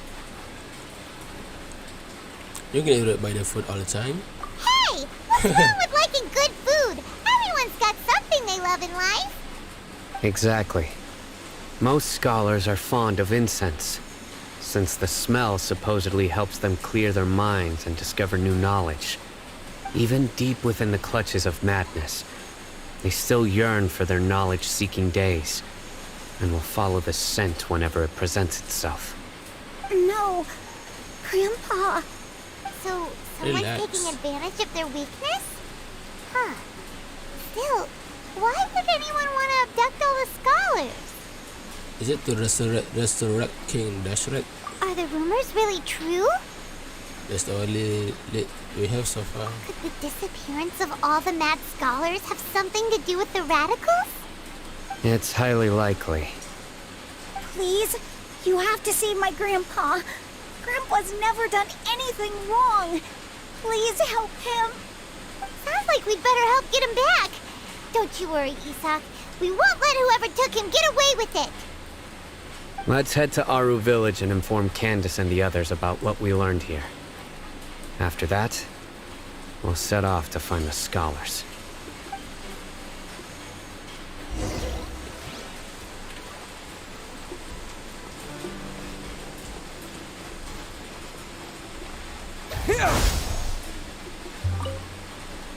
Station.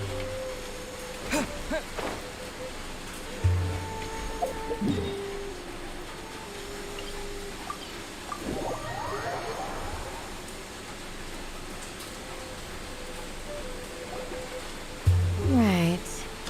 The darker fabric definitely looks a lot better. That'd be my choice, too. We're back, Candace! We've got a lot to tell you. Ah, welcome back.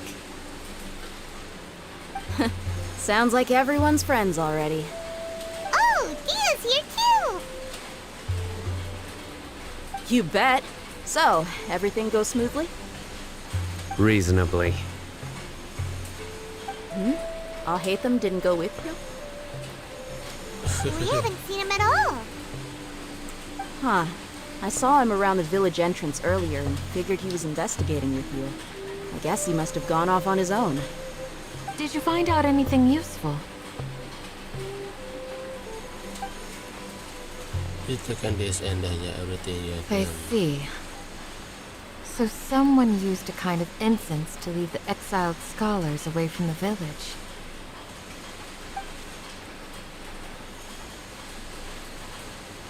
The resurrection of King Deshret? First I've heard of it. Far as I know, the kind of incense you just mentioned is only popular beyond the wall. Scholars are fond of it, but as you can see, there aren't many scholars still studying around these parts. No seller would be able to make a profit here. Not to mention, making incense is a labor-intensive process. You won't see anybody in the desert with the patience to make or sell something that requires that kind of effort. It seems someone from beyond the wall must have been supporting this. Makes sense. So what should we do then? Do Ni we go ada back orang to the usah. academia and search for leads there? If it was any other day, that would be your next logical step. But today, you've got me on your team, so you get an extra tip. Didn't you say that the villager got his news from the tavern? Well, I also like to drink at the tavern, so I know a thing or two about these radicals he mentioned. If Paimon remembers correctly, the leader of the radicals is some guy called Delavar. Ah, yeah. Delavar, the scar-riddled bandit, Engur, the wide-eyed butcher, and Jabari, the duck-tailed bearded crook. The whole lot of them are known around these parts.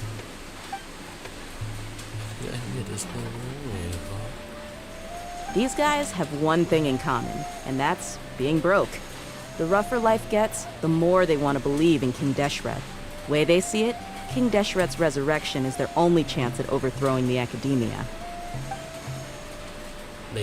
Throwing all of Sumeru into chaos is the only way to change the way of life here in the desert. Anyway, that's my guess why they've chosen to become radicals.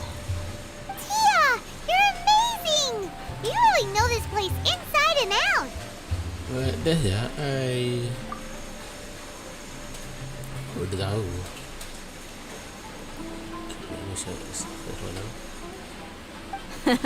No merc can afford to slack off on gathering intelligence. Every more I've spent in the tavern has been a valuable investment. Let's head out. Now hold on, you're staying right here, Sino. Why? Aru village is not a big place. Outsiders stand out here like a sore thumb. I'd bet word about you has already gotten out.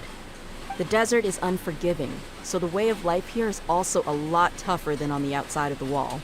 You survive on making connections out here. Compared to you, mercs like me are just third-rate amateurs. I've got no actual fighting skills to speak of. But that also makes it a whole lot easier for me to gain the locals' trust.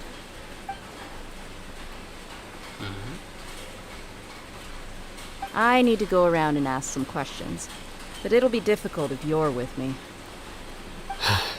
Fine. Good. Then we've got a plan.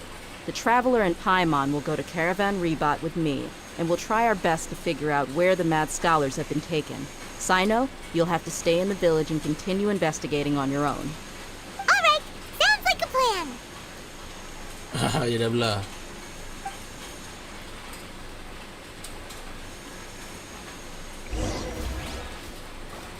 Dia missing bullet skipper go to Caravan Rebat. Sino, please don't take offense. I'm sure Dia just wants to help everyone solve their problem as quickly as possible. That's why she can be so straightforward at times. I don't mind. Ah, I see. Well, from the way you were staring out into the distance, I thought you might have been mulling over Dia's words. No, I'm used to being treated that way. It's natural to fear strength. I take no objection to it.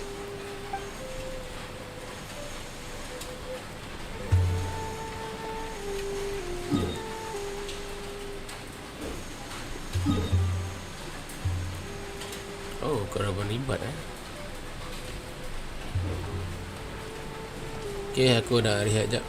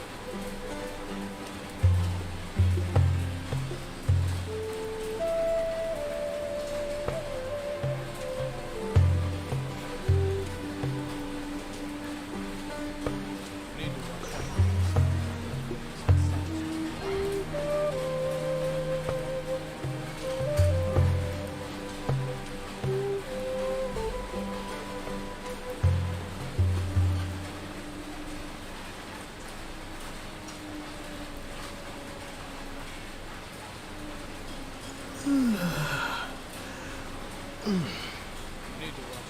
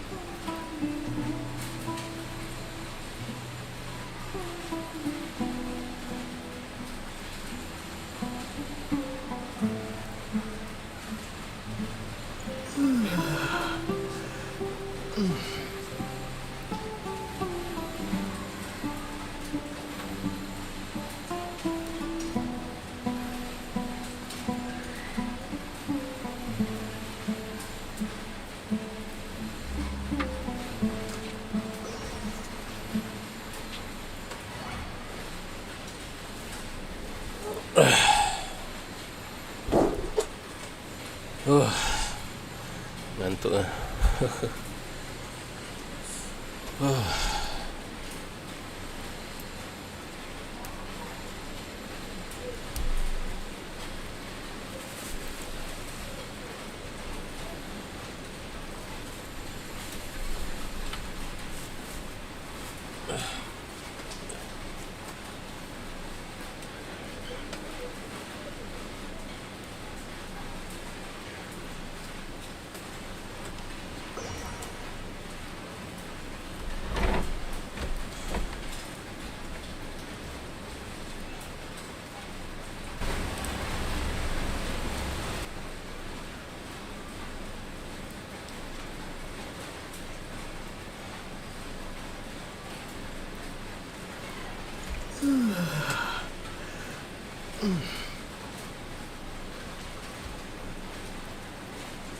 Oh, dah 7.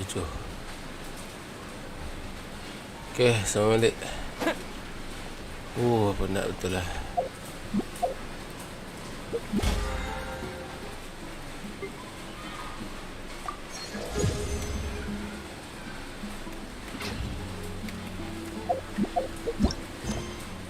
Go to the missing village keeper.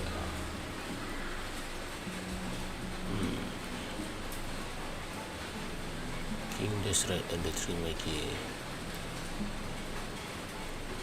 Following the clue, they have proposed to the caravan rival to continue the investigation.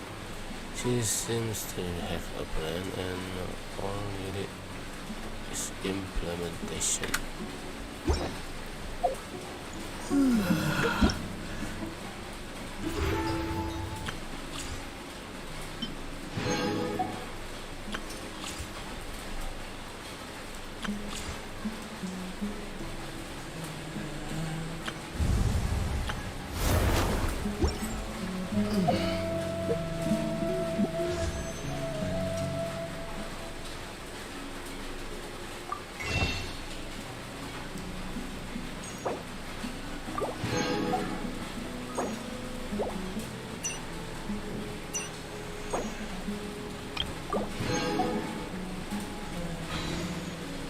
baca.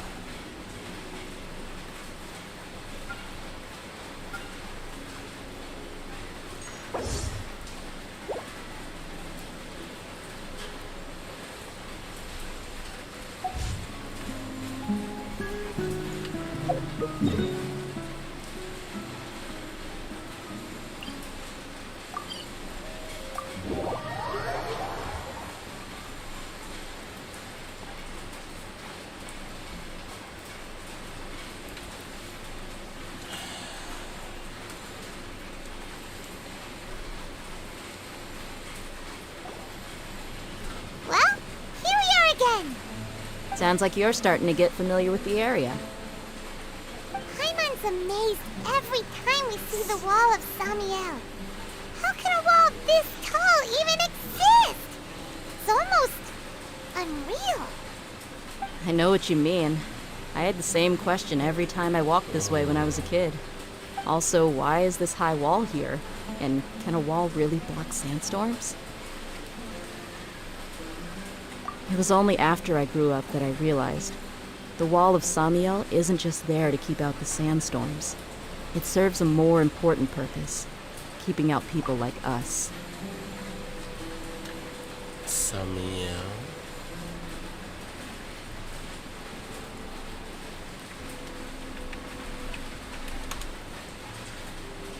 Oh, the wall of Samiel. The simple name of the wall. Okay.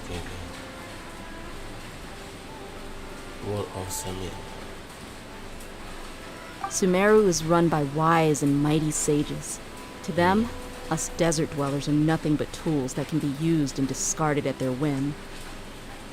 We're cheap labor, like livestock, but easier to control. Nothing more. Even if a child from the desert got the chance to obtain an Akasha terminal, almost all their requests for knowledge would be denied. Cool. The academia believes we're underserving.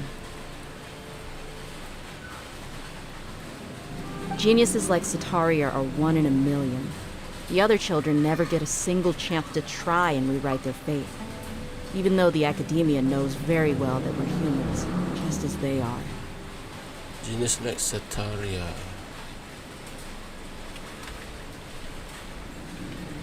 Sataria perempuan tu kan.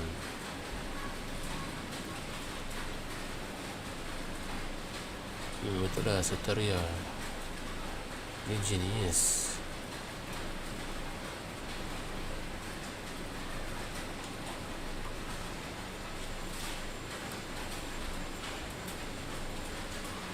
That's terrible. I would tear down this wall with my own hands if I could.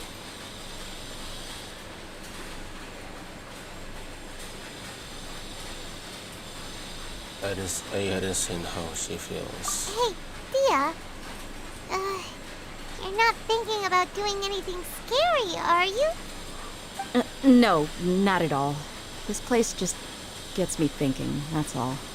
Besides, we're here to procure information, aren't we? Yep, we gotta catch those. Shh. Caravan Rebot is crawling with people, so be careful what you say. We don't want anyone to find out what we're here for. Our mission started the moment we arrived here. Let's go check out the tavern. Maybe we'll find someone I know. Okay.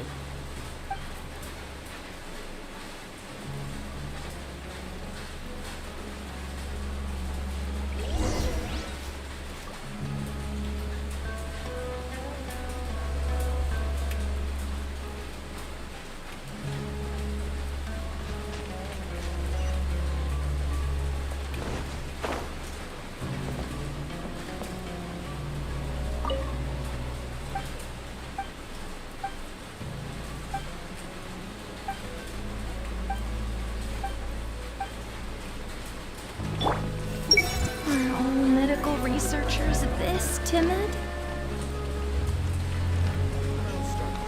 They all say Kasharawar gets the smallest budget, but I don't think Spantamot. Just our luck. None of them are here today. You mean you don't see anyone you know? Dia, is that you? What a coincidence. You here for a drink too? Zaki. Finally, a friendly face. Oh, and who do you have with you here? Guests from another land? Hello, nice to meet you. Hello, hello. I'm Zaki. Dia's, how would you put it? Drinking buddy? We've had drinks together a few times. You could say we go back a ways. Anyway, as far as my friends here, they aren't too shabby, are they? You rarely see any outlanders so friendly and respectful nowadays. Absolutely. Much better than those people on the other side of the wall. So, Dia, are you looking for someone? Yeah. Have you seen Enger, Delavar, or Jabari recently? Of course I have. Matter of fact, we were all here drinking together just a few days ago. I've got a spice trading deal from another nation. I thought maybe Delavar and his friends might be interested. Know where I could find him? Ah, how thoughtful of you.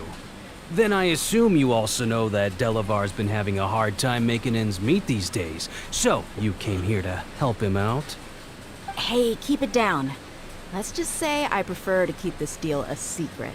Y'all at Caravan Rebot are like family. If there's more to be made, why not do it together? Besides, Delavar and his friends have muscle. They'd be a good fit for escorting the goods. Yes, how considerate of you. Delavar's my friend too, so of course I can take you to him. Come with me.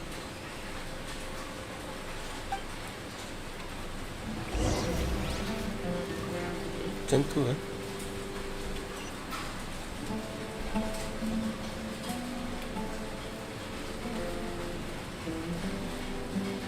Nasi.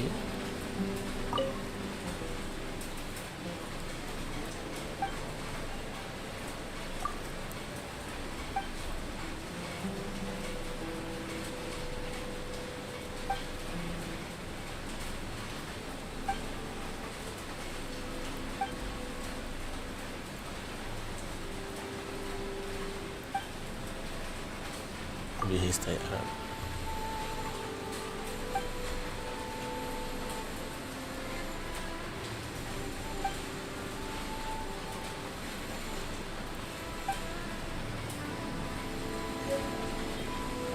Wow, sedap kan?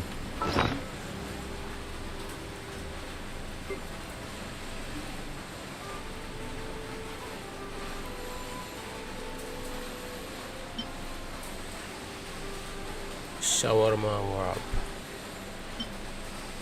delicious crab roll, Koryaki. Rockin' fringing chicken. Betul-betul terbakar.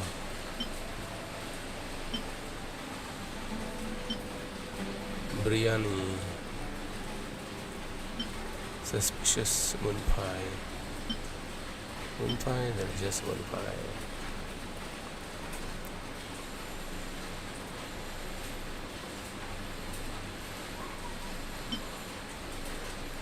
This is delicious sashimi pasta, tandoori roast chicken.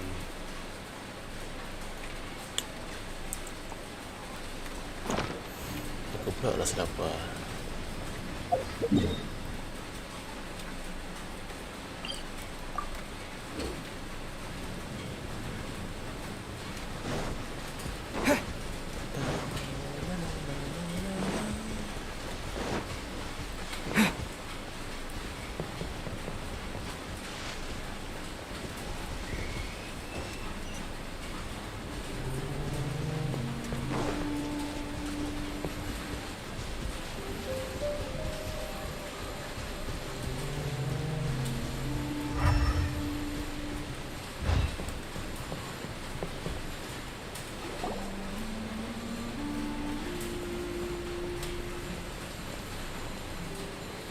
Are we there yet? Yep, this is the place. This place is practically deserted. What are they doing in a place like this? Is this a trap?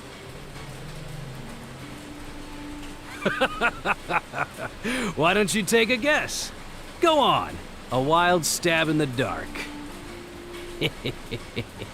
You're like lambs to the slaughter. Oh no. It's a trap. Oh no! It's an ambush! Meh. What's this all about, Zaki? Come on, Dia. You really think we didn't hear about what you said back in Aru village? The boys have kept a close eye on you from the moment you set foot there. You're a friend, right? Not only do I know that you're looking for Delavar, I also know that you've teamed up with people from the academia to look for the missing scholars. So, you've been watching us from the very beginning? Uh-oh. I knew leaving Sino behind was a mistake! And you left the strongest one in the village, didn't you? Who do you think you are? You really thought we'd fall for your little business deal nonsense? So you and Delavar have been partners all along. Dia, I guess it's only natural for a traveling mercenary like you to be out of the loop. Those of us who hang around the tavern have stronger bonds than you think.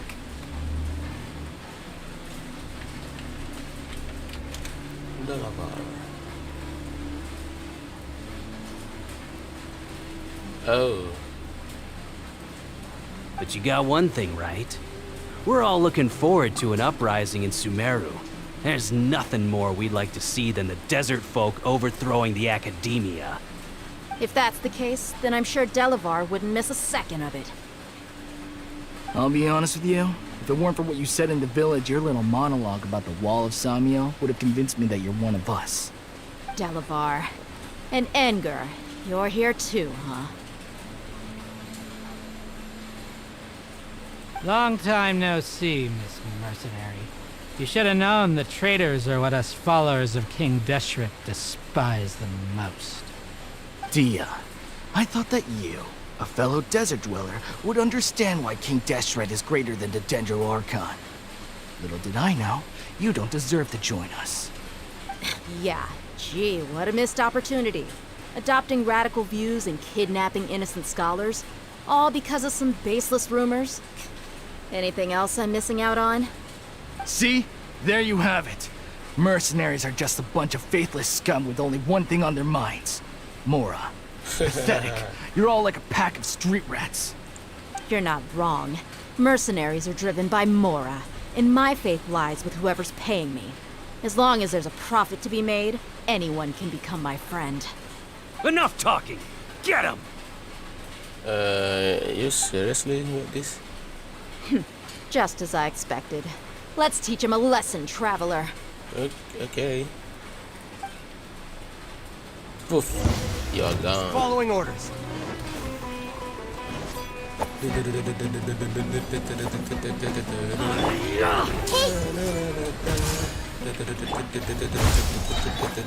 I must leave no stone. Time for a light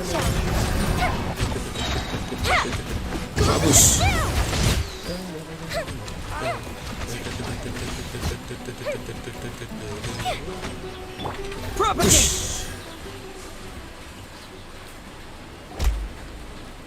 Impossible! How could you? Because you're weak. What do you think about your meticulous network now, Zaki? How did you say it? It's only natural for a traveling mercenary like me to be out of the loop. I'm guessing your informant told you that I'm just an incompetent merc with no real fighting skills, correct? I mean, that is what I said after all. And of course you would believe everything he reported. The only thing you know about me is that I'm a mercenary, but you've never seen me in action. Even though you heard we went to handle monsters together, you believed that Candace was the only one doing all the real fighting. That so-called Flame Mane is just a fraud. She admitted it herself. She just uses her connections to gain the trust of others. That's what you thought, right? Ugh. You lied in the village because you figured that we'd have people watching you. And you were stupid enough to fall for it. I figured as much the first time we drank together. You all thought you were so smart. Pathetic. Okay, Dia tak tunjuk. that should be all of them. Whoa! So you've been planning this since we were in Aru Village? No task can be done without preparation. I just happened to notice a couple suspicious-looking people while you were out investigating. Oh, but instead of catching them right away, you let them report back. Those two who were snooping around were just a couple small fries. If we want to get the real catch, we have to be patient and give it some time. So, this name you mentioned, You mean the funny name she mentioned back in Uncle Ampu's house? The wide-eyed butcher, scar-riddled bandit, Aiman can't remember them all. That's just a bunch of drunk talk. Edgar and Delavar like to talk themselves up when they're drinking. Edgar, the wide-eyed butcher, and Delavar, the scar-riddled bandit, are the nicknames they came up with for themselves. Alcohol has a way of making people share what they really think. So Edgar and Delavar are always rambling in the tavern about how King Deshret is a superior deity. What about Zaki? He's just a numbskull who fell right into our trap. Zaki was probably the best hidden of them all. My initial plan was to find Delavar first, and then try to track him down. So is the ducktail Barrett crook? That's what you wanted to ask when we were at Uncle Anpu's house, right? Jabari is one of the villagers you talked to. You know, the one who wanted to treat Isak and his grandpa to some food. Wait, so he's a radical too? No, he isn't. I just needed to tack on a random villager name to make the eavesdropper think that I was making some wild guesses based on my impressions. Wow, what a genius idea! Well, that's an expert mercenary for ya. Ah, you're too kind. It was straight from the usual playbook, if I'm honest. So, that thing you were saying before, is it really true? About what? About how mercenaries only care about Mora, and that anyone's a friend as long as there's a profit. Does that bother you? I don't think you are that kind of person. What makes you so sure? Because even you guys are employer, you are still helping us out. Dia, do you dislike the Dendro Archon like the other desert folk? You two are pretty sharp. No, I don't have anything against the Dendro Archon. I've heard a lot of nice things about the Lesser Lord from Dunyarzad. I can understand her devotion and gratitude. Dunyarzad's just an ordinary person. There's no way a god would be so involved in the lives of everyday people, unless they were truly compassionate. I've begun to realize that the sages are behind everything that's happened recently. The radicals' blind belief in King Deshret, making the Dendro Archon out to be an enemy. It's all the academia's trickery. But I see through it all. And unlike them, I can never be hostile towards anyone who's never done anything wrong. Dia. Anyway, looks like we're done with business here. Traveler, lend me a hand. Let's tie him up and bring him to the village. Tak nampak benda ke?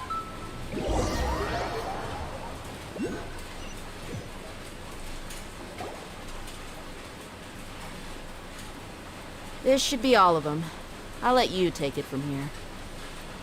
All right. I'll be in touch. Until then, please stand by. Candace, do you need any help? Candace will be okay on her own. I trust her, so you can too. She's been guarding Aru village for quite some time now. If anyone is qualified to question the offenders, it's her. While I'm questioning them, why don't you pass some time by exploring the area? I'll meet you back here tomorrow morning, Traveler. Sounds good. As for these idiots, let's just hope they live to see another day.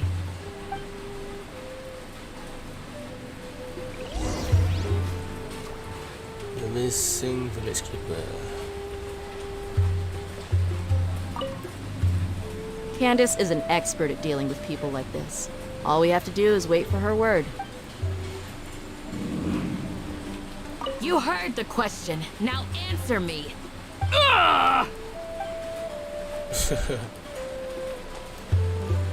You heard the question. Now answer me.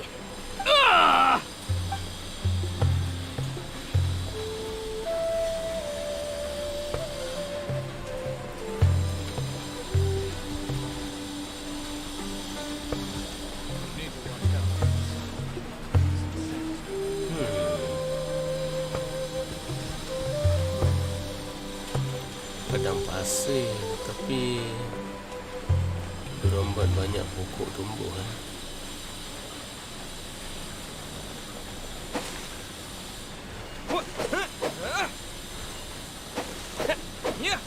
Net animal.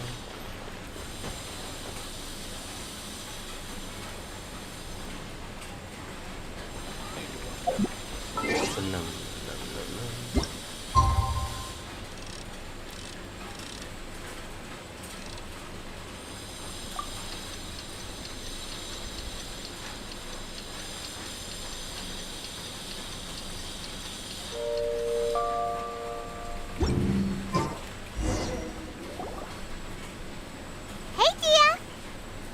Hey dear. Right on time. Did we learn anything from the criminals? We'll know any moment now. Aiman's been wondering. You seem to know Candace pretty well. Have you been friends for a long time? We've known each other for some time now. She's a pretty interesting person. Even though she's an extremely strong warrior, she never misuses her powers against others. Oh, Aiman knows what you mean. Like a lot of martial artists say, never take the fight outside the ring. Yep, I guess you can put it that way. It takes strong convictions to be as dedicated as she is, and shoulder that kind of responsibility. Us mercs, on the other hand, we pretty much live from one day to the next. Well, Paimon thinks you're great too. Really? Thanks for that.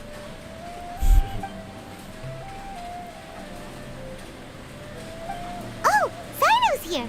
And he's pretty early too. Yes. I was here yesterday to help out a little. To help out? By doing what? Sharing some interrogation techniques. Oh! You mean you taught Candace some more persuasive methods? Right. Come on in, everyone. Come on, let's go inside.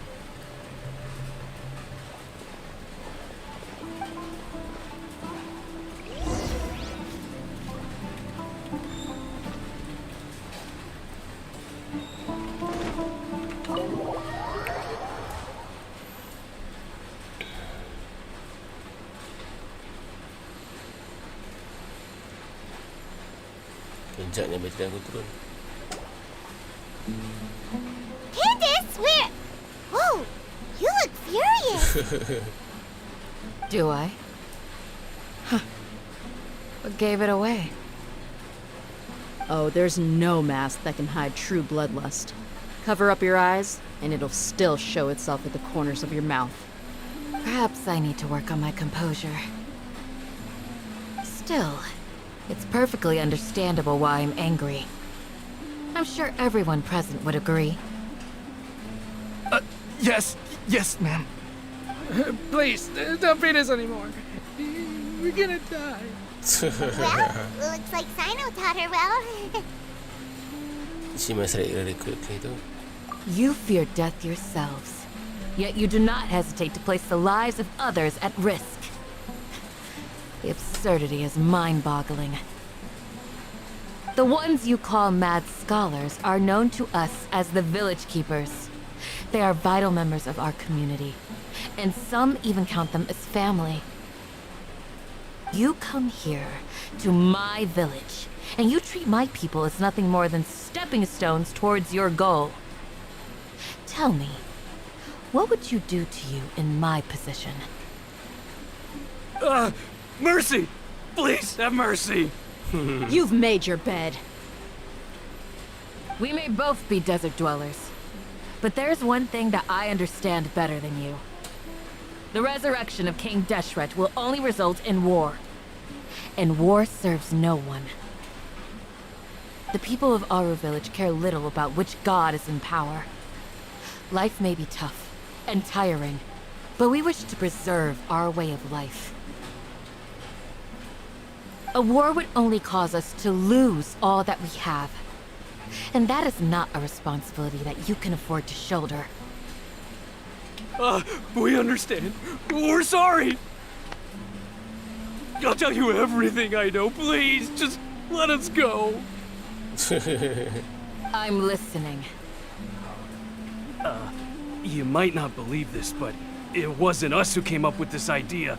Someone was spreading rumors in the tavern. That's how we ended up hearing about King Deshret's resurrection. Some mystery man told us that mad scholars will make the perfect sacrifice to usher in King Deshret's resurrection. They give their lives, and we can get anything we wish for. They're called village keepers. Slip up again, and you'll regret it. Yes, sorry. It was all that mystery man's doing. He told us to spread the word about King Deshret's resurrection, and talked us into helping him. In return, he said he'll help facilitate the resurrection process. Where are the village keepers now? I'm not sure. That's one. Huh? One what? Strike. You get a total of 3. Then, you die by my hand. Wait, I'm telling the truth. We don't know anything. It was all him. 2. He got us to lure them out of their houses in the night with some kind of incense. We take them to a junction outside the village. Then the mystery guy takes them from there. You gotta believe me, please. I'm telling the truth, I swear. Just ask them if you don't believe me. That was indeed the truth. Traveler, go on. Okay. Do you have any idea who's that mysterious person might be? You have to believe me. If I knew that, I would have told you his name right away. I'm not risking another beating to keep his secrets. No way. That guy, he wears a cloak, and he's always careful to cover his face. He calls himself King Deshret's envoy. I believe I may know what's going on. Uncle Anpu? What do you mean?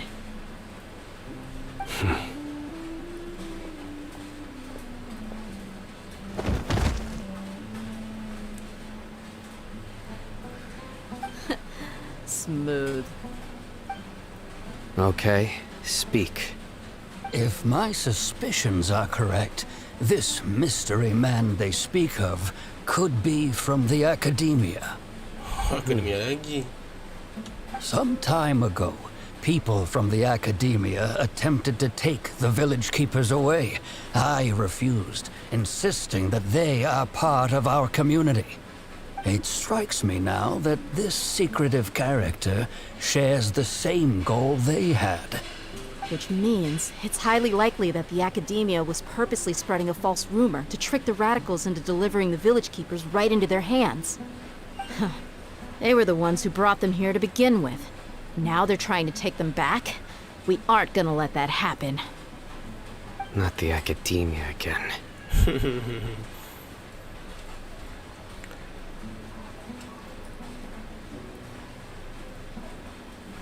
King Deshret's restoration is just the academia misinformation campaign. Just as I thought. But what could they want with the village keepers? People are nothing but tools in the eyes of the academia. A change in their plans likely means they found another way to exploit the scholars. Regardless, our top priority now is locating the village keepers. You're right. Isak is still waiting for news on his grandpa. Time to go. Let's leave the village and try to track them down. Yes. Pack up and get ready to leave. You got it. Candace, I'll let you deal with the radicals. Leave everything outside the village to us. All right. Let's meet back here once everyone's ready.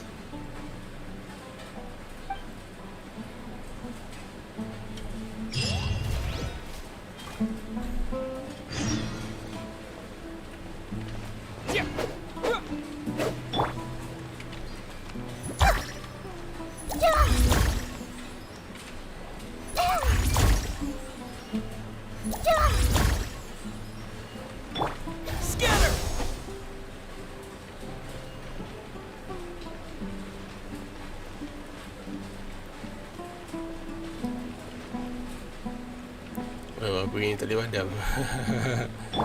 Commit it to memory.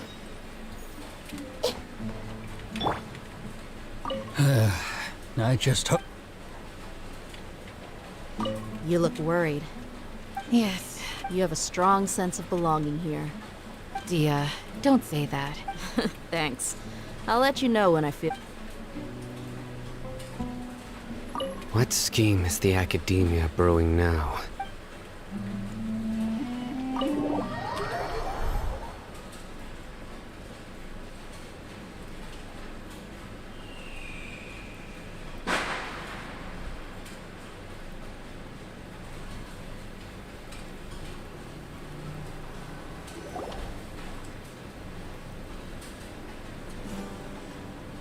Let's get some food in us and then we'll... Whoa! Where did you come from? Well, as you can see, I am merely sitting here and reviewing what we have deduced thus far. You were gone for ages! And now you're suddenly sitting here musing to yourself? Where have you been anyway?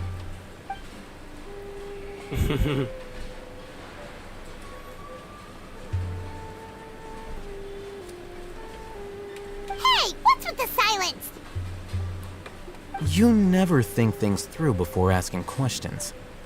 I'm giving you some time to make up for that. Paimon's so mad! Paimon's gonna give you an ugly nickname! Go ahead, I won't stop you.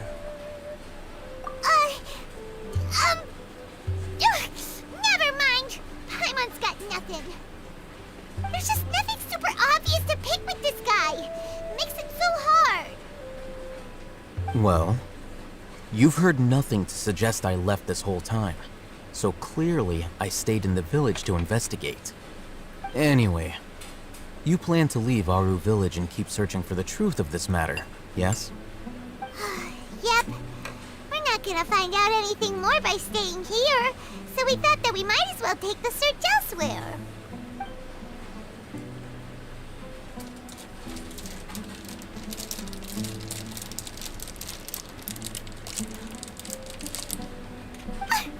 Enough with the silent treatment! Maybe he's giving us time to think. No. I'm just surprised that you decided to team up with him. All Hatham. You haven't helped us out at all ever since we arrived at Aru village. Bold of you to question our choices. That's true. Yeah, you're all talk. While you were investigating, I had my own work to do, which I've now finished. Really? Aiman doesn't believe you. To be honest, we aren't really a team, so I have no obligation to inform you of my whereabouts. Not to mention that going separate ways allowed me to find some important information that you all had missed. Huh? Right here in the village? Correct. What did you learn? I'm going to take you to someone. But before that, you need to understand where she's coming from. What does that mean? How do you think the residents of Aru village feel about what we're doing? In other words, do you truly believe every single word the villagers tell us? You mean some of them lied to us? Hiding the truth does not necessarily equate to lying. Again, these people have their reasons. Remember what Candace said? Most people in Aru village don't necessarily care which deity is in charge of Sumeru. That's because whether King Deshret or the Dendro Archon has power is of little significance to them. By contrast, the perils of their daily lives are ever-present concerns. They won't simply share everything they know with you without good reason. That's why you believed there was no further information to be found in this village. So you are saying we can find new info from someone we have already spoken to? Glad you're following along. Among those you have talked to, there's someone who was consciously keeping you out of the loop. In fact, she's been observing your every move since you arrived. The reason being, to someone who only wants to live their life in peace, Any external factors introduce unpredictability into the equation. Those eyes. Those fierce eyes. You look like a real fighter. Oh. Don't change the subject. It's quite obvious that she's intimidated by Sino's authority and strength. Right. You were asking about the the mad scholars. She corrected herself mid-sentence because she's aware that there are King Deshret fanatics in the village. If she sounds too friendly towards the village keepers, she could easily make herself the radicals' next target. I think it's been a few days since I last saw them. I usually go to bed pretty early, so I'm not too familiar with what goes on at night. Remember? She made a point of denying her involvement in anything that occurs at night. But honestly, I feel quite sympathetic towards them. Even though they act a little strange, they've helped me in the past. If it weren't for them, my house would have collapsed long ago. After speaking to the village chief, it became clear that the village keepers had protected Aru village at night. In other words, the young miss was very much awake during that time. Then why would she lie? By getting involved with an outsider, she risks drawing unwanted attention to herself. As for why she might be so wary about all this, maybe you should ask her. I'll pass on this one. You said that she is afraid of me. If so, it's best if I stay out of this. We're on it! Okay.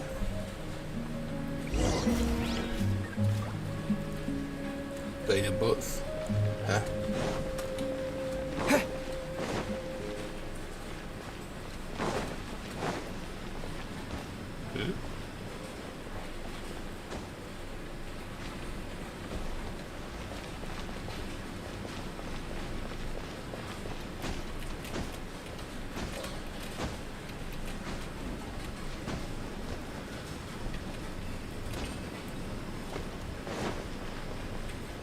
Ricky.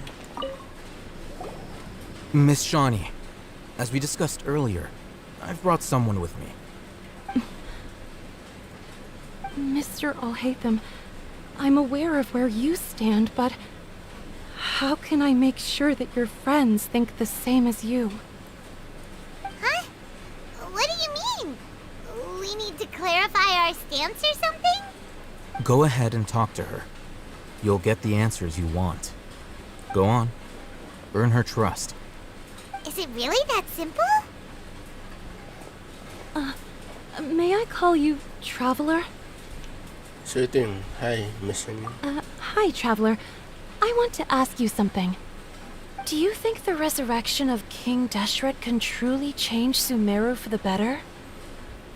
No, Why's that? because it will only result in conflict. That's very similar to what Miss Candace says. I know you two are friends.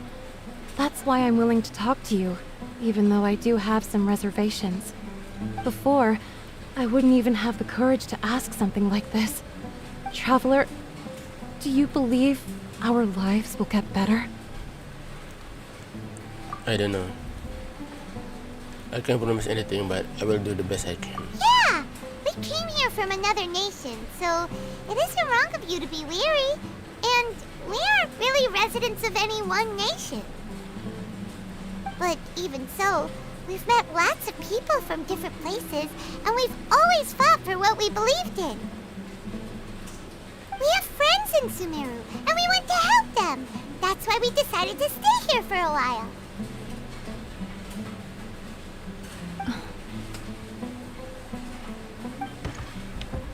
I want to trust you. My apologies for posing my questions like that. But to be honest, I didn't expect you to come back for more information. Alhaitham told us you have your reasons. It's okay. We understand. The fact is that only one side of my family is desert folk. I don't really fit in anywhere in Sumeru. Some believe in the Dendro Archon, while others believe in King Deshret. I don't belong to either side, and neither side would want me. Speaking of which, the radicals mentioned that they despise traitors. Do they just think that anyone who's different from them is a traitor? Yeah. Some people can be so narrow-minded when it comes to bloodline and beliefs. It makes no difference what I say or how I behave. I'll always be suspected of having ulterior motives. Radicals.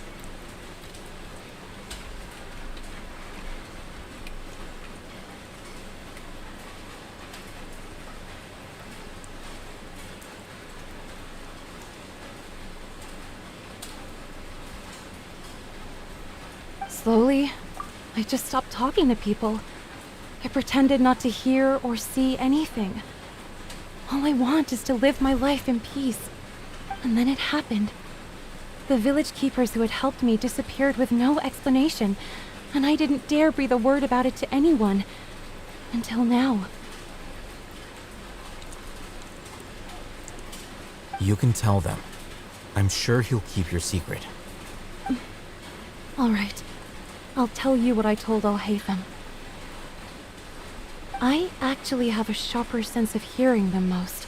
Ooh. Sometimes, I hear strange crying sounds in the night. There are ghosts? Perhaps. I'm not sure. It's faint, but it's definitely the sound of crying. It comes from far away in the distance, and always carries very raw emotion. It used to be louder and more frequent, but ever since you arrived in the village, it doesn't seem to happen as often. And when it does, it's much quieter. I have to focus really hard to make it out. I confirmed this with the guards on night duty. They also have someone with a good ear, and he's heard similar sounds at night. Oh. But, because we're in the middle of a desert, he would rather believe that they are the cries of beasts than ghosts. Could you make out where the sound are coming from? There's really nothing around these parts, except for an old hospital not far from the village. I think they used to use it for treating Elazar, but it's been abandoned for years. I think we need to check out that hospital. Yeah, let's go!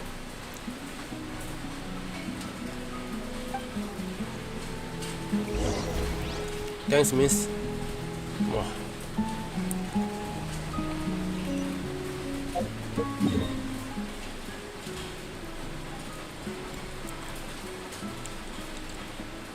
Dar al-Shifa. Oh. Nama macam Darul Shifa. Perubatan Islam.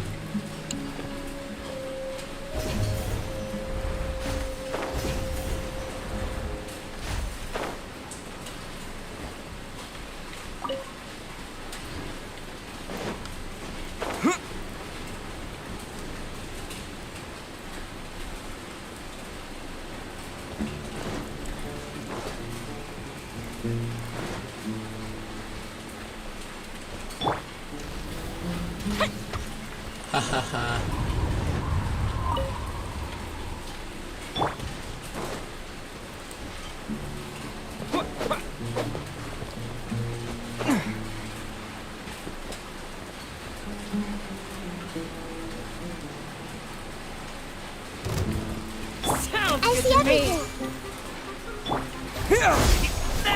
Leave it all to me. Fire hazard.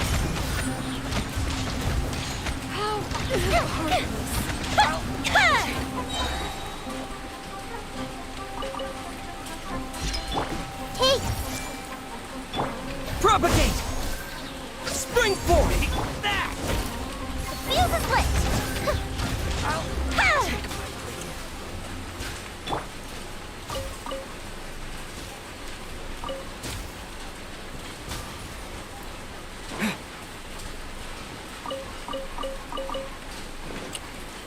Okay, bitch.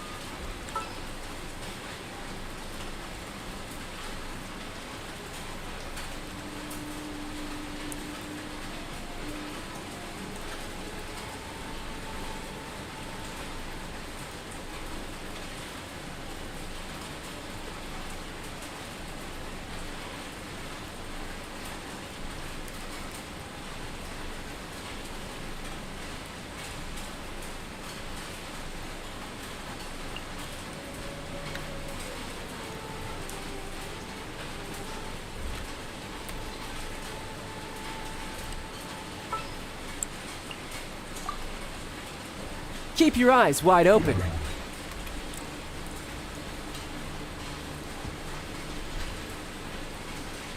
Oh, is this the place? Oh, it's in terrible shape. And there's sand everywhere. Empty and forgotten. An ideal place to hide people. That's close enough. Yeah. Everyone hold hands. Scatter!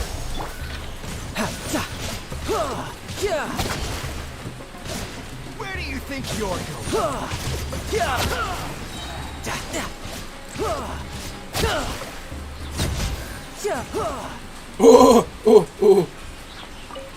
Terkangkang dia.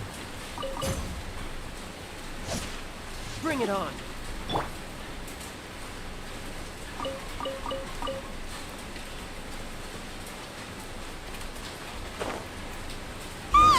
Monsters!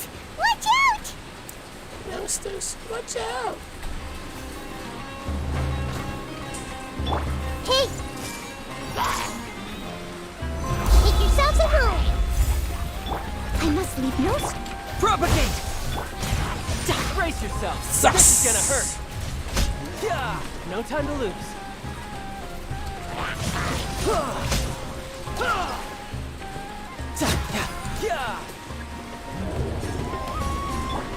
Everyone hold hands.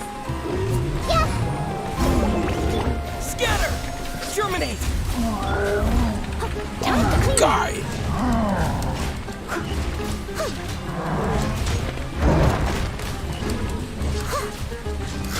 I'll catch up.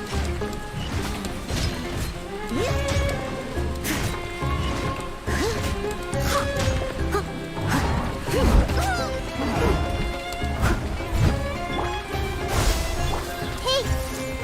Share my knowledge! Share my knowledge!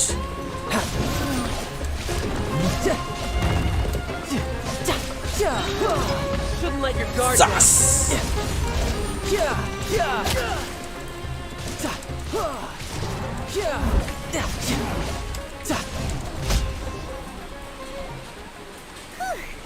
They were easier to deal with than Aiman had expected. What are you even expecting? Super strong bandits? Or monsters taller than buildings dropping out of the sky? Or, you know, something like that. They look super serious. We gotta stay on our A game too. This is the one.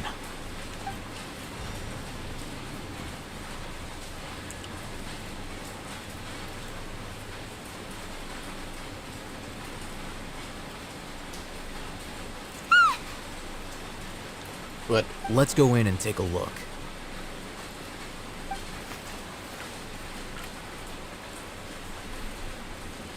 Abandoned hospital. Hey, Ahitham! We haven't found squat! Are you sure we aren't wasting our time here? Patience. Shawnee says she only hears the crying at night. We have time to burn. Until then, I'm taking a break. And just like that, he sits down. Wait, he even brought a book to read? What are you reading? Let Paimon see!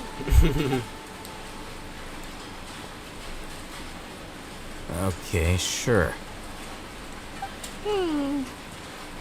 Huh? The natural position, which is the positional propensity of an entity in natural motion in contrast with an object in forced motion? Huh? When free from external influences, every entity displays the tendency to follow its natural trajectory? So, you got that? Oh, Paimon gives up. You keep reading your book. See ya.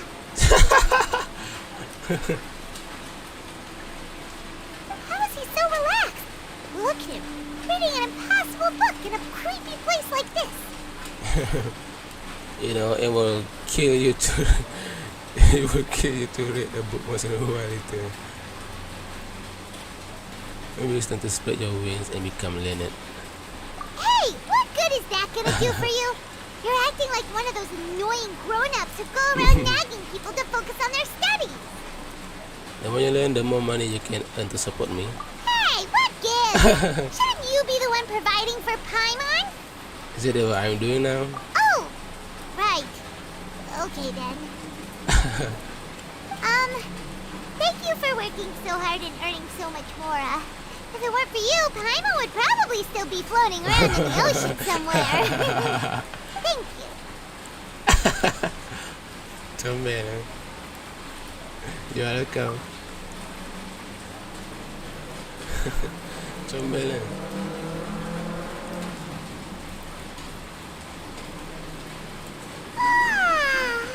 Aiman's getting so sleepy.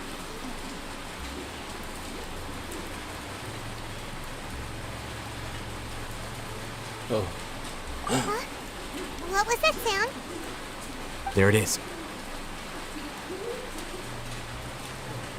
It's coming from that direction. Oh, dia duduk tunggu Is the sound coming from here? Huh. Aiman's not seeing anything.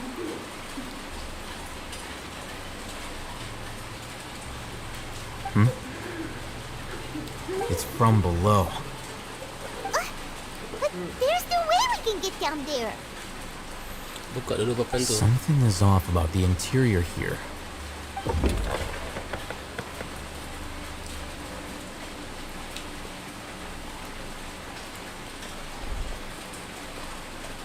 Oh, domain. As I thought, there's a hidden structure. Wow.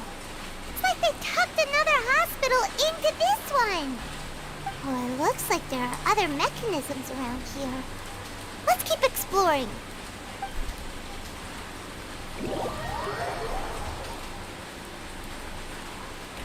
Asal aku ke atas?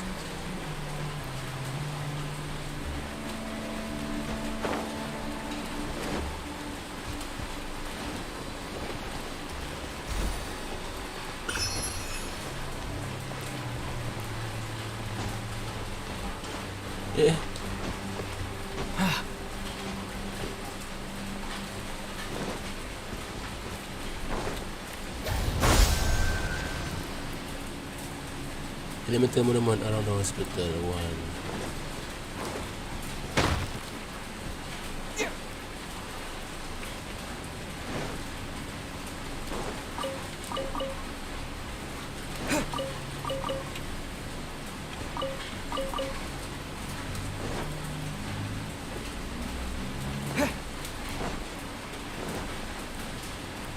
Oh.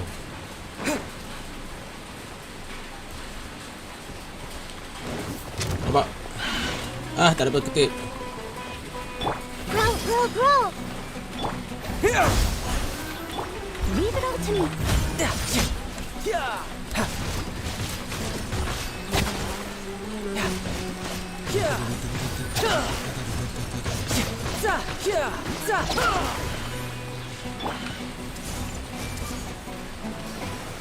Make yourselves at home. Spring forth!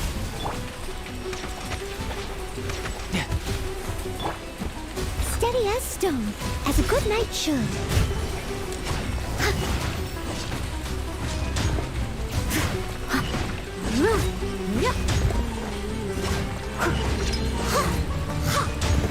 Someone needs assistance.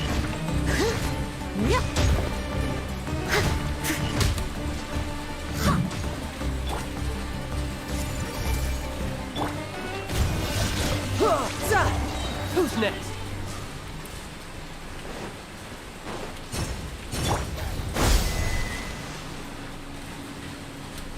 Satu lagi.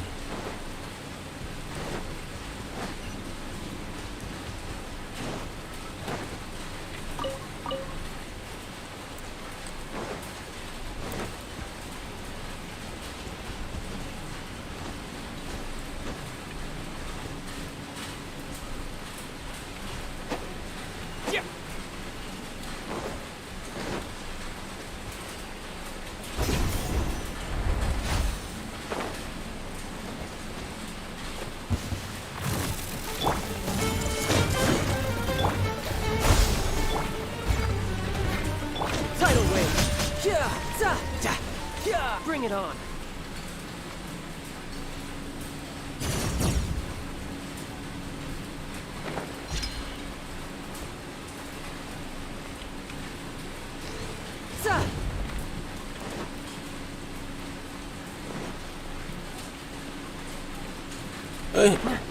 Selamat. Use ancient key 1 to open the old cabinet.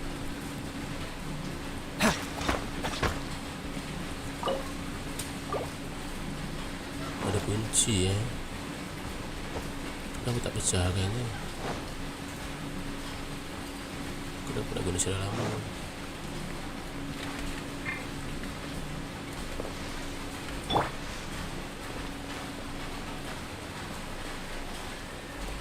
Emergency notice.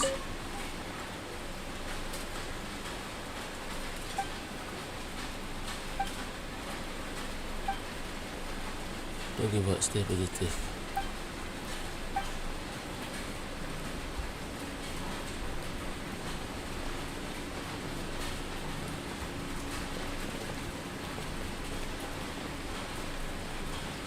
This will mix.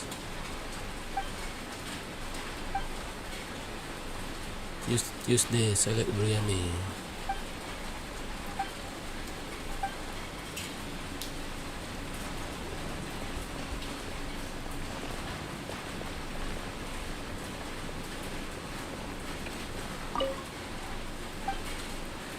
Monday, Ibrahim. Tuesday, Wednesday, Amaudi. Wednesday, Blank.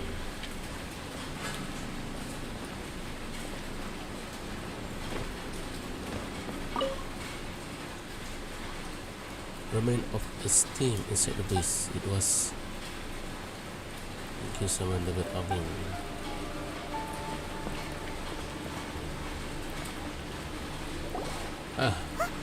Look!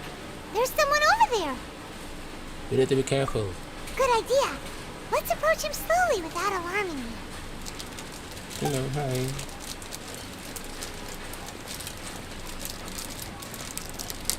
Wait. You're You're... He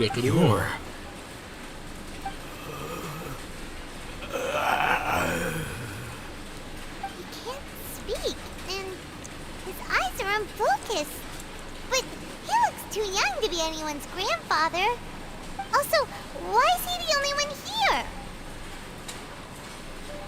Didn't expect to see him here. You know him?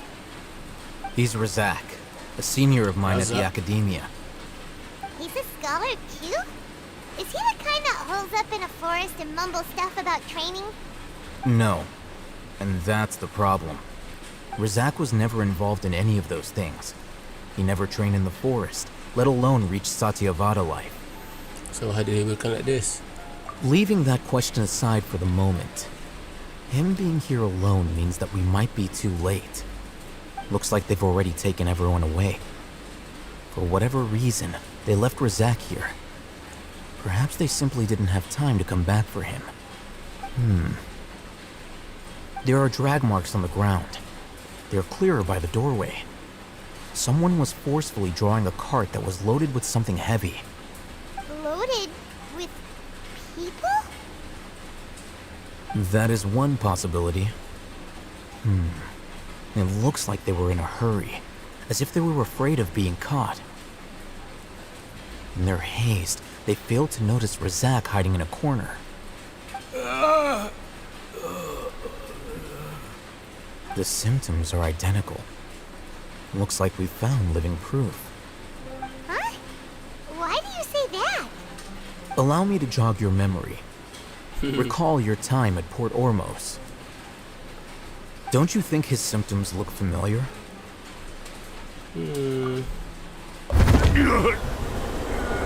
Oh!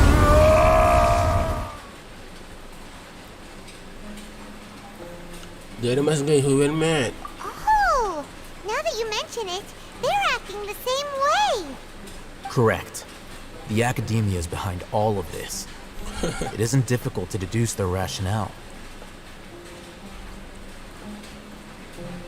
First, the academia spread a false rumor of King Deshret's resurrection, emphasizing the role of the village keepers, the mad scholars who were exiled to Aru village. These rumors were all the persuasion that the radicals needed, and those based in Aru village leapt into action. Unbeknownst to them, of course, through rounding up the scholars, they were actually helping the academia. As well as being able to exploit the radicals for their own ends, this scheme has one further advantage to the academia. All the risks and responsibilities are offloaded onto King Deshret's followers. Life for the desert dwellers has been brutal ever since King Deshret's death all those years ago. Beneath the surface, feelings of desperation are widespread. Many would give everything they have for the prospect of something better. Anyone looking to exploit that for their own ends simply needs to make a few empty promises. Even if complications arise, people will see that those involved are all followers of King Deshret and look for no further explanation than differences of belief. A deep-seated mistrust of the desert and everyone in it by the rest of Sumeru will make sure of that. The notion of an academia plot wouldn't even cross their minds. It may seem like a simple strategy, but it is able to work wonders under Sumeru's current circumstances. Oh, that makes a lot of sense. It's in line with the village chief's theory, too. But there's still one very important question. Wasn't it the academia that brought the scholars to Aru village in the first place? Why does it want them back now? Throughout this process, one thing has changed. The scholars' identity. First, they were scholars. Then, they became lunatics. After that, they were exiles. And finally, they become missing persons. An exile is still patently a living, breathing human being. But when someone becomes a missing person, that is brought into question. If you can't find someone, you have no way of knowing what exactly happened to them. That makes missing people an ideal resource. Resource? For what exactly? One possibility is that the information in their brains could be extracted into knowledge capsules. Extracted? You mean canned knowledge comes from people's brains? With the technology of the Sumeru academia, it's entirely possible. Perhaps the process caused them great suffering, which is why they cry out in the dead of night, when no one is watching them. So, the human brain... Nope, nah, Aiman doesn't want to think about this. How they learn of this technology? I'm the academia's scribe, after all. I'm familiar with their projects. Anyway, judging by Razak's state, the contents of a divine knowledge capsule were extracted from his mind. But something went wrong in the process. Or perhaps his curiosity got the better of him, and he used such a capsule for himself. Aiman's a little confused. Can they just use anyone's brain? No, that can be right. Most of the scholar had no contact with the divine. Was in the forest, that what came near us after. The son of it, they assumed that this can have something to do with the Fatu, the doctor, and also the balade, and the alien divine planets could something like that. Taking the body into a god. The look on your face tells me you've realized the answer. There can be many people who have been exposed to the divine consciousness. That's right. To some scholars, gaining knowledge about the gods is their entire life's pursuit. Extracting canned knowledge is just one of the extreme measures they turn to. However, I can't help but wonder, what do they seek to gain from divine knowledge? The academia is going out of their way to look for forbidden knowledge, but what is their ultimate goal? I've spent quite some time trying to analyze the contents of the divine knowledge capsule, but to no avail. It seems like my way of thinking is too different from theirs. You mean you're not even slightly interested in getting your hands on this forbidden stuff? All scholars seek to expand the horizons of knowledge, but I'm not particularly interested in gods, so I don't share their degree of zealotry. Extracting information from people as if they were lifeless objects? If this is the direction of academic progress, then the academia may as well shut its doors. Sounds like you're really against all this. Of course. The academia's actions run contrary to their rules. Whether it be academics or knowledge, everything has its boundaries. If those lines are crossed, the rules and order that govern everything in the world will be destroyed. This matter needs to be corrected, just like fixing a typo in a book. Wait, didn't you step in to help because you felt sympathy for those poor people? Not to be callous, but no. My criteria are a little more restrictive than that. There is no shortage of suffering in Sumeru, and the same can be said for the rest of Tibet as well. What do you plan to do about that? Save every last person? Probably not. Aiman's not sure. Your motive are more specific and personal. You can say that. Simply put, I don't blindly place my faith into strength or heroism. I do what I want. The divine knowledge capsule is something I want to investigate in full. That doesn't mean I'm willing to take action for the sake of a few strangers. Aiman's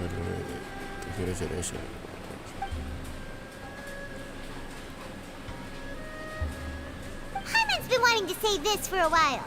There are a lot of bad guys in the academia, but you're not one of them. You're their weirdo. You're probably right. Though I must say, I quite enjoy this feeling of being the odd one out. Uniqueness is also an asset, is it not? Wow, that's a great way to think about it. Aiman's really impressed. If only Miss Shani had a similar mindset, her life would definitely be a lot easier. I'm just a more likable person than her in general. There's nothing more to it than that. So what do we do with him? He won't last long if we leave him here. Let's take him with us. We'll work out our next step after we return to Aru village.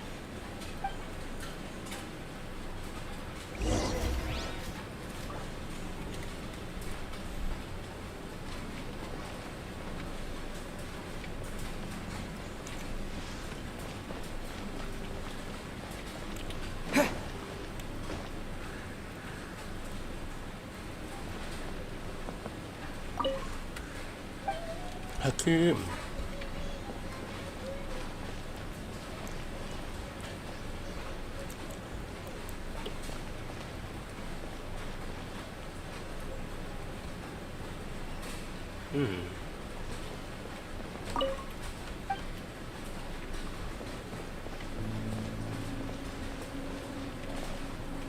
Blacked sugar bowl.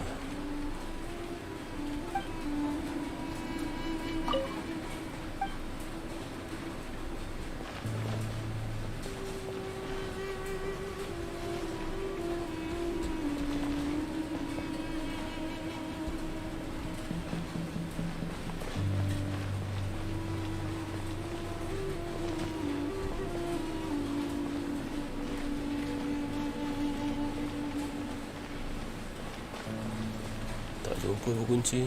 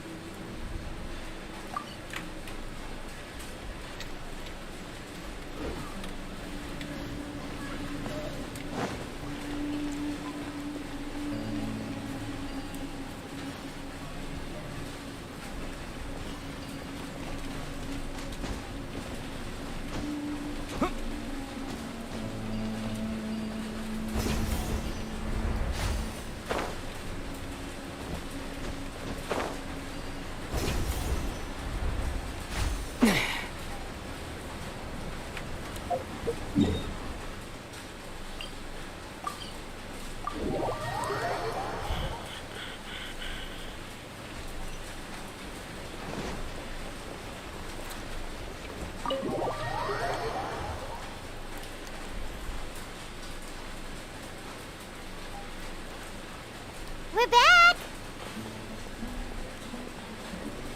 You must be tired. You should rest and take some water. Okay. What's the situation? Who's this? Unfortunately, somebody who's too young to take on the role of Isak's grandfather. Nevertheless, he's one of the people we're trying to find.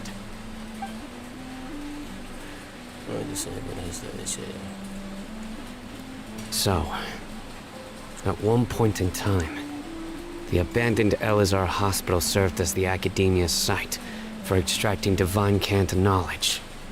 Yep, pretty much. Their plan must have been implemented at some point before we arrived at Aru village, since divine cant knowledge has been in circulation for a while now. Yet, they fled once we were headed to the village, almost as if they knew we were on their trail. Why is that? Yeah, why is that? We may have a mole in our midst. One of us could be secretly revealing our whereabouts to the academia. Huh? Are our friendships that shallow? Looks like none of you have realized wherein lies the issue. Sino, you're the reason why they can predict our movements. Wait, what's that supposed to mean? Choose your next words very carefully. It is simply a logical inference. I have my reasons. So what you're saying is, Sino's the mole. Interesting.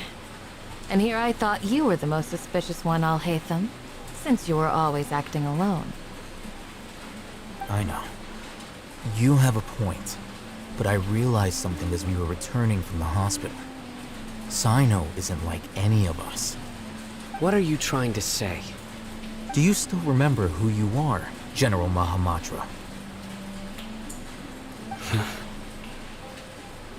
As a Matra, you are no doubt privy to certain kinds of information. Before you can take action against someone, you are required to have all the facts available, including the less than savory details. Simply put, the academia has traditionally allowed you access to a wealth of sensitive information. Knowing their modus operandi, wouldn't you expect them to take precautions against you? If you want to raise a vicious wolf, you need to make sure that you can avoid its bite. The academia is monitoring me? It's not that simple.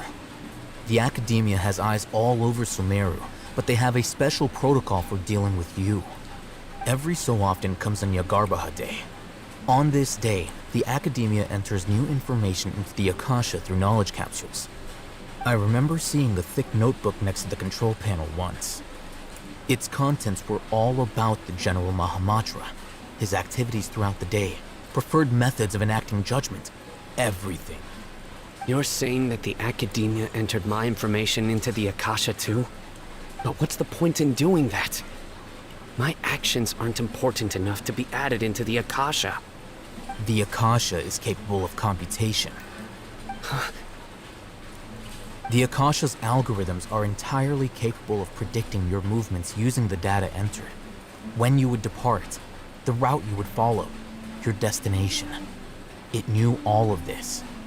It predicted my every move. The academia has been watching you longer than you think.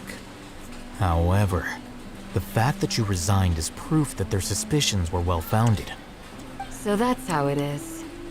Sino adheres to his principles so strongly that he's actually a thorn in their side. Tenacity of will and steadfast faith are worthless to the academia. They need scholars who are easily pliable and mindlessly go after anything they can profit from. Sino, don't take it to heart. This just proves how much of a trustworthy ally you are. They escaped because of me. Don't blame yourself. It's not like any of us would have known. Exactly. I have an idea. If they predicted my movements, then I might be able to guess where they went. Whoa, you bounced back fast. There is always an opportunity for safety after danger passes. Oh, so that's how it is! Aiman gets it now! If the academia is trying to avoid Sino, then the safest place would be... Well, stay behind him. Yep, that's right! They'll want to proceed in the direction opposite of where I'm going. You're the smartest Paimon. I must go. There's also something I want to investigate. Let's go, guys! After him! Please, wait! I want to go too! You want to go too? If so, you have to promise you'll stay safe. I want to find Grandpa. I promise I'll be careful and not cause any trouble. Everyone, Are you sure I about leave that? him in your hands. Alright. Yay! Let's go! Remember to pack some food with you! Aiman feels like we're missing someone, though.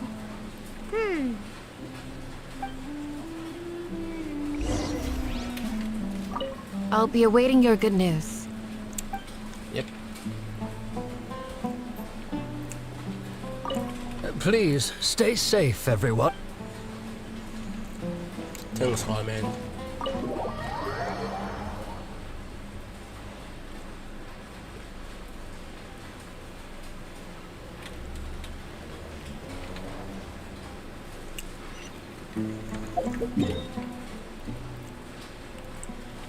Whoa.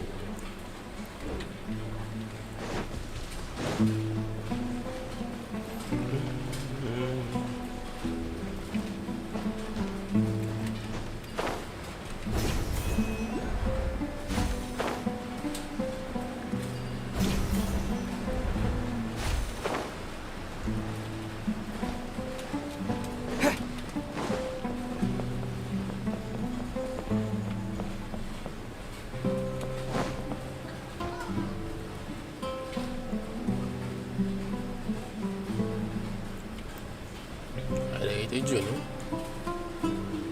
Oh.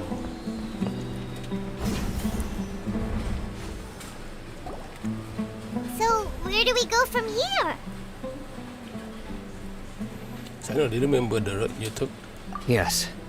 After leaving the village, we should head straight toward the desert.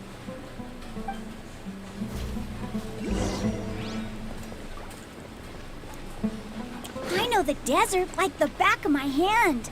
Is that because you play here a lot? Yep. One time, Grandpa almost got lost in the desert, but I was the one who brought him back.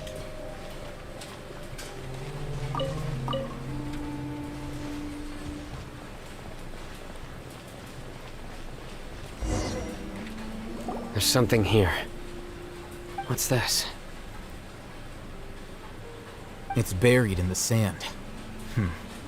Looks like we'll need to roll up our sleeves and do some work. And Aiman thought running around everywhere was already enough work. Now into the temple complaining, Paimon. Okay.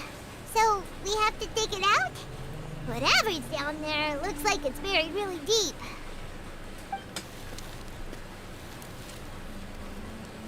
These are likely fragments of an academia-developed device, something akin to a headset. Looks like there were more than one village keeper. They must have been escorted this way because there are device fragments scattered around here. Let's split up and search the area. Chances are that we'll find other things nearby. Everyone goes in different direction and start digging in the sand. After a short while, you dig out of the rivers nearby. Is this what we're searching for? It looks kind of scary. This is definitely a device used to extract divine knowledge. How did it end up buried in the sand?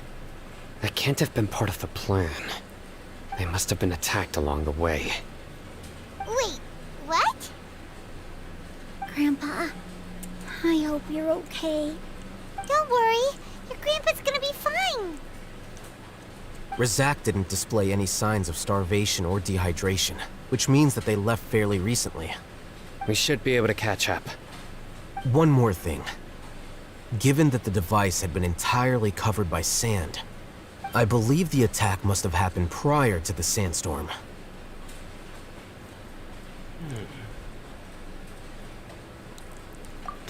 Let's keep going. They can't have gone far. Okay. Move your ass. Ugh, but running on sand is so tiring.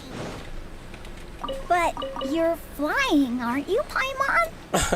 Is flying over sand tiring too? Ugh, of course it is!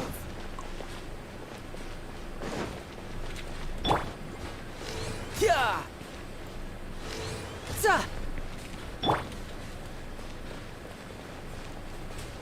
Voices, over there. It sounds like an argument. Whoa, you have really good ears. Don't get any closer. They'll notice us. Dia's talking with the Eremites? Very interesting. Let's listen in. If you had informed me sooner, there'd be plenty of room for us to... You're one of us. We would never lie. Scholars. You don't know as much as I do. Need me to... I knew it. That's our Dia. Dia? Why would you... Dia! Ah! Hey, what are you doing? Huh? Didn't you say you'd help me find Grandpa? Why are you on their side? Well, look who's here. Ain't that something? This complicates things. You've betrayed Aru village. So, this is the great General Mahamatra. Dear, you'd be better off as my assistant than hanging around with this motley crew. Seen for yourself, I have the means and methods, and my ideals are far more admirable than theirs. I'm not the type that's easily swayed, Raman. You of all people should know that. Wait, what's going on, Dia? Whose side are you on here? Shut it, Paimon. It doesn't matter. Whichever side you pick, nothing can deter us from the grand mission of resurrecting King Deshret. Once our Lord of Old returns to this land, we will have a new beginning. Face the facts, Raman. It's not gonna happen. You should understand that more than anyone. Have all your years as a merc taught you nothing about placing hopes in a ruler? I'm a desert dweller and a proud follower of King Deshret.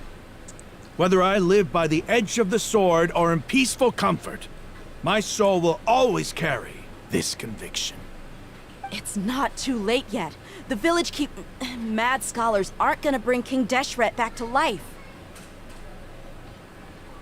You don't understand, my dear lady. Pursuing our faith is our purpose in life. Even if the chance of success is 1 in a million, we must be willing to give everything we have. Even if it'll expose you to the academia? Even if they end up disbanding the Eremites? Your Eremites, which you've worked so hard for all these years? Yes. We've waited a long time for this day to come. The sun and the moon no longer shine here. All you see now is cracks in this desiccated land. But fate has finally dealt me a hand to play against the academia. With these scholars in our custody, we'll stomp the academia's forces and fight our way beyond the wall of Samiel. Ridiculous. Think about it. The academia controls the entirety of Sumeru. Your powers are negligible in comparison. If you still don't believe me, then try asking these 2 men. They're also against the academia, but neither of them are as arrogant as you are. They look more like pawns of the academia to me. Why would I listen to anything the people of Greater Lord Rukkhadevada have to say? Filthy traitors. Your god abandoned all honor and betrayed King Deshret. We desert dwellers will never trust the likes of you.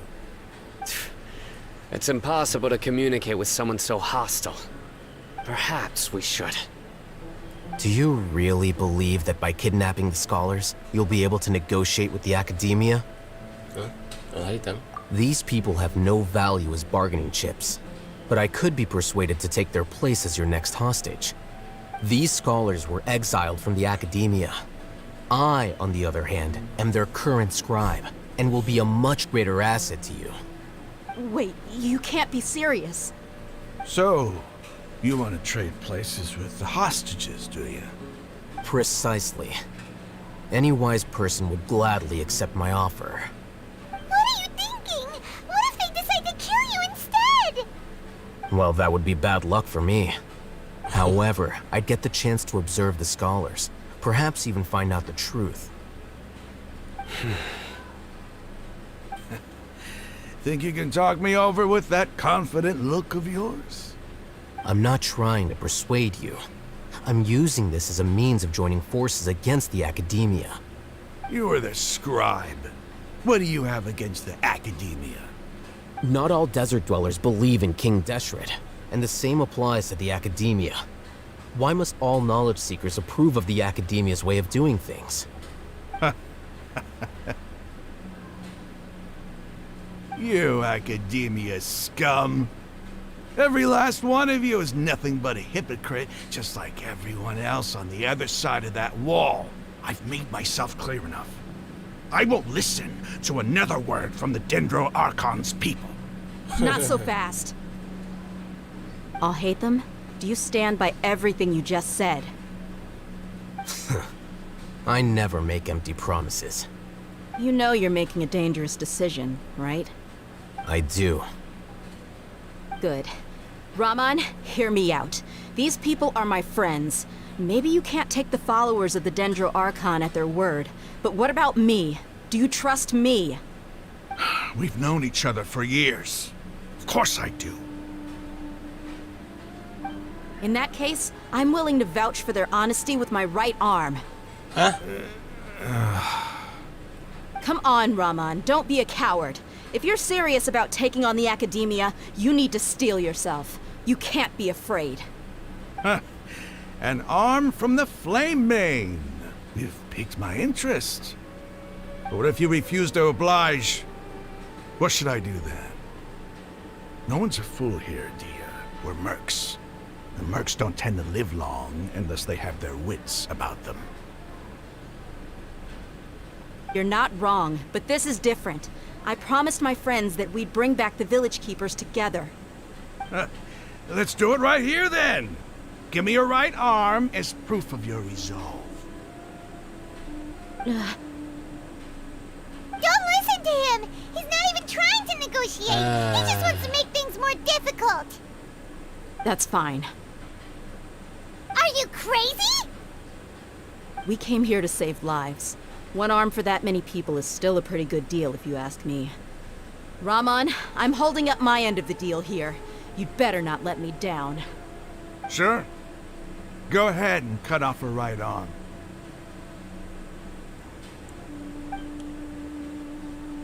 Uish, gila. No! Dia! What are you gonna do? Think of something! You don't have to go this far. That's not for you to decide. Do it! Dah ya. Dia! Run!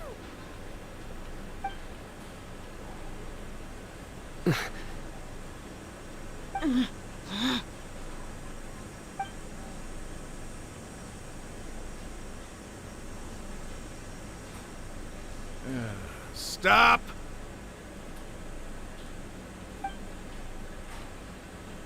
What's wrong? Can't do it? Flame Mane, you and I are both desert folk. Cutting off your arm is no different than cutting off my own fingers.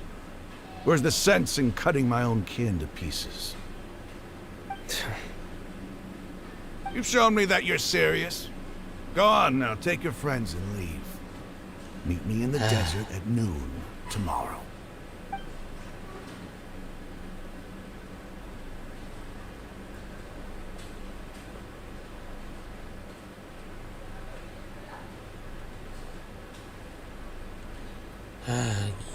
Gila Phew. I was really counting on him not going through with it.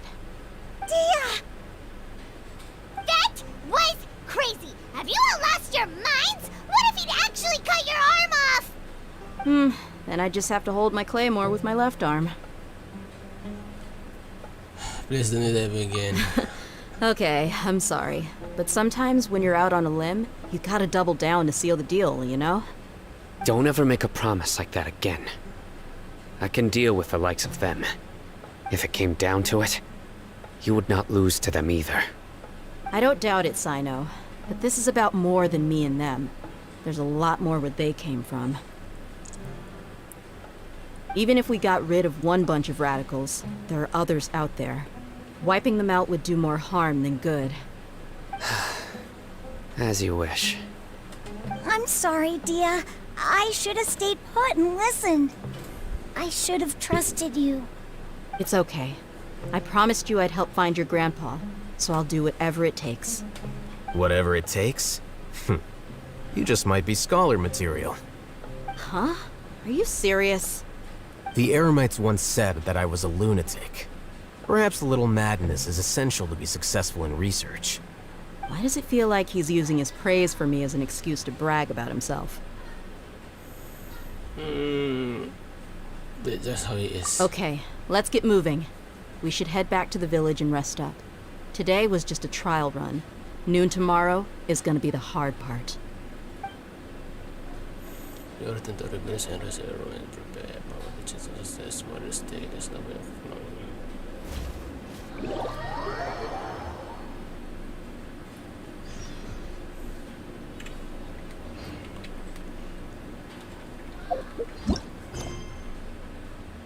Secret of unscorching deserts.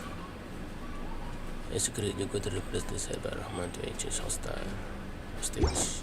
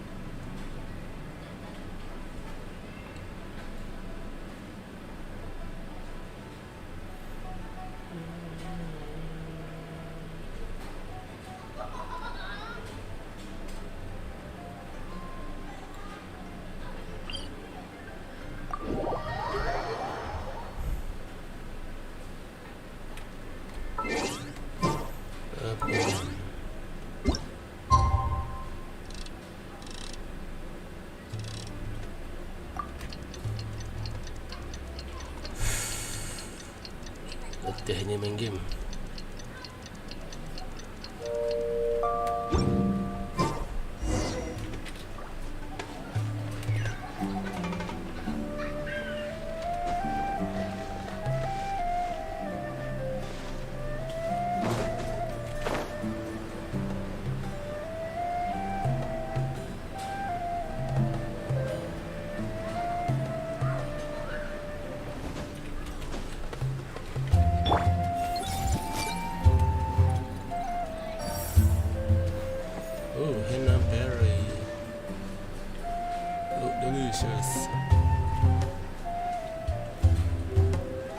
Everyone hold hands.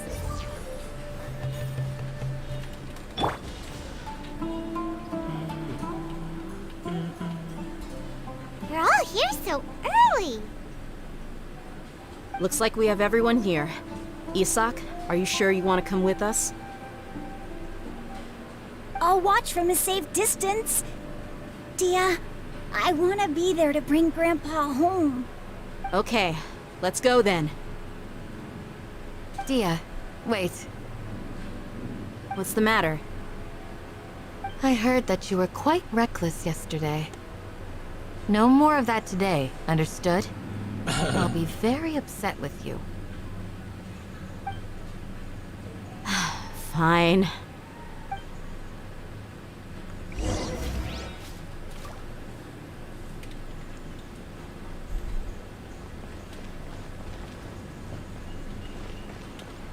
Oh, betul.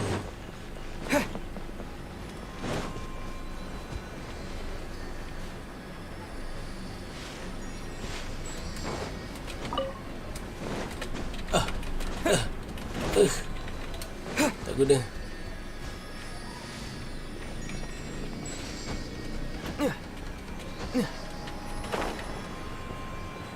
Tak guna.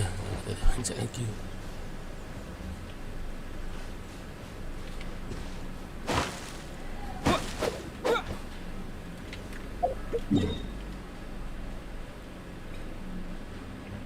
What? Oh. Oh, jauhnya.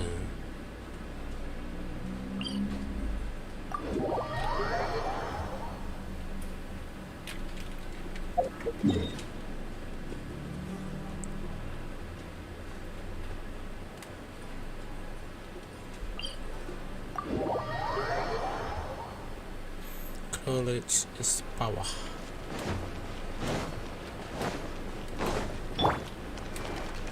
Hey!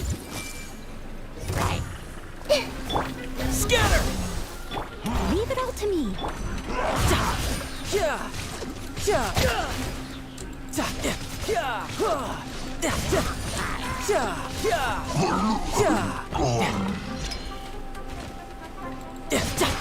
Brace yourself. This is gonna hurt. Who's next? Not bad. Not bad at all.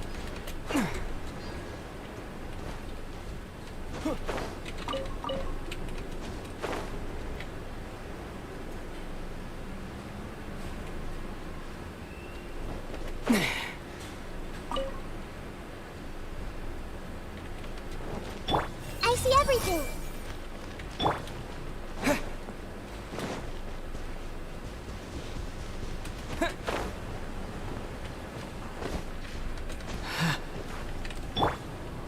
Hey!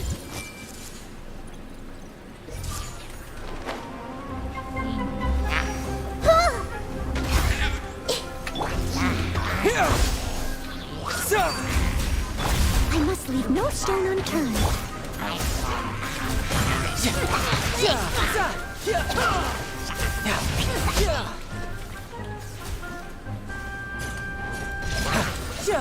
Bring it on.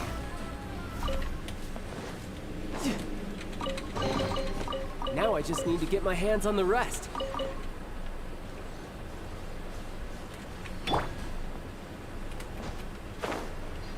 Oh, ada ulat.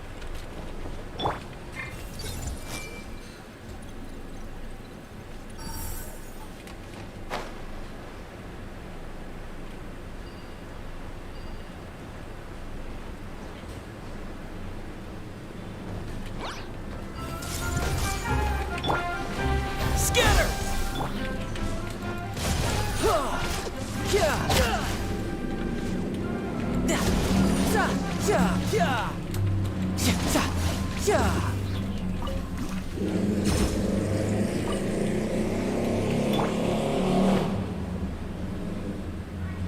Alah, comelnya. Everyone hold hands. Leave it all to me.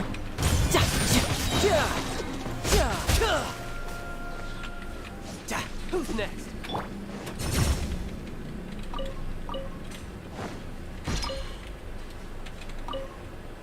Oh no, api.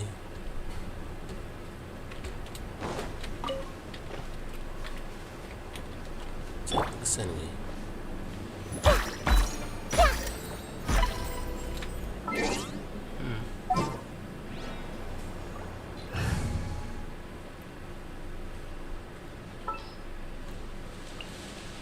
More companions! Hurry!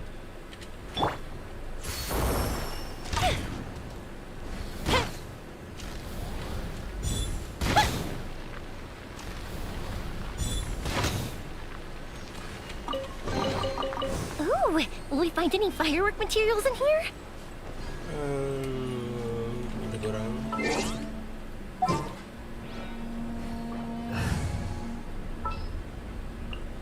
Keep your eyes wide open.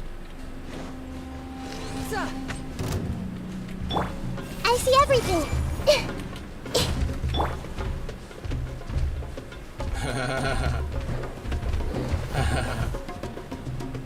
Scatter!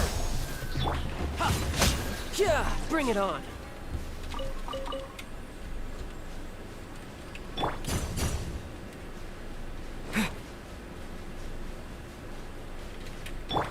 Everyone hold hands.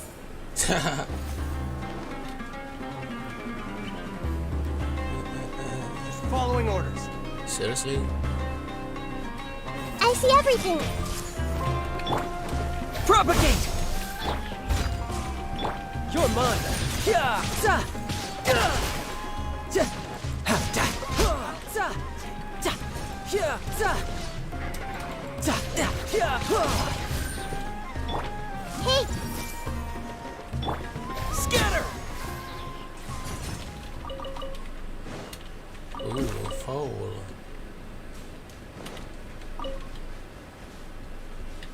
Ui, bawah tanah.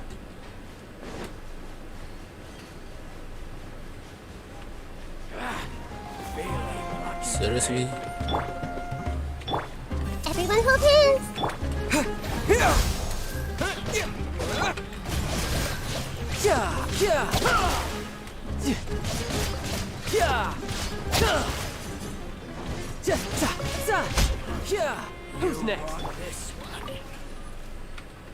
Noob.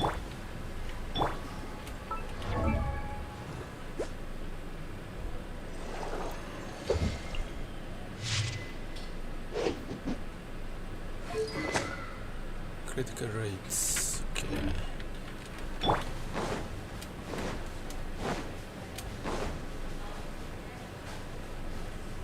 Happy to oblige.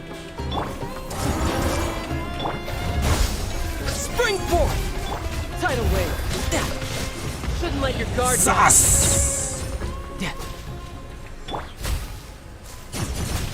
You asked for it.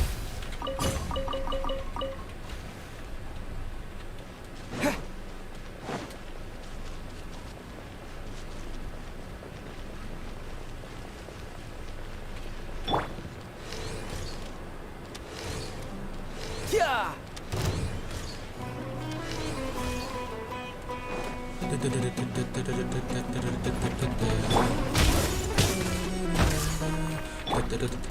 Scatter! Yeah! Za, yeah! Ja, yeah, yeah! Za! Yeah!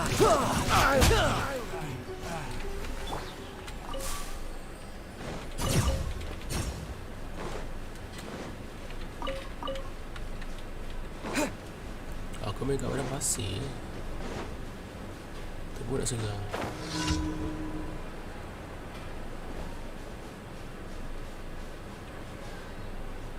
Treasure hoarder.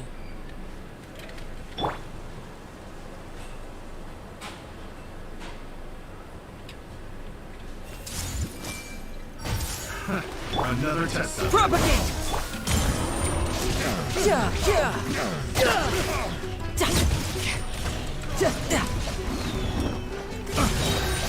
Brace yourself. It's gonna hurt. The wrong test subject. Comes the hunted. Mati pun dia cakap lagi.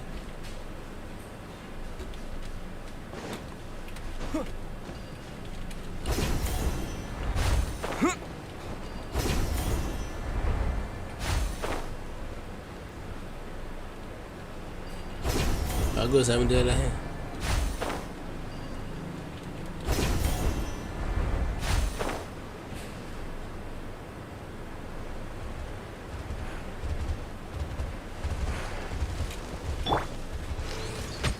Steady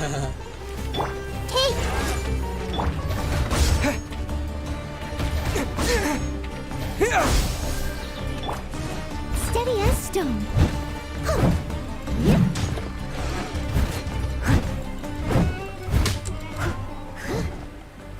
Poof.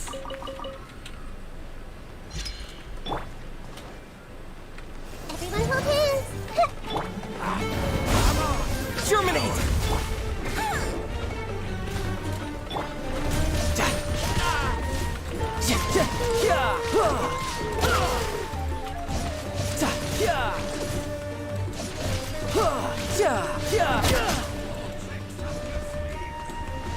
No time to lose. You won this one.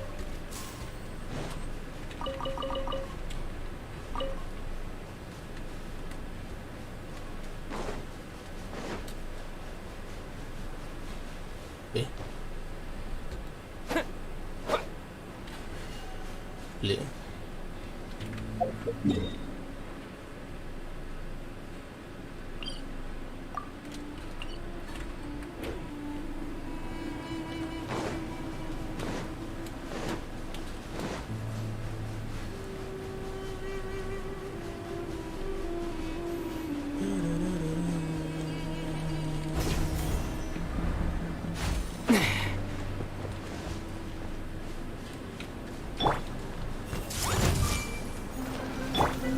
Propagate! Bring it on. Poof, poof, poof.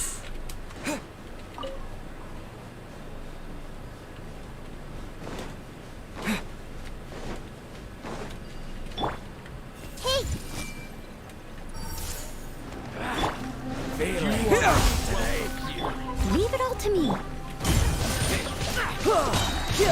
Didn't let your guard Sass!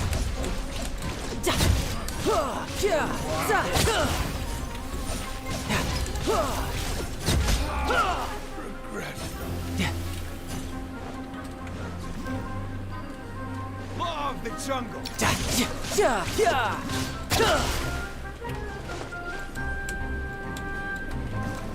Where do you think you're going?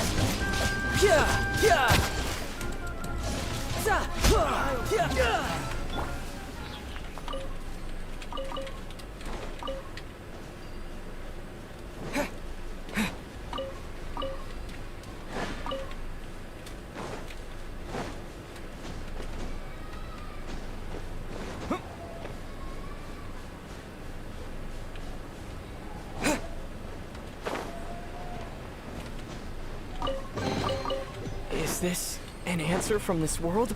No lah.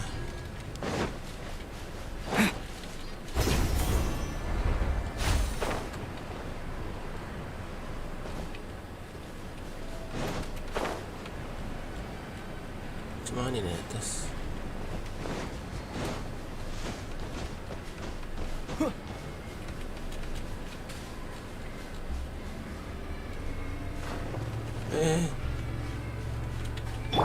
Everyone hold hands.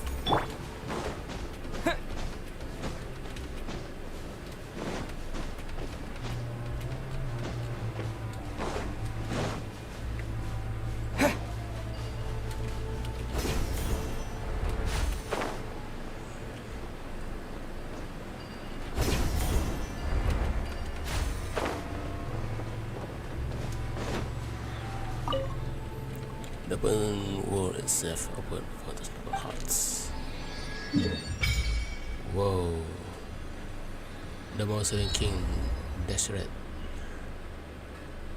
The Dawn of Illusion. 1, 2, 3. 3 map lagi. Tak buka.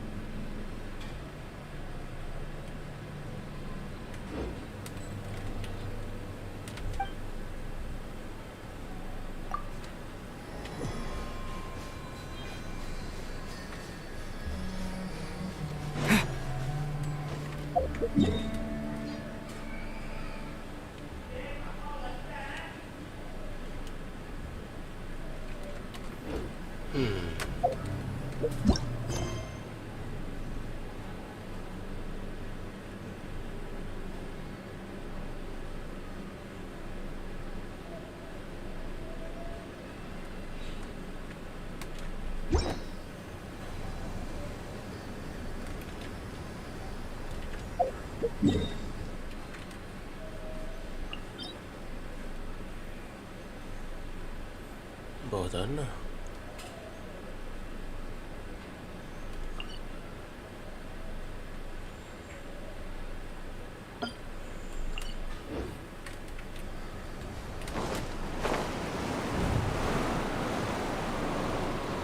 Oh.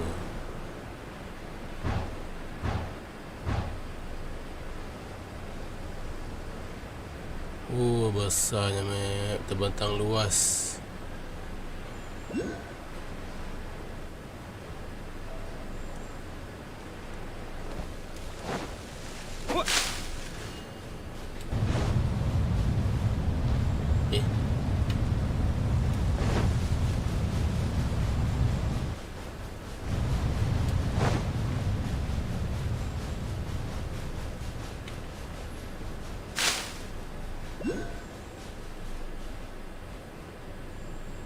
Dia hilang. Aura tu dah hilang.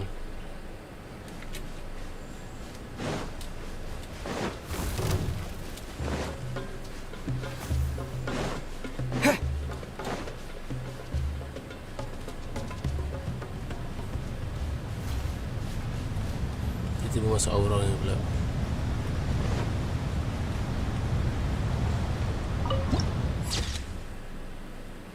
The Mausoleum of King Deshret Editor Archive.